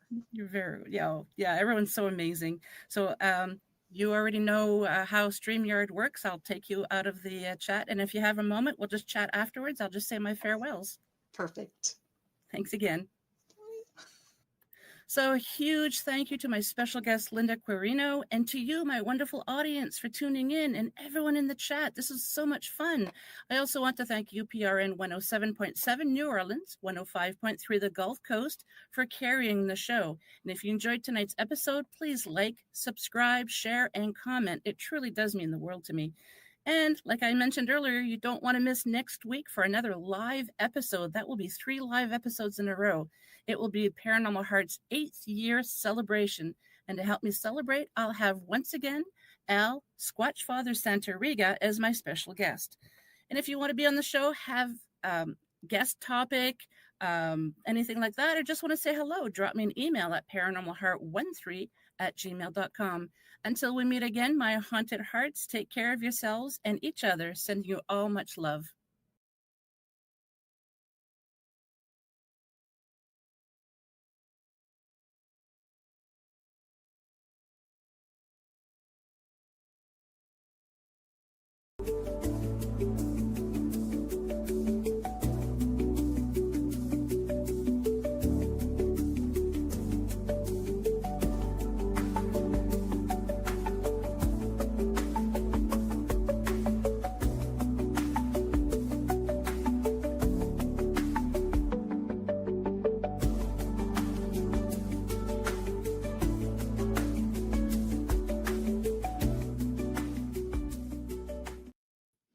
Good afternoon, everyone. Welcome to Beyond the Outer Realm, the sister show of The Outer Realm, which airs on Wednesday and Thursday evenings, 9 p.m. Eastern Time. We are broadcasting live on the United Public Radio Network 105.3 FM from the Gulf Coast, 107.7 FM from beautiful New Orleans. Wow, what can I say about today? This is going to be a great show. And I just want to let people know it's a sensitive topic, and it is going to be one that you will find on the regular archive site for an immediate recording. So you guys know where to go, but we also know that one of our channels being on, well, we are on 3 YouTube channels, and they get a little bit sensitive as to advertising other channels. So with that being said, I'm going to put this up for you guys right now. And 1 second, where is it? Right there. So for your immediate replay, go here. Please see your screen. And that will be for those who are missing it at the moment. But otherwise, again, heads up, a bit of a sensitive topic, but informative.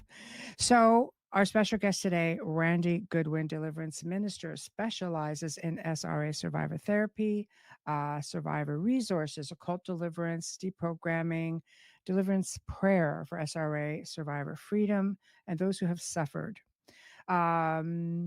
With over 20 years of experience in the ministry, he has helped hundreds of SRA survivors, traffic survivors, individuals seeking occult freedom, and finding lasting freedom from spiritual abuse. And his approach is rooted in the belief that Jesus Christ has the power to break every chain and set people from the spiritual warfare holding them back through personalized counseling.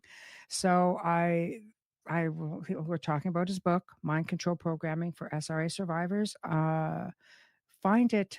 You can find the link in the show description. So please go and check all that out. In the meantime, we're going to put up, sorry, my board just has a mind of its own today, and I'm wondering if Mercury is still in retrograde. Anyway, let's just go with that. And without further ado, my very special guest, Randy Goodwin. Hello. Hello, Miss Michelle. Thank you for having me on. I appreciate it. It's very kind of you. Oh, it's a pleasure. It's a pleasure. And it's an honor. It really is. It's something that I think needs to be talked about. And I think that, the approach is very positive and it's very effective. And I know when we've discussed this in the past, with Ira Wolfenstein, she just did an incredible job, and people loved it. I watched that show. Did you? I really liked it. Yeah. Oh, thank you. Yeah, she's incredible. It's an incredible journey from the survivor side of things. So now I'm happy that you're coming in from the other side of things. So, but anyway, everybody, we have people, Mark, all the way from the UK. Hello. It's nighttime for you guys. And Mark, it's not 2 a.m. the other show. So, Heidi from Little Aw, much love from Little Audrey and yourself. Thank you so much. So I'm just trying to get through everybody here. We've got, okay. See, I'm not used to YouTube's got all of your handles instead of your name. So I do have to apologize for that if it takes me a bit. So anyway, and hello, Herb, Hillbilly Herb. Thank you for coming in. So yeah, anyway, where do you want to start? I mean, how did you get into this? Yeah, I think so. Humble beginnings, as I like to say, because one doesn't normally just fall into this, Well, it's kind of interesting how I got into this. Okay. And for me, okay, I don't think my life is much different than probably the general population. Yeah. Just a normal, I put that in parentheses. Yeah. Family that has its, peripheral of issues, just like every family does. Blue collar, category. My dad drove a beer truck for a living. All right. Yeah. So do the math. Yeah. Okay. Yeah. So, I grew up and so during this process of growing up, like I said, not much was different, I don't think, than most other people. At least I generalize it like that. Yeah. But everybody's an individual. We all have individual choices. We all have free will to choose this or choose that. Yeah. Everybody does. Yes. At any point in their life. Yeah. I made decisions that weren't so good decisions. Right. Okay. Yes. And I did them freely. Nobody forced me. Okay. Now, as we go through life, see, we are born with things in our life through a genetic code. Yes. And we'll get into this. Okay. Yes. I'll open that up. But everybody is born with stuff. And I mean entities. Yeah. Wow. You're just born with it through a genetic code, because if you've never committed a sin and any of your ancestors never committed a sin, please raise your hand. Right. Not this guy. Yeah. Not me either. Right. Yeah. Yeah. Yeah. And so with that being said, my personal genetic code, okay, what I was born with, what I was imprinted with in my limbic system, and I make this all personal, just so we're starting at the beginning here. Yes, of course. Limbic system I could get in specifics in your brain, but that it just means your brain, the way you're going to think and process Sure.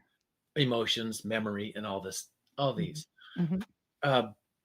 Was when these entities are in you, and everybody has different ones because we're led away by our own lusts and desires. Mm-hmm. These entities convince you and kind of push you to make certain decisions, per se. And there's not a single one on this planet who isn't doing this and in the process. Mm-hmm. With me, I married the wrong person. Mm-hmm. Okay. Mm-hmm. And that caused a lot of problems. And then I did it again. Married the wrong person again. Mm-hmm. Not the same person, but it's just yeah. different. Number 2, yeah. Yeah, right. And Right. so those are just 2 big decisions. There's many others that were along the way that cause you to make decisions to get you off the track to not serving the true Lord God and Father. And what I mean like this. So I'm looking right into my camera right now. Yeah. Okay. And if that is my path, an entity will say, choose this over here, go hook up with this person, or go get involved with this group of people, or be their buddies. Now you're over here looking. Now next thing you know, you're way over here looking off track based on all these decisions and all these choices. So with me, it got me way over here. Did I know what was going on? Did I know entities were doing this? No. Yeah. Why would you? Why would you? Yeah, I thought it was just, me with a bad attitude. Well, that's right. true too. Yeah. Yeah. Now, this genetic code, what I'm talking about, it not only gets you born with entities, you can be born with this genetic code. And I like to use this. It's like a computer card that goes in, and it's like information into your brain. Mm-hmm. I use that just so I can understand it. Okay. Yeah. So all my visuals are for me. They're not for anybody else. Right. We're following along though. I gotta bring it way down. All right. Yeah, exactly. Okay. So that card in there has this information from all the sins of the ancestors and all the things that the enemy was allowed to put into your personal computer card. And now it's put in there when that flash of birth comes in and that egg is fertilized. Poof! Now it gets imprinted in there, and you're born with this. I didn't know that, but it makes sense. Like they call it ancestral karma, sort of idea, is something that is imprinted. It's imprinted. Yeah. It's imprinted. Yeah. And here's just a little tiny example, but it goes, this is much deeper than this. Okay. My dad was a heavy drinker. Mm-hmm. Okay. So then, I start drinking. Mm-hmm. It's just natural. Yeah. Okay. It's in the DNA. It's in correct. It's in your DNA or your card, however you want to describe it. Yeah. And so it would lead me on these paths. And not only that, in your brain, it can cause splits in your brain when you are born. And you don't even see what's going on. We have to keep in mind that out of the 100% capacity of our brain, our soul, whatever word you want to describe it, we only are aware of 10%. Like we're talking right now out of our 10%. And that's the frontal lobes. Yeah. 90% of our brain, you don't know what's going on. Yeah. And that's where the real you is. Mm-hmm. Right. Okay. And that's the 90% we don't use. You don't use it up here as much. I know. Yeah. Right. Right. And so that 90% is mainly where this card is being affected from, Mhm. because the enemy, when I say the enemy, I always mean entities or demons or devil, the Satan. Those who would wish to do us harm, like, right? Take us off our path. Right. Correct. Okay. He gets into that card, and those entities go and they can cause splits in your brain. You don't even know what's going on back there. Yeah. Right. Really, here's a really good example. And I know everybody's experienced this. Have you ever had a dream? And you don't have to answer, Miss Michelle. Okay. I'm going to put you on the spot. Depends on the dream, but okay. I'm pretty open book. Yeah, everybody dreams. But you ever had a dream when you are tempted to participate in something that you would know in your waking hours you'd never do in a million years? Not in a million years. Yeah, I'm sure. Thankfully, I can't remember all my dreams, so I can plead the fifth. But there's those it does happen in your dreams. You might not remember it when you wake up. Yes.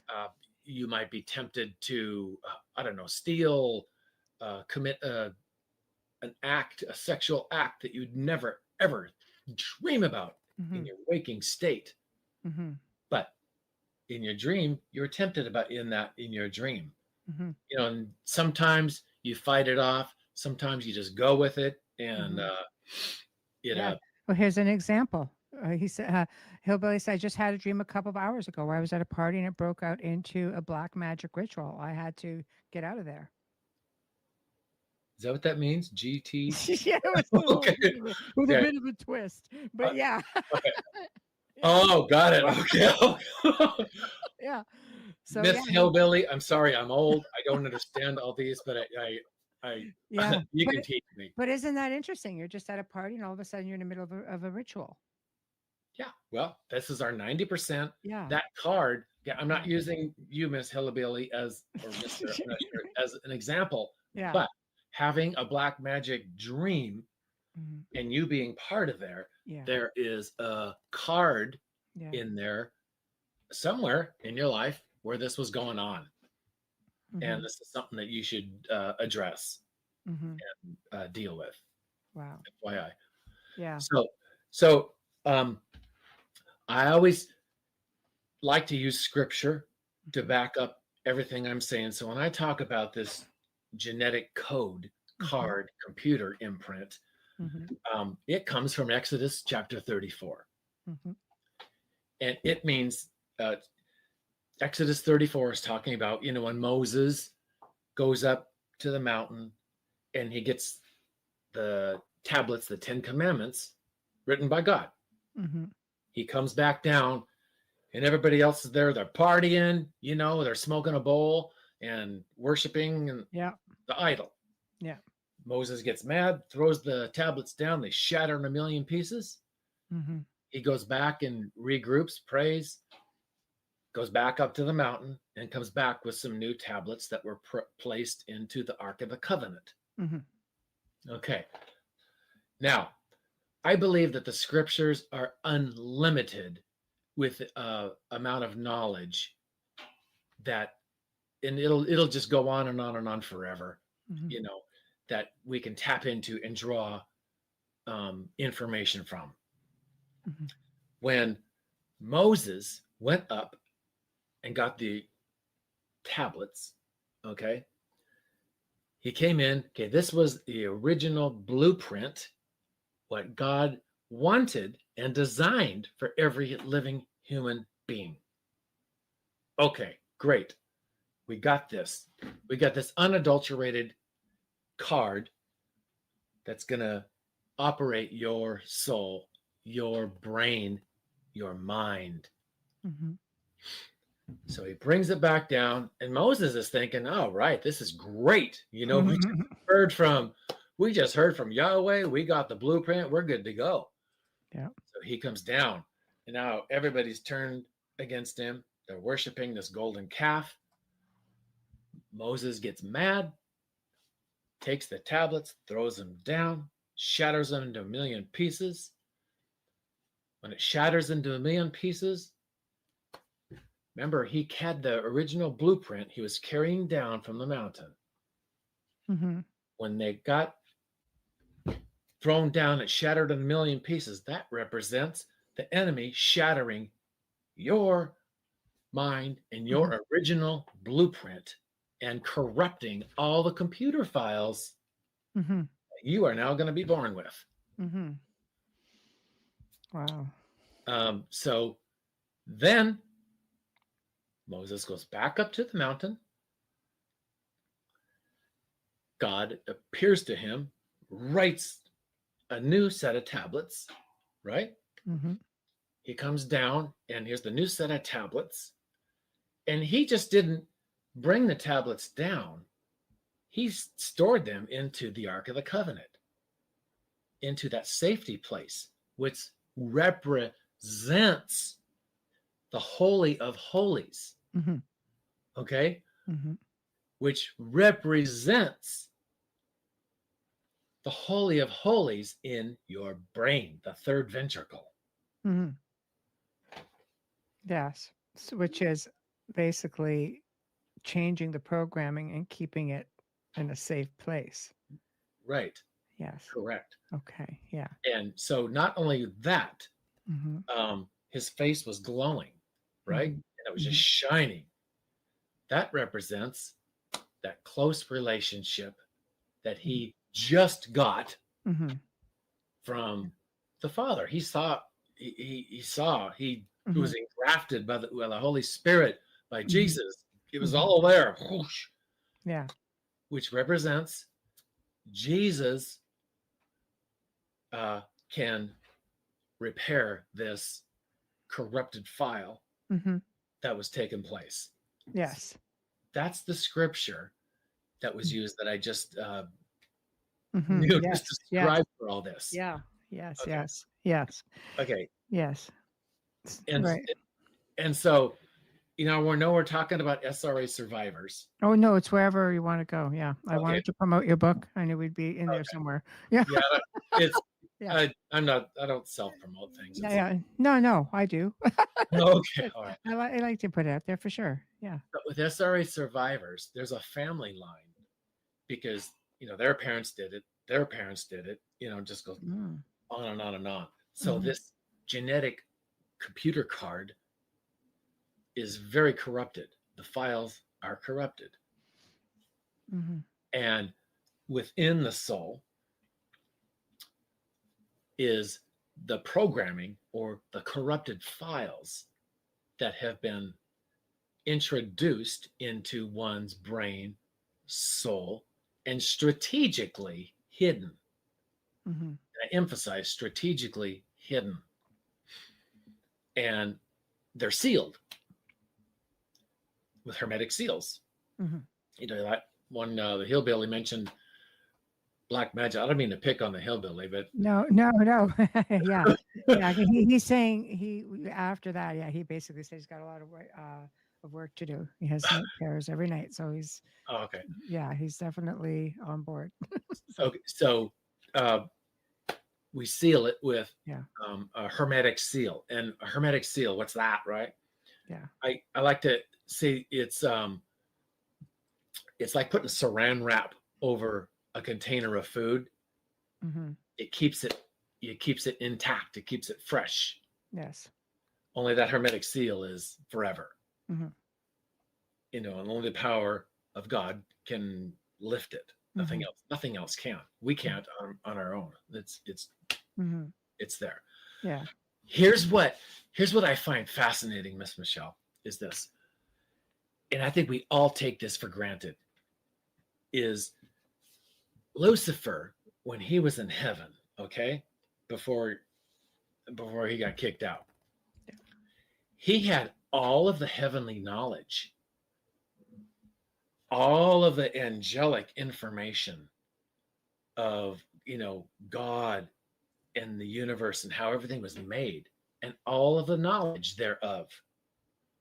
Well, he brings all that knowledge in the spiritual down here. So you can't ever, ever, ever underestimate his lying capabilities and confusion capabilities, because he created all that. He's the author of all of that. And so I think that's one huge point. We always say, oh yeah, just say out in Jesus' name, we're good to go. Well, that's a great thing to say, but you got to be a little more specific sometimes. Yeah. Yeah, absolutely. I think there's a lot that is because of conditioning. We are so conditioned here on good old Correct. planet Earth Yeah. that a lot of when there are darker things at play, the word distraction comes to mind as a way of life for people who are oppressed or who have these I'll say active attachments, because like you say, we have, this is something that we all come into this world with, but active attachments where a lot of people never see that they've been derailed, or they never see that there are things going on, but they'll say to you, well, I've always felt like everything that could go wrong in my life always has. There's always those little hints, but through conditioning, we're kept so busy in life that most times you don't have time to really sit back and ponder, like, what is actually happening. So it continues to happen. Right. No, yeah, 100%. Until it escalates to a point where it's slapping you, saying, I'm here. What are you going to do about it?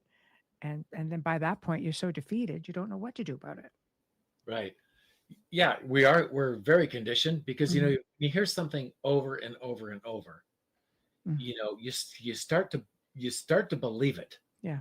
And that's the conditioning, like when you hear, you watch TV or newscasts, and they have the same message over and over and over. Yeah.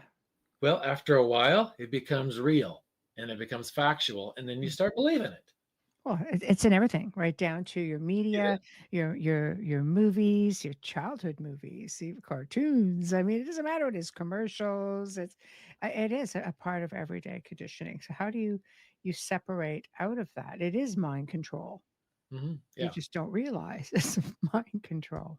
Yeah, and the enemy's up there with his strings, controlling all these the powers to be that are able to put this influence out there so people can hear it. Yeah. So when an SRA survivor, they're born into these families. Okay, they are it's just inherently they're just born into it. So when they want somebody to get pregnant and they choose, they will have that woman, that young girl. It's usually a young girl, probably like a teenager, or could be even 12 years old. Wow. Whenever they're able, they will bring her to a meeting. And I try to use my words carefully. Please. Here. Yeah, of course. I do. Yeah, I do. No, that's no. What? Yeah, we're with you. We're with you. You take it where you need it to go. It's okay. They'll bring this woman to this meeting, and the group, the coven, the family will all be in attendance. Mom and dad, grandma, grandpa, brothers and sisters. Wow. Whoever it's a family affair. The family, literally. Yeah. Yeah. They'll all be involved in this meeting. During this meeting, this girl will be brought front and center because they want her to get pregnant. They want her to bear a child for the group. Okay, and depending on whether the purpose is for this child to be like a breeder or a special assignment or what have you, Mm. will be the entity that is invoked in them. So this girl will be up there, so they'll do their incantation, their rituals, they'll have the vows, and they'll have the ceremony over the womb of this young girl. Mm. Just the womb. She's not even pregnant yet. Mm-hmm. So they're doing all this stuff into her womb, Mm-hmm. preparing the womb, preparing this computer card Mm-hmm. to be even more corrupted. Mm-hmm. So the entities are already brought into the womb. The womb has already been given over. So we've already got like a bed prepared. Yeah. So now it's time to have that woman get pregnant. Yes. So everybody, and it might be even a different meeting. Mm-hmm. They'll invite, of course, all the families within, the grandpa, dad, brothers, uncles, Mm-hmm. you name it. Mm-hmm. Everybody, come on. Yeah. So they'll all deposit their seed in that girl. All of them. Wow. All of them. It's just a matter of fact. Yes. And so when the seed goes into the vaginal canal of a woman, we all know that canal in a woman absorbs everything that's deposited in it. Yes. Physically.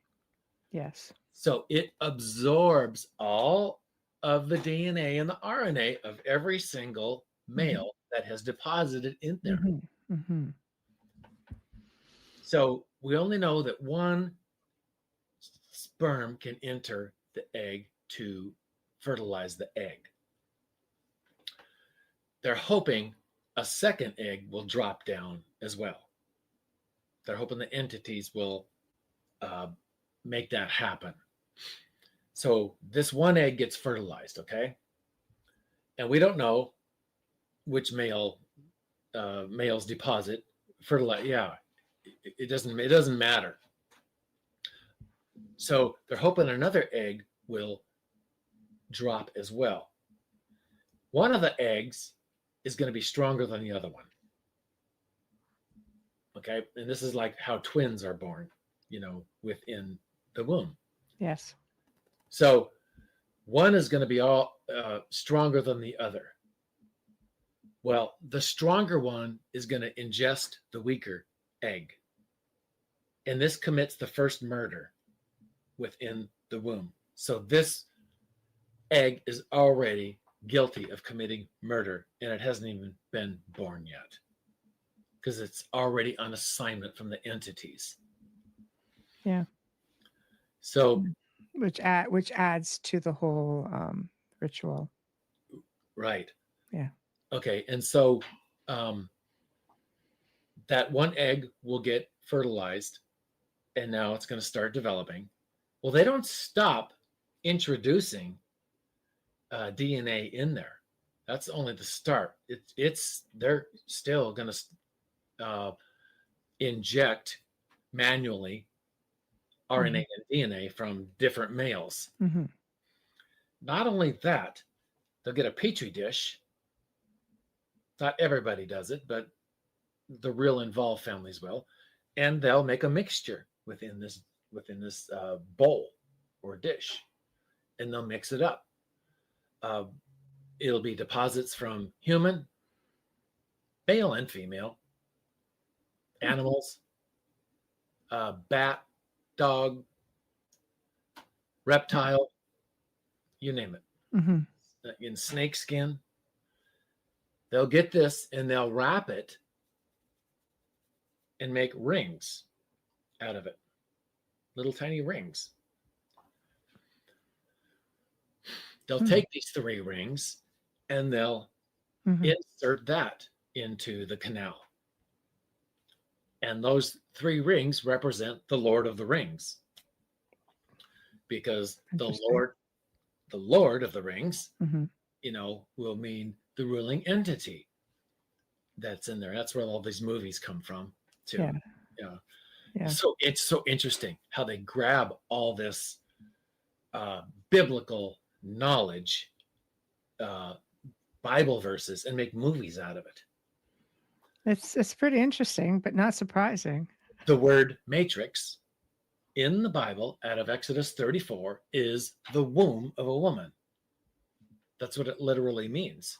Oh, So Yeah. when we talk about that movie, Mhm. it's all about the computer coding, and how that world of the matrix is the real world, and this part that Neo was living in is kind of the fake one. It's Yes. like, so what that represents, Illusion. delusion. That means they're living in the 10%. That 90% of the brain is the real world, while all this information lies. Right. Which again, which makes sense. The creator of the Matrix would be the creator of the real world. Yeah. And the synthetic, the synthetic world is much like what we live in, sadly. I saw an interview from that guy who played Morpheus. Yes. Okay. Yeah. And he literally said, he called it the what he said, like the fable or the fairy tale of the Bible. And he said, yeah, it was taken from the Bible about, the womb. Yeah. It was fascinating how he paralleled that movie, with the whole movie. They said it may as well have been called a documentary because it touched on so many different faiths, so people could, of all faiths could relate to it in one way or another. Mm. So it all comes Yeah, from true. different places of faith, and I've done shows just on that whole matrix, and the stuff that's in there is fascinating. And when you really think about it, it's like what you're saying. You're like, yeah, see, right there. And that's 25 years ago. That movie was, Yes. or more. Yes. Yeah. Yes. So I think there are those out there who like to give us snippets and signs of what the world really is all about. Yeah. And that was an eye opener. So the Lord of the Rings, that's interesting. So So now this woman's pregnant. Yes. Okay. And she's fixing to give birth now. Mm. So she gives birth, and this child is, what's really sad is an SRA survivor will never be shown love. Mhm. They don't know what love is, and they are afraid of love because it is completely opposite the way they were born and raised. Mhm. So before 3 months of age is when the torture will start.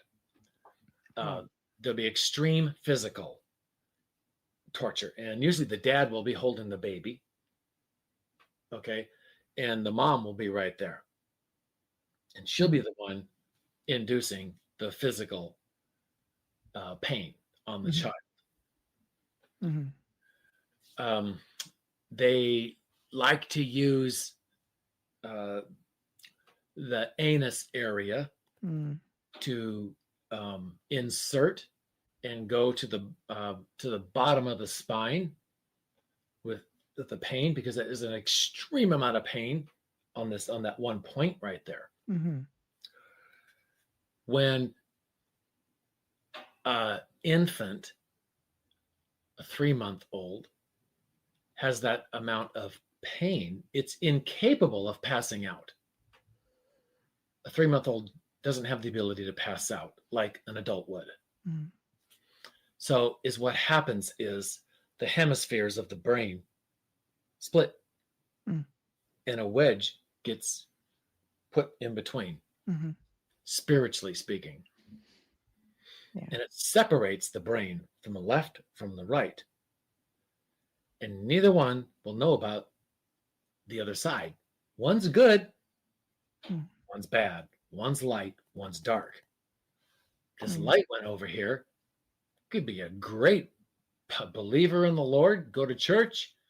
It could be a pastor of a church. Mm-hmm. Do the math on that one. Mm-hmm. Especially in America. Mm-hmm. Yeah. That's a whole nother series right there. It is. Yeah, it is. And this dark person on this side lives in this 90% back here. Genesis 1:16 discusses this. God says, I made two lights, one to rule by day and one to rule by night. He's talking about the sun and the moon. We got these two lights and they just rotate like this. And that's what happens. We got one to rule by day and one is going to rule by night. This is ever rotating clock. So they don't stop at just two splits. They'll split it again into four. And the four represents the four corners of the earth, which means the four corners of your earth or your soul. There will be an entity on each corner of your soul, legally placed there. And just out in the name of Jesus doesn't cut it. Yes. It's much deeper. Altars aren't even created yet at this point. When the altars start getting created, after like the age of about 7, it's a parenthetial of altars. And it's basically an infinity number of altars that are capable of being created. There are replication programs, duplication programs. It's this highly sophisticated process that was built in their soul, and it's virtually undetectable. Virtually undetectable. So, for example, let's say somebody talks to one of these individuals, okay, and this altar comes up, and his altar addresses himself as Paul, okay, and they go into this dialogue and all this stuff, and then it's over. Well, Paul is a fragment of many different altars together. He could be a fragment of about 6 or 7 different altars, and it was created. When Paul's done talking, he goes down, the memories get deleted. Paul is no more. He's not in the network anymore. Wow. That's he's just not there. Yeah, that's crazy. So it's this, it creates basically a witch's web, like a spider's web, because it's so intricate and so well put together that you're just chasing and chasing and chasing. And the problem is a lot of people will go for, deliverance, and they'll be there for years and years. And they just keep going like round and round the mountain. And they just never seem to, get well. Right. So how do you deal with somebody like that? I mean, yeah, I mean, especially if you're just caught in this loop. Right. It just keeps reliving, and it just keeps replaying like a recording. Correct. Yeah. The first and foremost thing is you have to be serious. I can't emphasize that enough. We talked very beginning, we talked about our choices.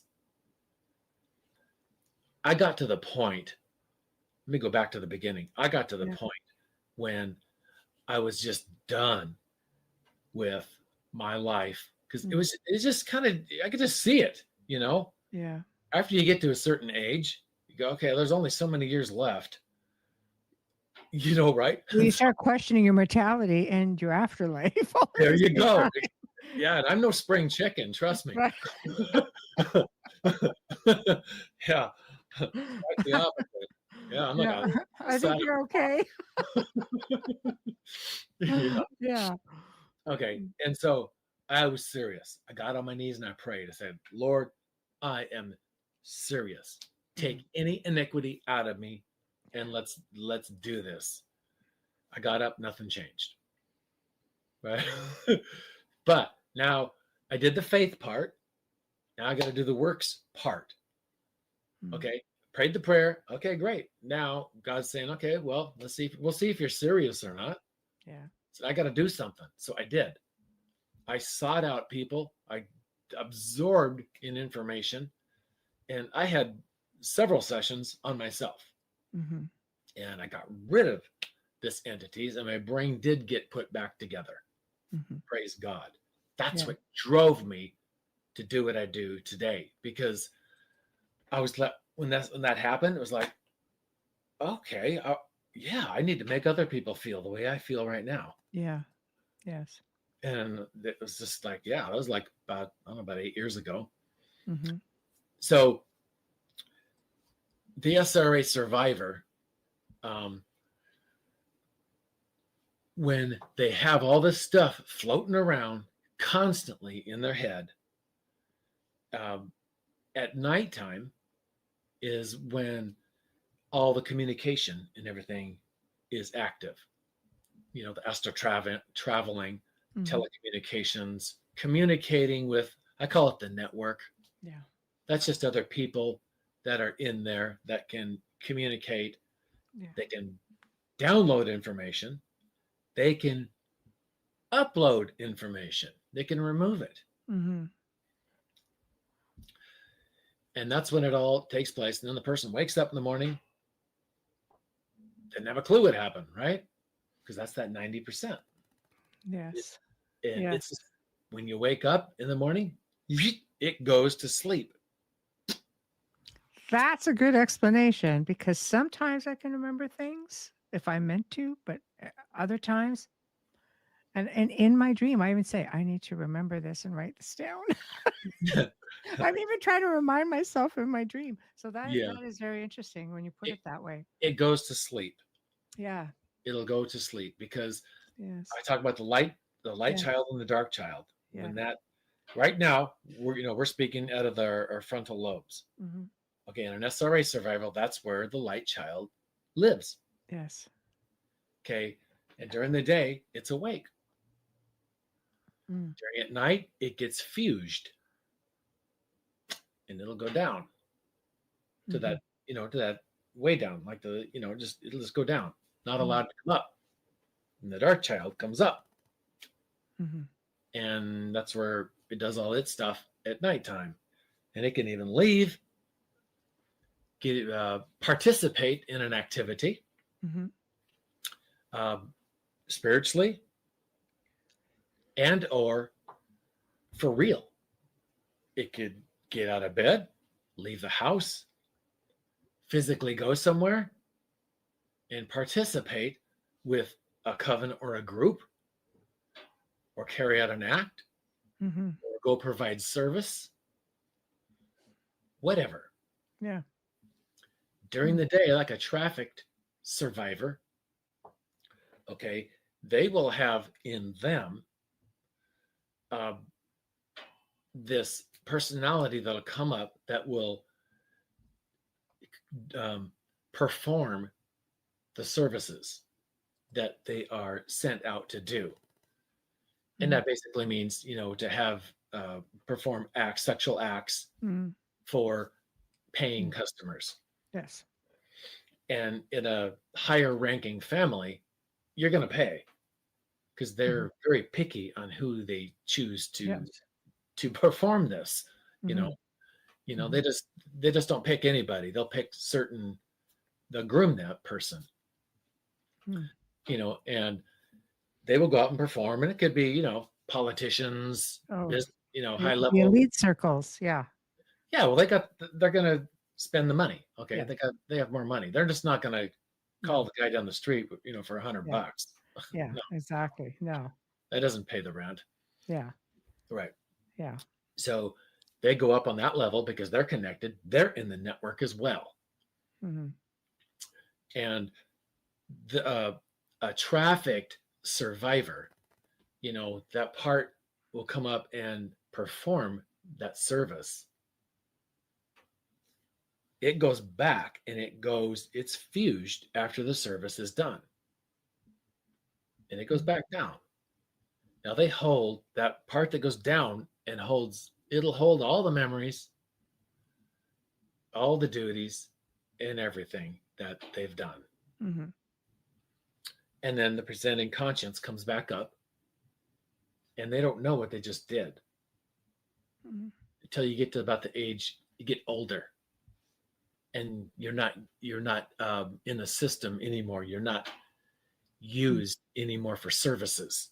Mm-hmm. But we still got this web in the entire soul and all these memories. Mm-hmm. And usually it happens around the age of 40-ish, give or take. Okay. Mm-hmm. And we got all this stuff going on in our soul, and then it starts coming apart. They start overlapping. And then they say, yeah, all these memories are popping up every once in a while. You know, they start becoming aware of, their life and what they did. Yes. Yeah, I worked with this one survivor. She was trafficked out to, a couple presidents, U.S. presidents. Over the monarchy in England. And with the people on staff there. Mm-hmm. And other high-level politicians. Mm-hmm. And it's all in this network. So usually about the age of maybe 11-ish is when they will start using that girl to perform these acts. It's in you think of it, that's just sick. It's a child. That's a child. Yeah. That's a child. Yeah. It's just perversion at its peak. It's corruption. Yeah. I mean, you get into things like that if you're lucky. And I mean, are you lucky to start remembering on your own? It's one of those things that let sleeping dogs lie and try to live the best life you can, or do they funnel in? Do you seek to get help? Do you go for hypnosis? Because your life is not the same after that. How functional can someone be after an experience like that? Not even close. Not even close. Yeah. It's not even close. It's hard for them just to keep a job. Yeah. Go to work, a normal job. It's really difficult. Here's what I find really interesting. These 4 parts that are created in the soul. Out of 100 people that would come to me and say, "Hey, okay, let's do this, Randy. Okay, I'm serious." Yeah. 99 of them are women, and only it's just that small, tiny amount are men. And here's the reason why. There is a huge reason why. Men are extremely difficult to put back together. I mean, it's like 10 times the difficulty. 10 times. Do you think, Randy, is it because women are so emotional? We're just ruled by a whole set of different emotions? Let me go a little deeper than that. Okay. The way the brain is constructed. Okay. Remember I was telling you we get that original split? We got the light child, we got the dark child over here. And then they'll split it again. Well, there's a part that where the original life force comes up from the effulgence of the spine when the brain starts going forward after the age of 3 to 5 years old. That this original part on the dark side will automatically attach once we get to that point, with cleaning the person out. Yes. It'll just automatically attach. And then we can make the person have one mind. A man, it doesn't work that way. Strange. It's the mind is created, but the emotions you said, they're on the right side of the hemisphere of a woman. And with the men, that part is on the left side. And it's not going to attach. It has to be dealt with separately. Huh. It doesn't want to attach. It will fight you till you're blue in the face. Because here's the reason why. Here is the reason why. Go back to Exodus chapter 34. Mm-hmm. It talks about the sins of the fathers are carried down from the third and fourth generation. Okay? Mm-hmm. It's all in that chapter. And it's also, I think, in Exodus 20 and in Numbers, I can't remember the chapter. I think it's 4.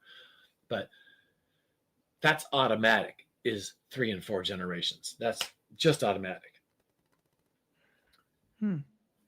Sin is always perpetuated and it goes forward. So whenever sin happens, now we can perpetuate that corrupted card, that corrupted file, and move it forward. Sin always follows the males. It follows men. It doesn't follow the women. Deception follows the women. But we all are born from a male, okay? We're every one of us. Yeah. Every one of us. So we do have that sin nature in us, but the way the woman's soul mind is created was just the way I explained. And that's why it follows the men. And it's really hard and difficult for men. They usually quit, to be quite honest. I could see it, like men, women are from Venus, men are from Mars. They sort of break it down that way. Just in the thinking, it's like, let's look at it in layman's terms. You get a lot of times you get into an argument with your significant other. The women usually want to work it out, and the men are like, "I'm good." They have to do it on their own terms when they're ready, or they would rather, in some cases, I don't want to stigmatize everybody, but they're happy if it can just be let go. They don't always want to, they don't always want to get into deep discussions. And I tend to wonder if it has something to do with that part of the brain. It's just like the programming. I'm the hunter gatherer. I'm not the one. I take care of things. I don't need to get into all this emotional stuff. Yeah, I think you're right. I think part of it is that, but bringing it down like just a man-woman relationship. Yeah. Part of it, I think, just like a man-woman, Mm-hmm. is I think in today's world, men probably don't tell women a lot of things just to avoid a confrontation. And women, if women really heard how a man felt, they'd get mad. Interesting. They'd get mad at that. Mm. Men would say, "Well, you know what? I really don't like when you do this and that. It just drives me nuts." Yes. Then the woman would come back and combat that. Yes. Yeah. It's a vicious circle. A vicious circle. Yeah. So that's a no-win. But the sin follows the man, and that lives on this part. That it takes a extremely determined individual to get that put back together, and it's extremely difficult for a man. I mean, almost not impossible, but I mean, it's really close to there. Yes. Have you had success with it, or like? I haven't had a man to do it. Wow, interesting. Nope. Yeah. Nope. There has not been one man. One has come really close. He was a diagnosed schizophrenic. He was in a psych ward. All this stuff. We went through, and they completely off all his meds and all this stuff. And so he I'm actually still talking to him. So he's like really close now. Yes. Really close. Yeah. But he's not the only one. It is about, having to give you that permission. I think the first step is, yes, I'm ready, and giving you permission to like intent, like the intention. There's a lot of strength in intention, mindset. ironically, to be able to move forward with that. You have to have a lot of power behind that intention. Yeah, and you have to be well determined. Yes. I I was well determined and I was serious. I didn't care. I just didn't care what I had to go through. Okay. But I want this out. I want to get cleaned. Let's do this. Whatever God, whatever you want me to do from this point forward, I'll do it. I don't care. Do you think it has to do partially with comfort or discomfort? We become so complacent in our lives. Not people don't do well with change on an average, and you fall into that complacency because it feels good. It's like I always say, it's like going to a chiropractor. And I once had a chiropractor say to me, he goes, "You have a memory. Right? Your back and your spine have a memory. So we kick it out and it doesn't quite feel uncomfortable because you've been like this for so long, even though it's been in pain.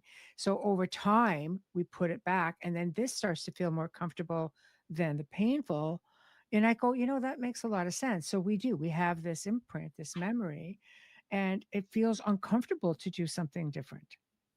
100%. That's a great analogy. And that is like really accurate. When I first start counseling somebody, just buckle up, fasten your seatbelt, because we're fixing to slap the hornet's nest. Yeah. It's gonna That's get never worse. fun. Yeah. It's going to get worse Yeah. before it gets better. It is, and it does every time. Yes. It doesn't take years to clean someone out. A few months, but you got to show up every week. Yes. And just like you said, we get weary after you meet 2 or 3. Healing always hurts. Yeah. You meet a few times, they'll say, Yeah. "Well, I'm not fixed. I'm out of here. Yes. I don't want to do this anymore." Yes. Okay, fine. No worries. No hard. You're not going to hurt my feelings. That's totally okay. But Yes. it takes, you got to be in it. I don't care how much it's going to hurt, because it is going to hurt. And when this stuff starts coming out of the soul, you're exactly correct. We have a memory, an imprint of how our life always was. Okay. And then when we start pulling stuff out, now our brain goes, "What do I do?" Because you're conditioned. You need to learn how to think for yourself. It has to kind of, because a portion will get pulled out. Yeah. And there's not chaos in that little tiny compartment anymore. So they're like, this is peace. I don't like this. This is weird. There's no more clutter. No more clutter. So we have to, the brain has to adjust. Yeah. And it takes 1 week for the brain to adjust. So I only meet people once a week maximum. Yes. It is a tough one, because it's like you're learning to be, in a way, reconditioned, reprogrammed, and I mean, it really is like a reprogramming of sorts to try to look at, though the glass isn't empty, right? It's half empty. Or you get those who think, well, there is no glass. No, there's a glass. So it is. I think it's the positive aspect of everything, which is what in turn empowers you and gives you strength. You have to learn, to put your faith and grab onto it, and then rely on that to guide you instead of all of this clutter. All the clutter. And you see, a survivor can't see beyond the clutter. There's too much. Yeah. It's like you go into a house and it's not just messy with, some dishes and stuff. No, it's like a hoarder where you can't even walk through it. It's floor to ceiling packed. You can't even walk in there anymore. It's that cluttered in the soul. Yeah. It's tough. I think it happens just like, in everyday life, because reprogramming, I was programmed by my adoptive mother's codependent, Yeah. See, it's something, and it's something not on the same level, but it's true. It's an everyday thing, putting aside your true self and trying to bring it back forward. Mm. And that's just everyday life thing to Right. try to, because people, we do that as humanity, try to Mhm. get people to conform to what is comfortable for us. There's a lot of people like that out there. So when you're getting on your scale of what you're talking about, I can't even imagine the mind. So you know how I talked about how the splits happen. Yes. That is a formula, and that formula goes back to the Book of Ta. Yeah. I know it. Yeah. Hammer of Moses, the lesser and greater key of Solomon. Yes. Okay. And Yes. there is a diagram in there that shows you how to split the mind and what happens when it is split for each region. Mm-hmm. Shows you. So you can see this in a book. Correct. Yeah, the Emerald I Tablet. have it just right over here. Yeah, that's my right. desk. Yeah, the Emerald Tablet. Yeah, it is. It's true. You can see it in a book. And this isn't anything new. This goes back. Yeah. What, 4,000 or 5,000 years ago? Yeah. And it came down. How did it come to get past Noah? Mm-hmm. So there's always that question. I'll tell Nimrod. you. Nimrod was a descendant of Ham. Ham. Yeah. It was Yeah. Ham. But He was like, but it's still, you think about, like, they'll tell you Babylon, it was a game changer. Nimrod was a game changer. If you couldn't figure it out before, you sure could after that. I'll touch on this. So Noah, Yeah. he drank a bunch of wine, right? We all know that. Oh, Noah. I know. Sure, Imagine was that. stain from the wine. Yeah. Yeah. So he got snockered, Yeah. passes out. Yeah. His son Ham and his son Canaan came in and sexually violated Noah, anally, incest, depositing the seed which gave the entity that right to come down. That's why Noah said, Ham is cursed with all Canaan's descendants. So it came down through Ham, came from Nimrod, like you said. He built the Tower of Babel, and there were 14 original families in the Tower of Babel, and there's 14 constellations up there from the zodiac sign. The zodiac sign, there's 12, but you got the sun and the moon, which makes 14. Mm-hmm. And that's where the 14 ruling families come from. And They are. if your bloodline is traced back to one of those 14 families, that makes you a Luciferian. It makes you a true blood, and you're automatically born with that Nephilim entity. How many people have no idea about that? All of them. Yeah, there's so many that you would have no Everybody. idea. Yeah, everybody. I put it this way. This is 2025 Yes. as this is being recorded. Mm-hmm. And so many years have gone by. The enemy's had all these years to learn human behavior, our brains, and everything. It's hard to find somebody who's not this way, like we've been talking, because most people are. Yeah. And we walk around like Those are big odds. Those are some big odds, like stacked against, there your is. cause, There is. The scriptures are very clear. Yes. The road is narrow Mm-hmm. and it's crooked. Yes. Okay, that means, and then few will find it. So that means you have to put some effort in there just to find that narrow and crooked road. And then once you find that narrow and crooked road, it's not easy to make that journey. Yes. So I guess it starts with awareness or awakening. Yeah, you have to want to follow. You have to want to follow the Lord. It's Well, you have to be aware that there's even a problem before you can even get to that step, I think. Like with yourself, you said, I just woke up one day. It's like, no, I'm tired of this. I don't want this. You have this awakening moment or an awareness that at least that there's a problem and that you have to change the path. How many people never get to the step one of awareness that there's a reason to even right wake up and do something about it? Really good point. Really good point. Yeah. Huge. I've spent 2 decades working with people, different situations, just people with attachments of sorts for many different reasons. A lot of it, like you say, family lines. A lot of what you say makes sense. It's like, oh, light goes off. That would make a lot of sense.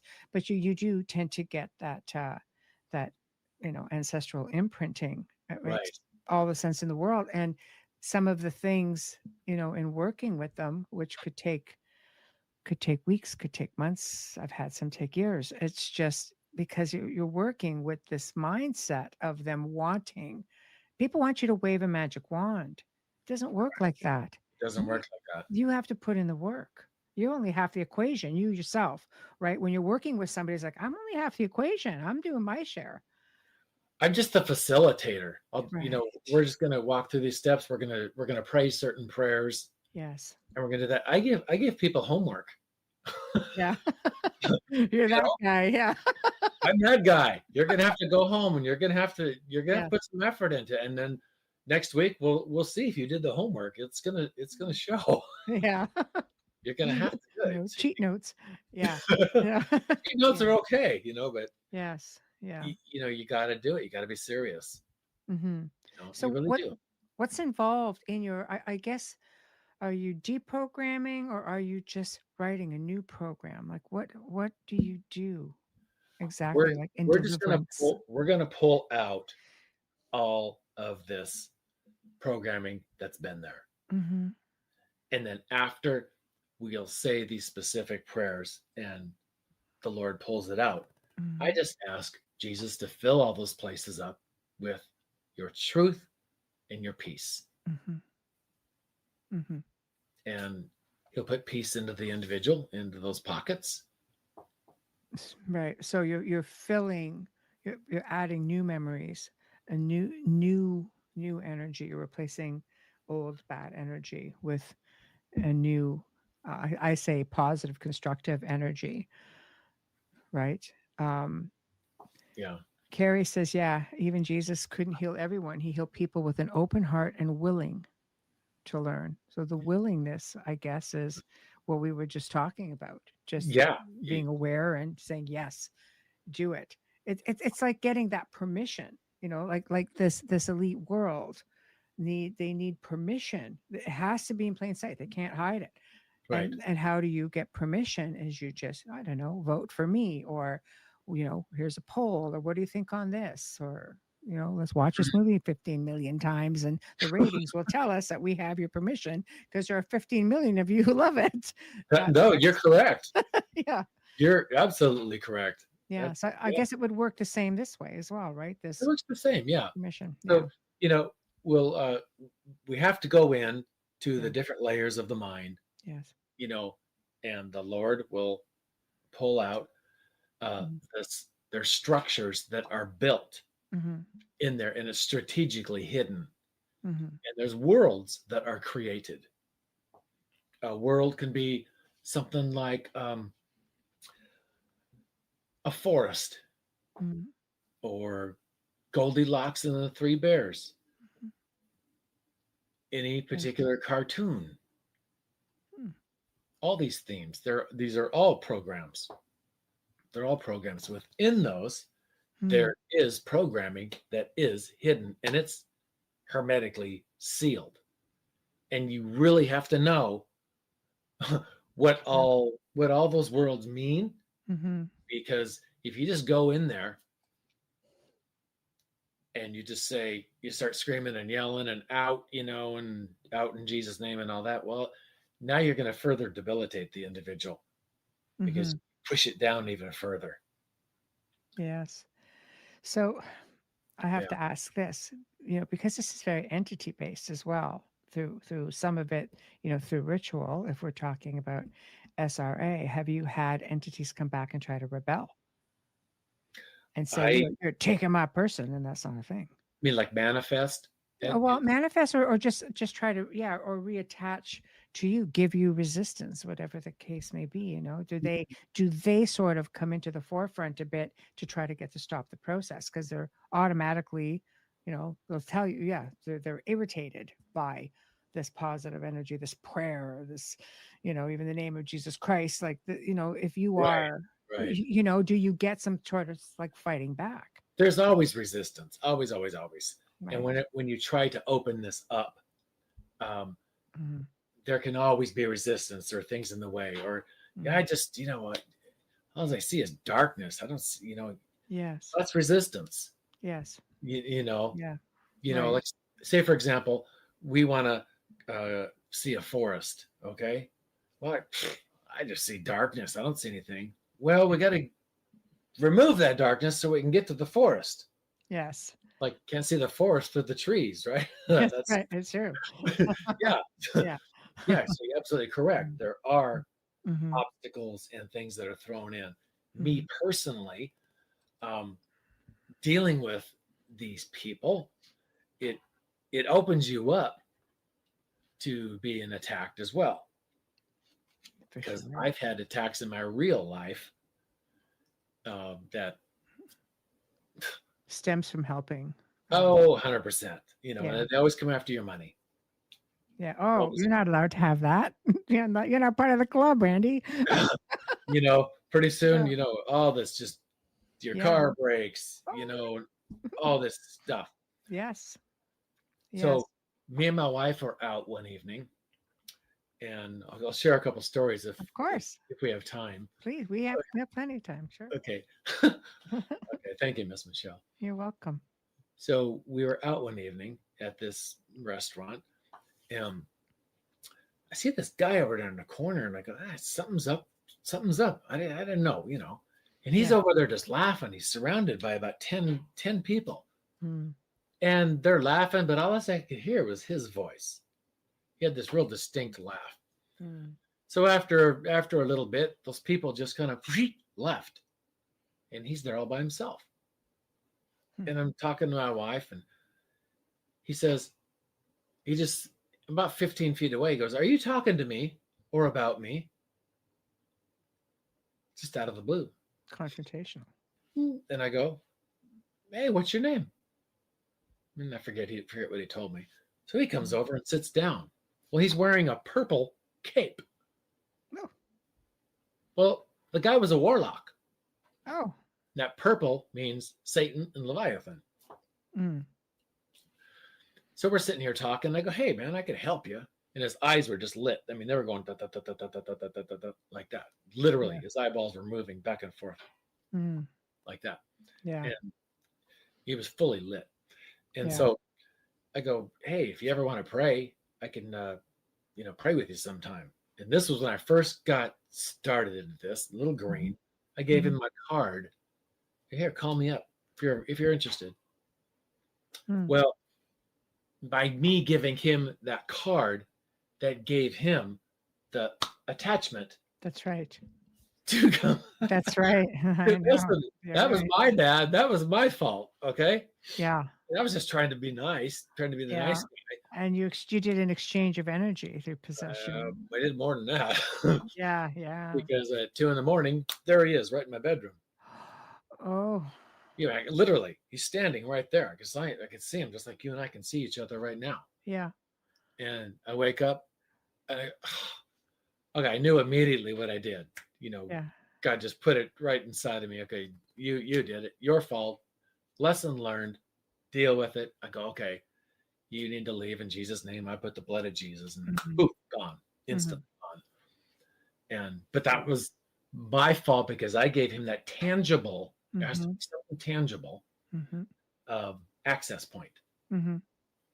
Yeah, you hear about that. People who even go to like really like severely haunted locations, and they will do an exchange, take something from that to pull on whatever is at that location, and then they leave something else to make that exchange. So that's not surprising when you say that. Yeah. So remember I talked about how men are much harder to put back together. Yeah.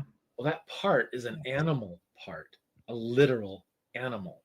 Mm-hmm. Last weekend, we went to just a little dinner Mm-hmm. at this person's house, a friend of ours. Mm-hmm. Well, they invited somebody, I guess they're friends or something. This individual came up and his car, he's one of those people that glue things onto their car. You know, seen yeah. those? Yeah. Yeah, okay. One of those people. Well, I ended up talking to the guy. Well, come to find out, this animal came up. This animal wanted to fight me. Oh.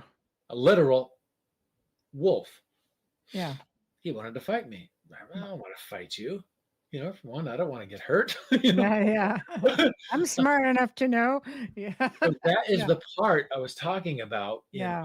a male that is going to be really difficult to bring in the union and make the person whole.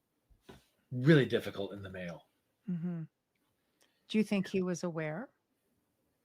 He Like the knew- warlock obviously would be aware, but do you think this person would be aware? If there No, was he a wasn't problem? aware. No, Yeah. I told him the mechanics of it. I told him Jesus can heal you. He can put all this stuff back together, Mm-hmm. but he wasn't interested. Mm-hmm. Okay, yeah, that's fine. Do you think sometimes it's just because they may look at it as, because negativity will often see its own reflection, or they will automatically be irritated by, like, sometimes you just meet people who are just irritated by you and they don't know a thing about you. I know people like that who've said things like that to me. I said, it's because when you have a beautiful light, negativity doesn't want to see that light. They're offended by your light. And if you are, sometimes if you're really shining bright, they might actually see its own reflection and be repelled by what it sees. When meanwhile, it's irritated by you, but it's really seeing itself, this sort of thing. Oh, yeah. Yeah. So do you think maybe, you're looking to help somebody and they're looking at you and you're just irritating them because it's just you, because you've got all of this light around you and your faith is just screaming out, and they're just like not sure why they're irritated by you, but there's something about you that's not jiving with them. Yeah, you're trying to change me. Yes. I don't want to be changed. Yes. Because I'm so used to, like you were saying at the very beginning, we're so used and programmed to live by living this over here. Because of all this information that was dumped into us. Yes. It becomes comfortable. It becomes, we don't know anything else but being over here. It's because it's interwoven into your fiber. Yeah. And then when somebody comes in and says something counter to that, like, you can be loved. You are loved. God truly really does love you. Yeah. Oh, now, okay, it's on. Yeah. We're going to combat against that.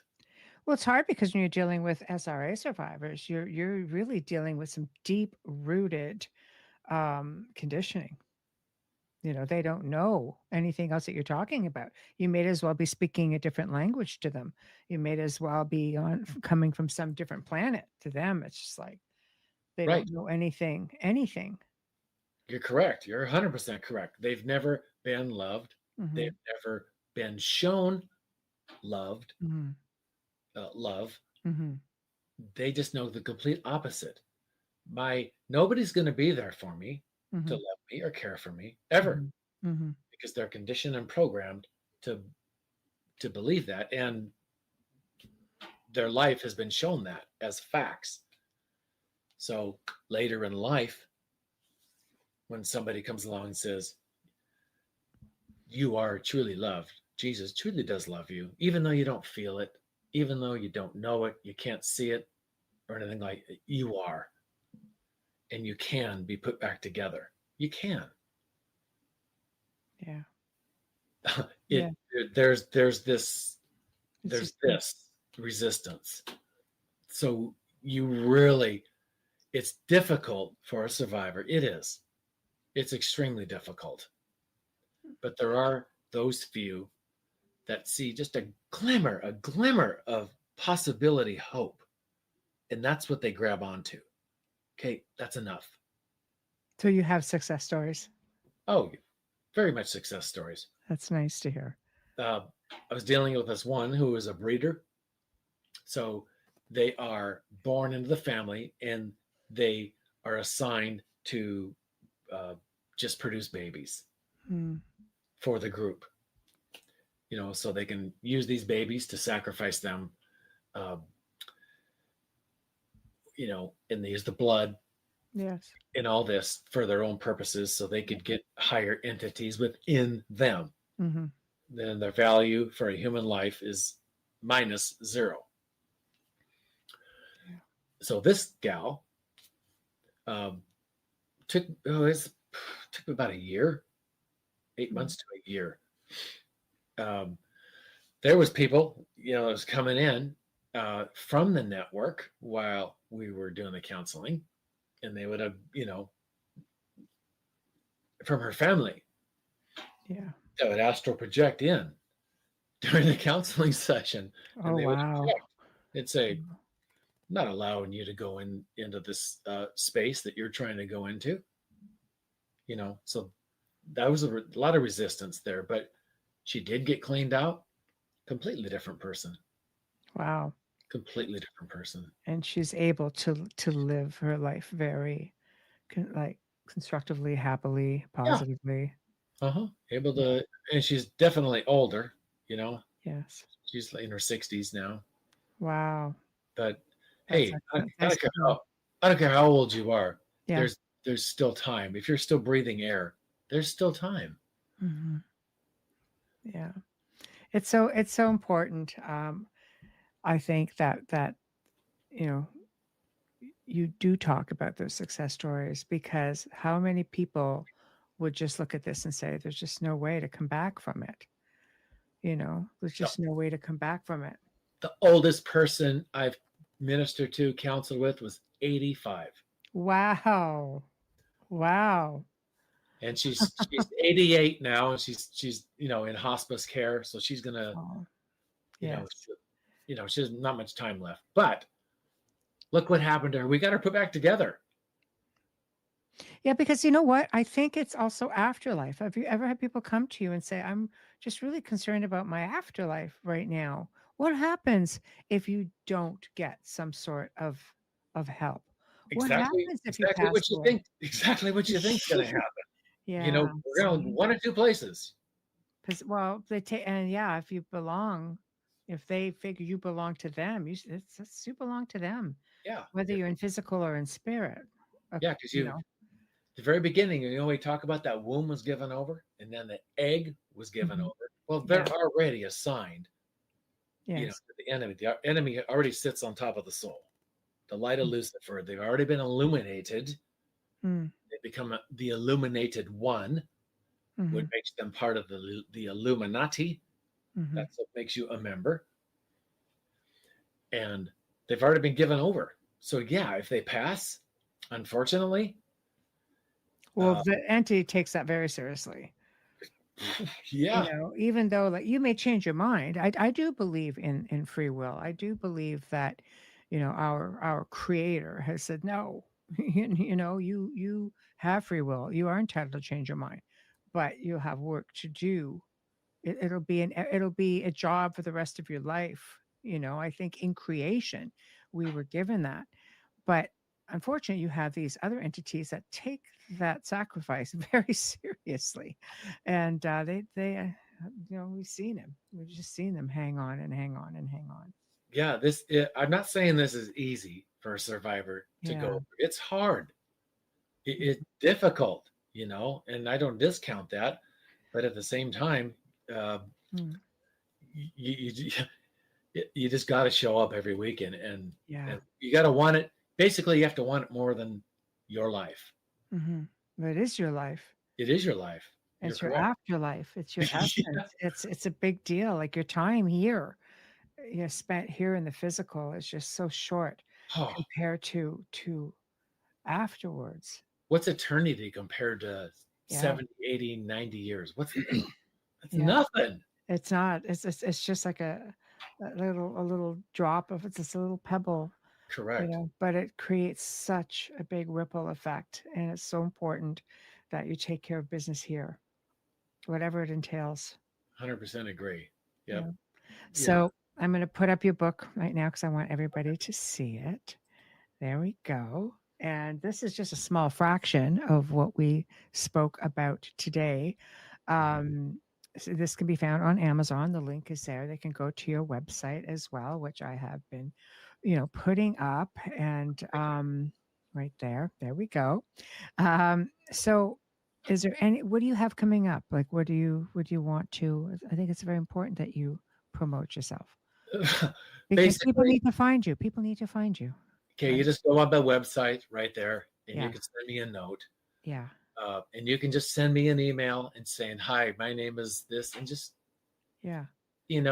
This and that. You can have a session with me. There's a place to schedule a session. But if you just want to tell me about yourself, that's fine. Yeah. We can chat.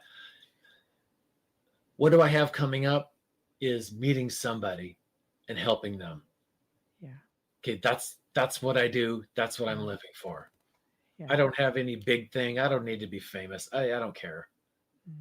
I don't want to do that. That's not me. I just want to help the next person. That's all. I just want to help the next person get cleaned out. Yeah. Know what that feels like. Yeah. It's humbleness. It's integrity. And that's very important. It's very important because it just makes you a bit more shatterproof without having all of the outside. Well, it really does.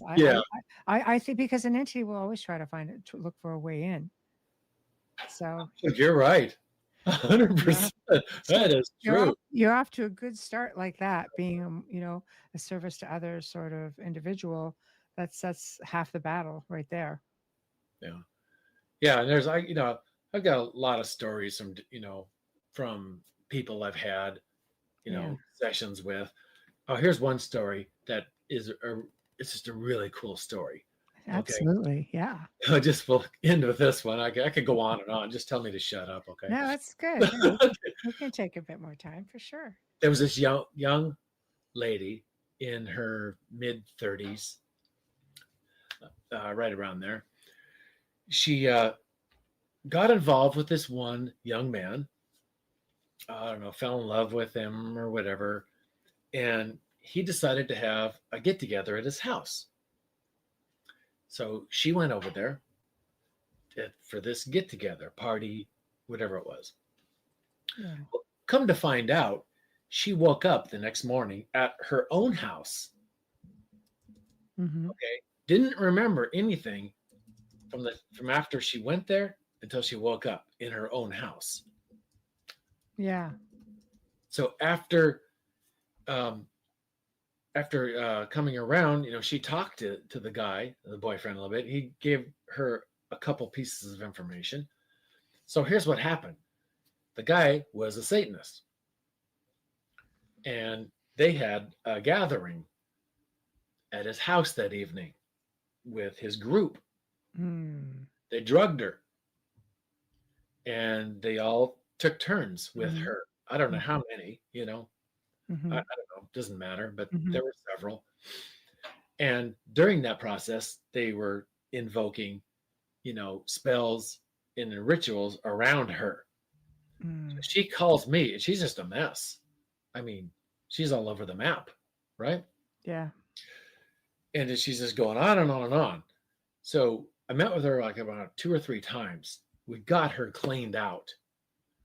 She says, Randy, ever since that time that this happened, my daughter, my 5-year-old daughter, is waking up every single night screaming bloody murder in the middle of the night with nightmares.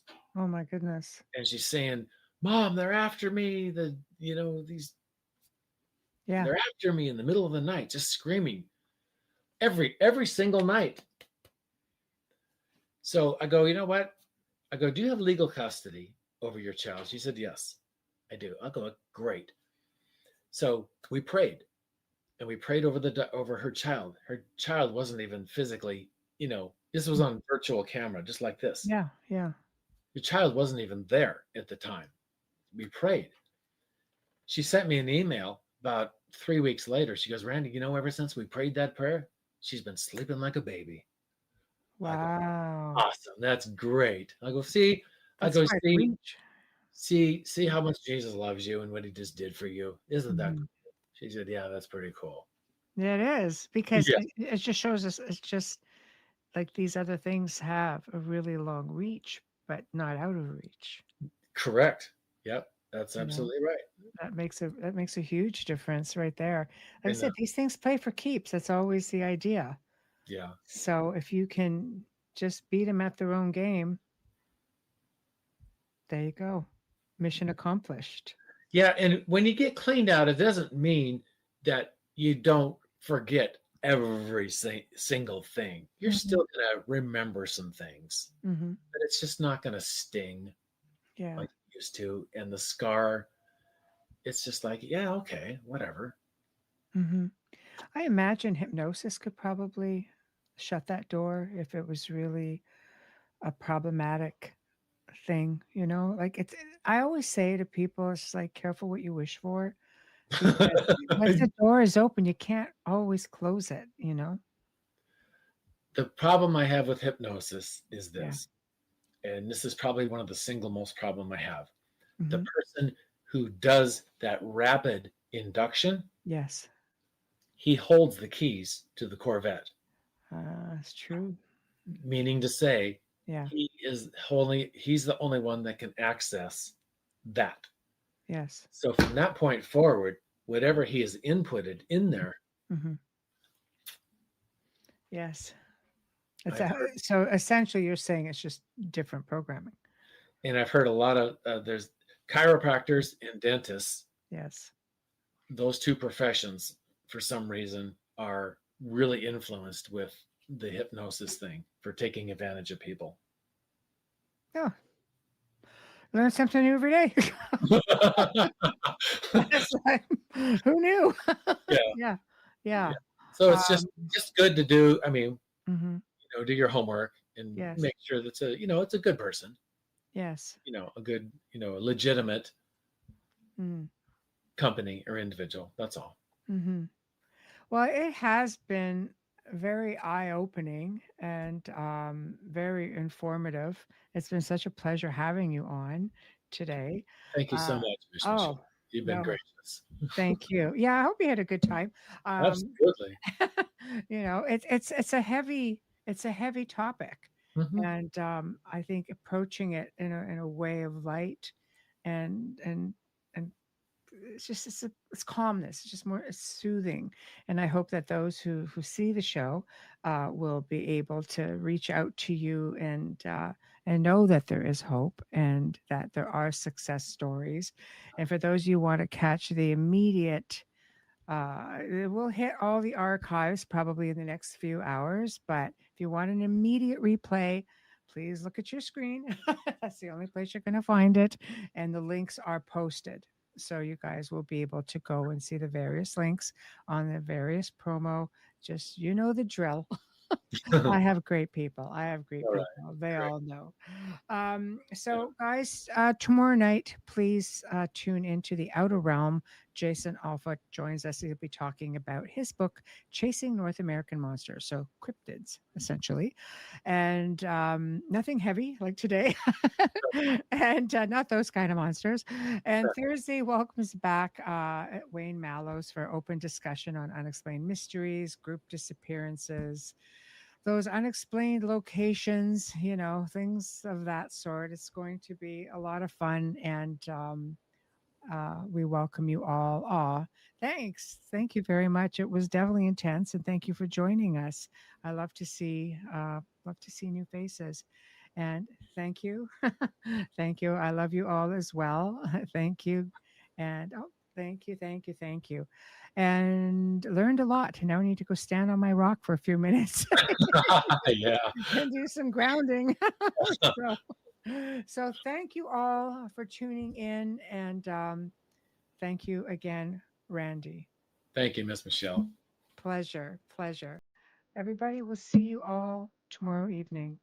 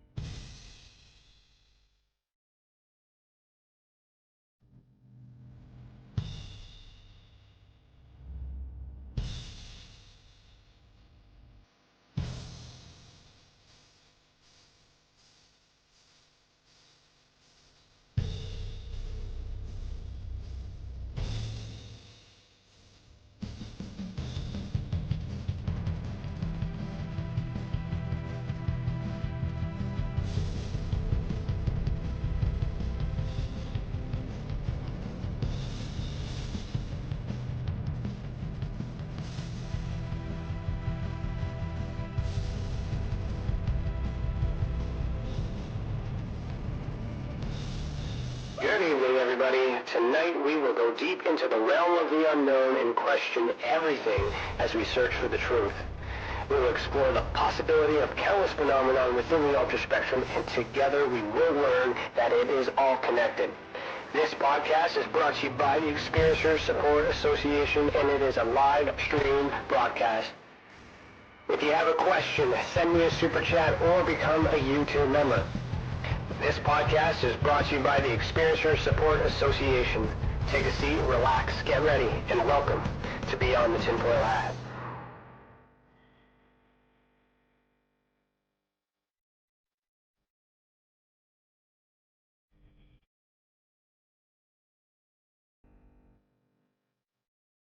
Hello, everybody, and welcome to Beyond the Tinfoil Hat. Today is Thursday, November 24th, 2022, and I, Ryan Stacy, am your host this evening. I'm a licensed private investigator, citizen journalist, and the director of investigations for the Experiencer Support Association.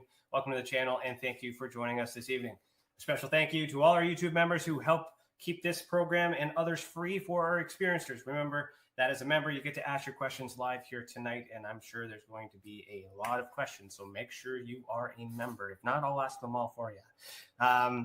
For all you non-members, you can super chat, send a tip on Rockfin, or ask questions to our guests live. Every little bit helps, okay, for super chat. At the 2-hour mark, actually, it might be at the 90-minute mark, CC and I will have our after chat, so stick around and we will keep the conversation going. Chat with everybody that's live in the chat. We'll discuss the topics and all that other stuff and go from there. So tonight we are diving into the flat Earth theory, and we're going to try to get answers for the big questions. Our guest for season 4, episode 36, our semi-finale for season 4, is David Weiss. David is a businessman who walked away from his own very successful company to pursue spreading the truth about our world. He's the host of the Flat Earth podcast and creator of the Flat Earth Sun, Moon, and Zodiac Clock app. He has a knack for communicating the idea of flat Earth with sincerity and humor. He knows this can be a lot to take in, and I'm still working on that one. Once you go flat, you don't go back. With his lightheartedness and deep understanding and intellectual respect, he can offer eye-popping information that leads to mind-blowing understanding. Now, we don't live on a spinning, wobbling, rocketing water ball in infinite vacuum. No, despite what we have been taught our whole lives in this round Earth theory. And I'm just quoting his bio here. David Weiss may be the most agreeable guy you'll ever disagree with. Open your mind and allow him to share with you why the Earth is flat and what you think you know about the planet Earth you call home is just plain wrong. Make no mistake, he can have fun, but he will also show you why this topic is the most important topic of our unusual times and why we must continue in this relentless quest for the truth. It goes without saying that he will be the most fun, most exhilarating, and mind-altering presentation you'll ever see, and from the most likable of guys presenting it. He has been a repeated guest on many channels such as Alchemy Radio, Talk is Jericho, Alex Jones, InfoWars, and SGT Report, and many others. And links to all his things are in the description. So, David, put on your tinfoil hat. We're about to go down the rabbit hole of rabbit holes. How are you doing? I am doing good. Is that your normal opening, or is that a special opening for this episode? That's my normal opening. That's why I said just so wait you till you can't even see the light at the top of the rabbit hole. You are deep in the rabbit hole. So that's Targaryen stuff and all that. But yeah. So we might get into that. Yeah. Okay. So our icebreaker question from CC is: through your research, what has been the toughest pill to swallow when searching for the truth? Good question, CC. The toughest pill to swallow is, how can everything be a lie? You know, people. The hardest question I used to get asked was, "Well, what's real? Tell me something big that's happened that's real." And I had a really hard time. I used to say, Sully landed the plane on the Hudson River in the middle of the winter, and that's not true. That was also a scam. So the hardest thing relationships, long time friends, family members that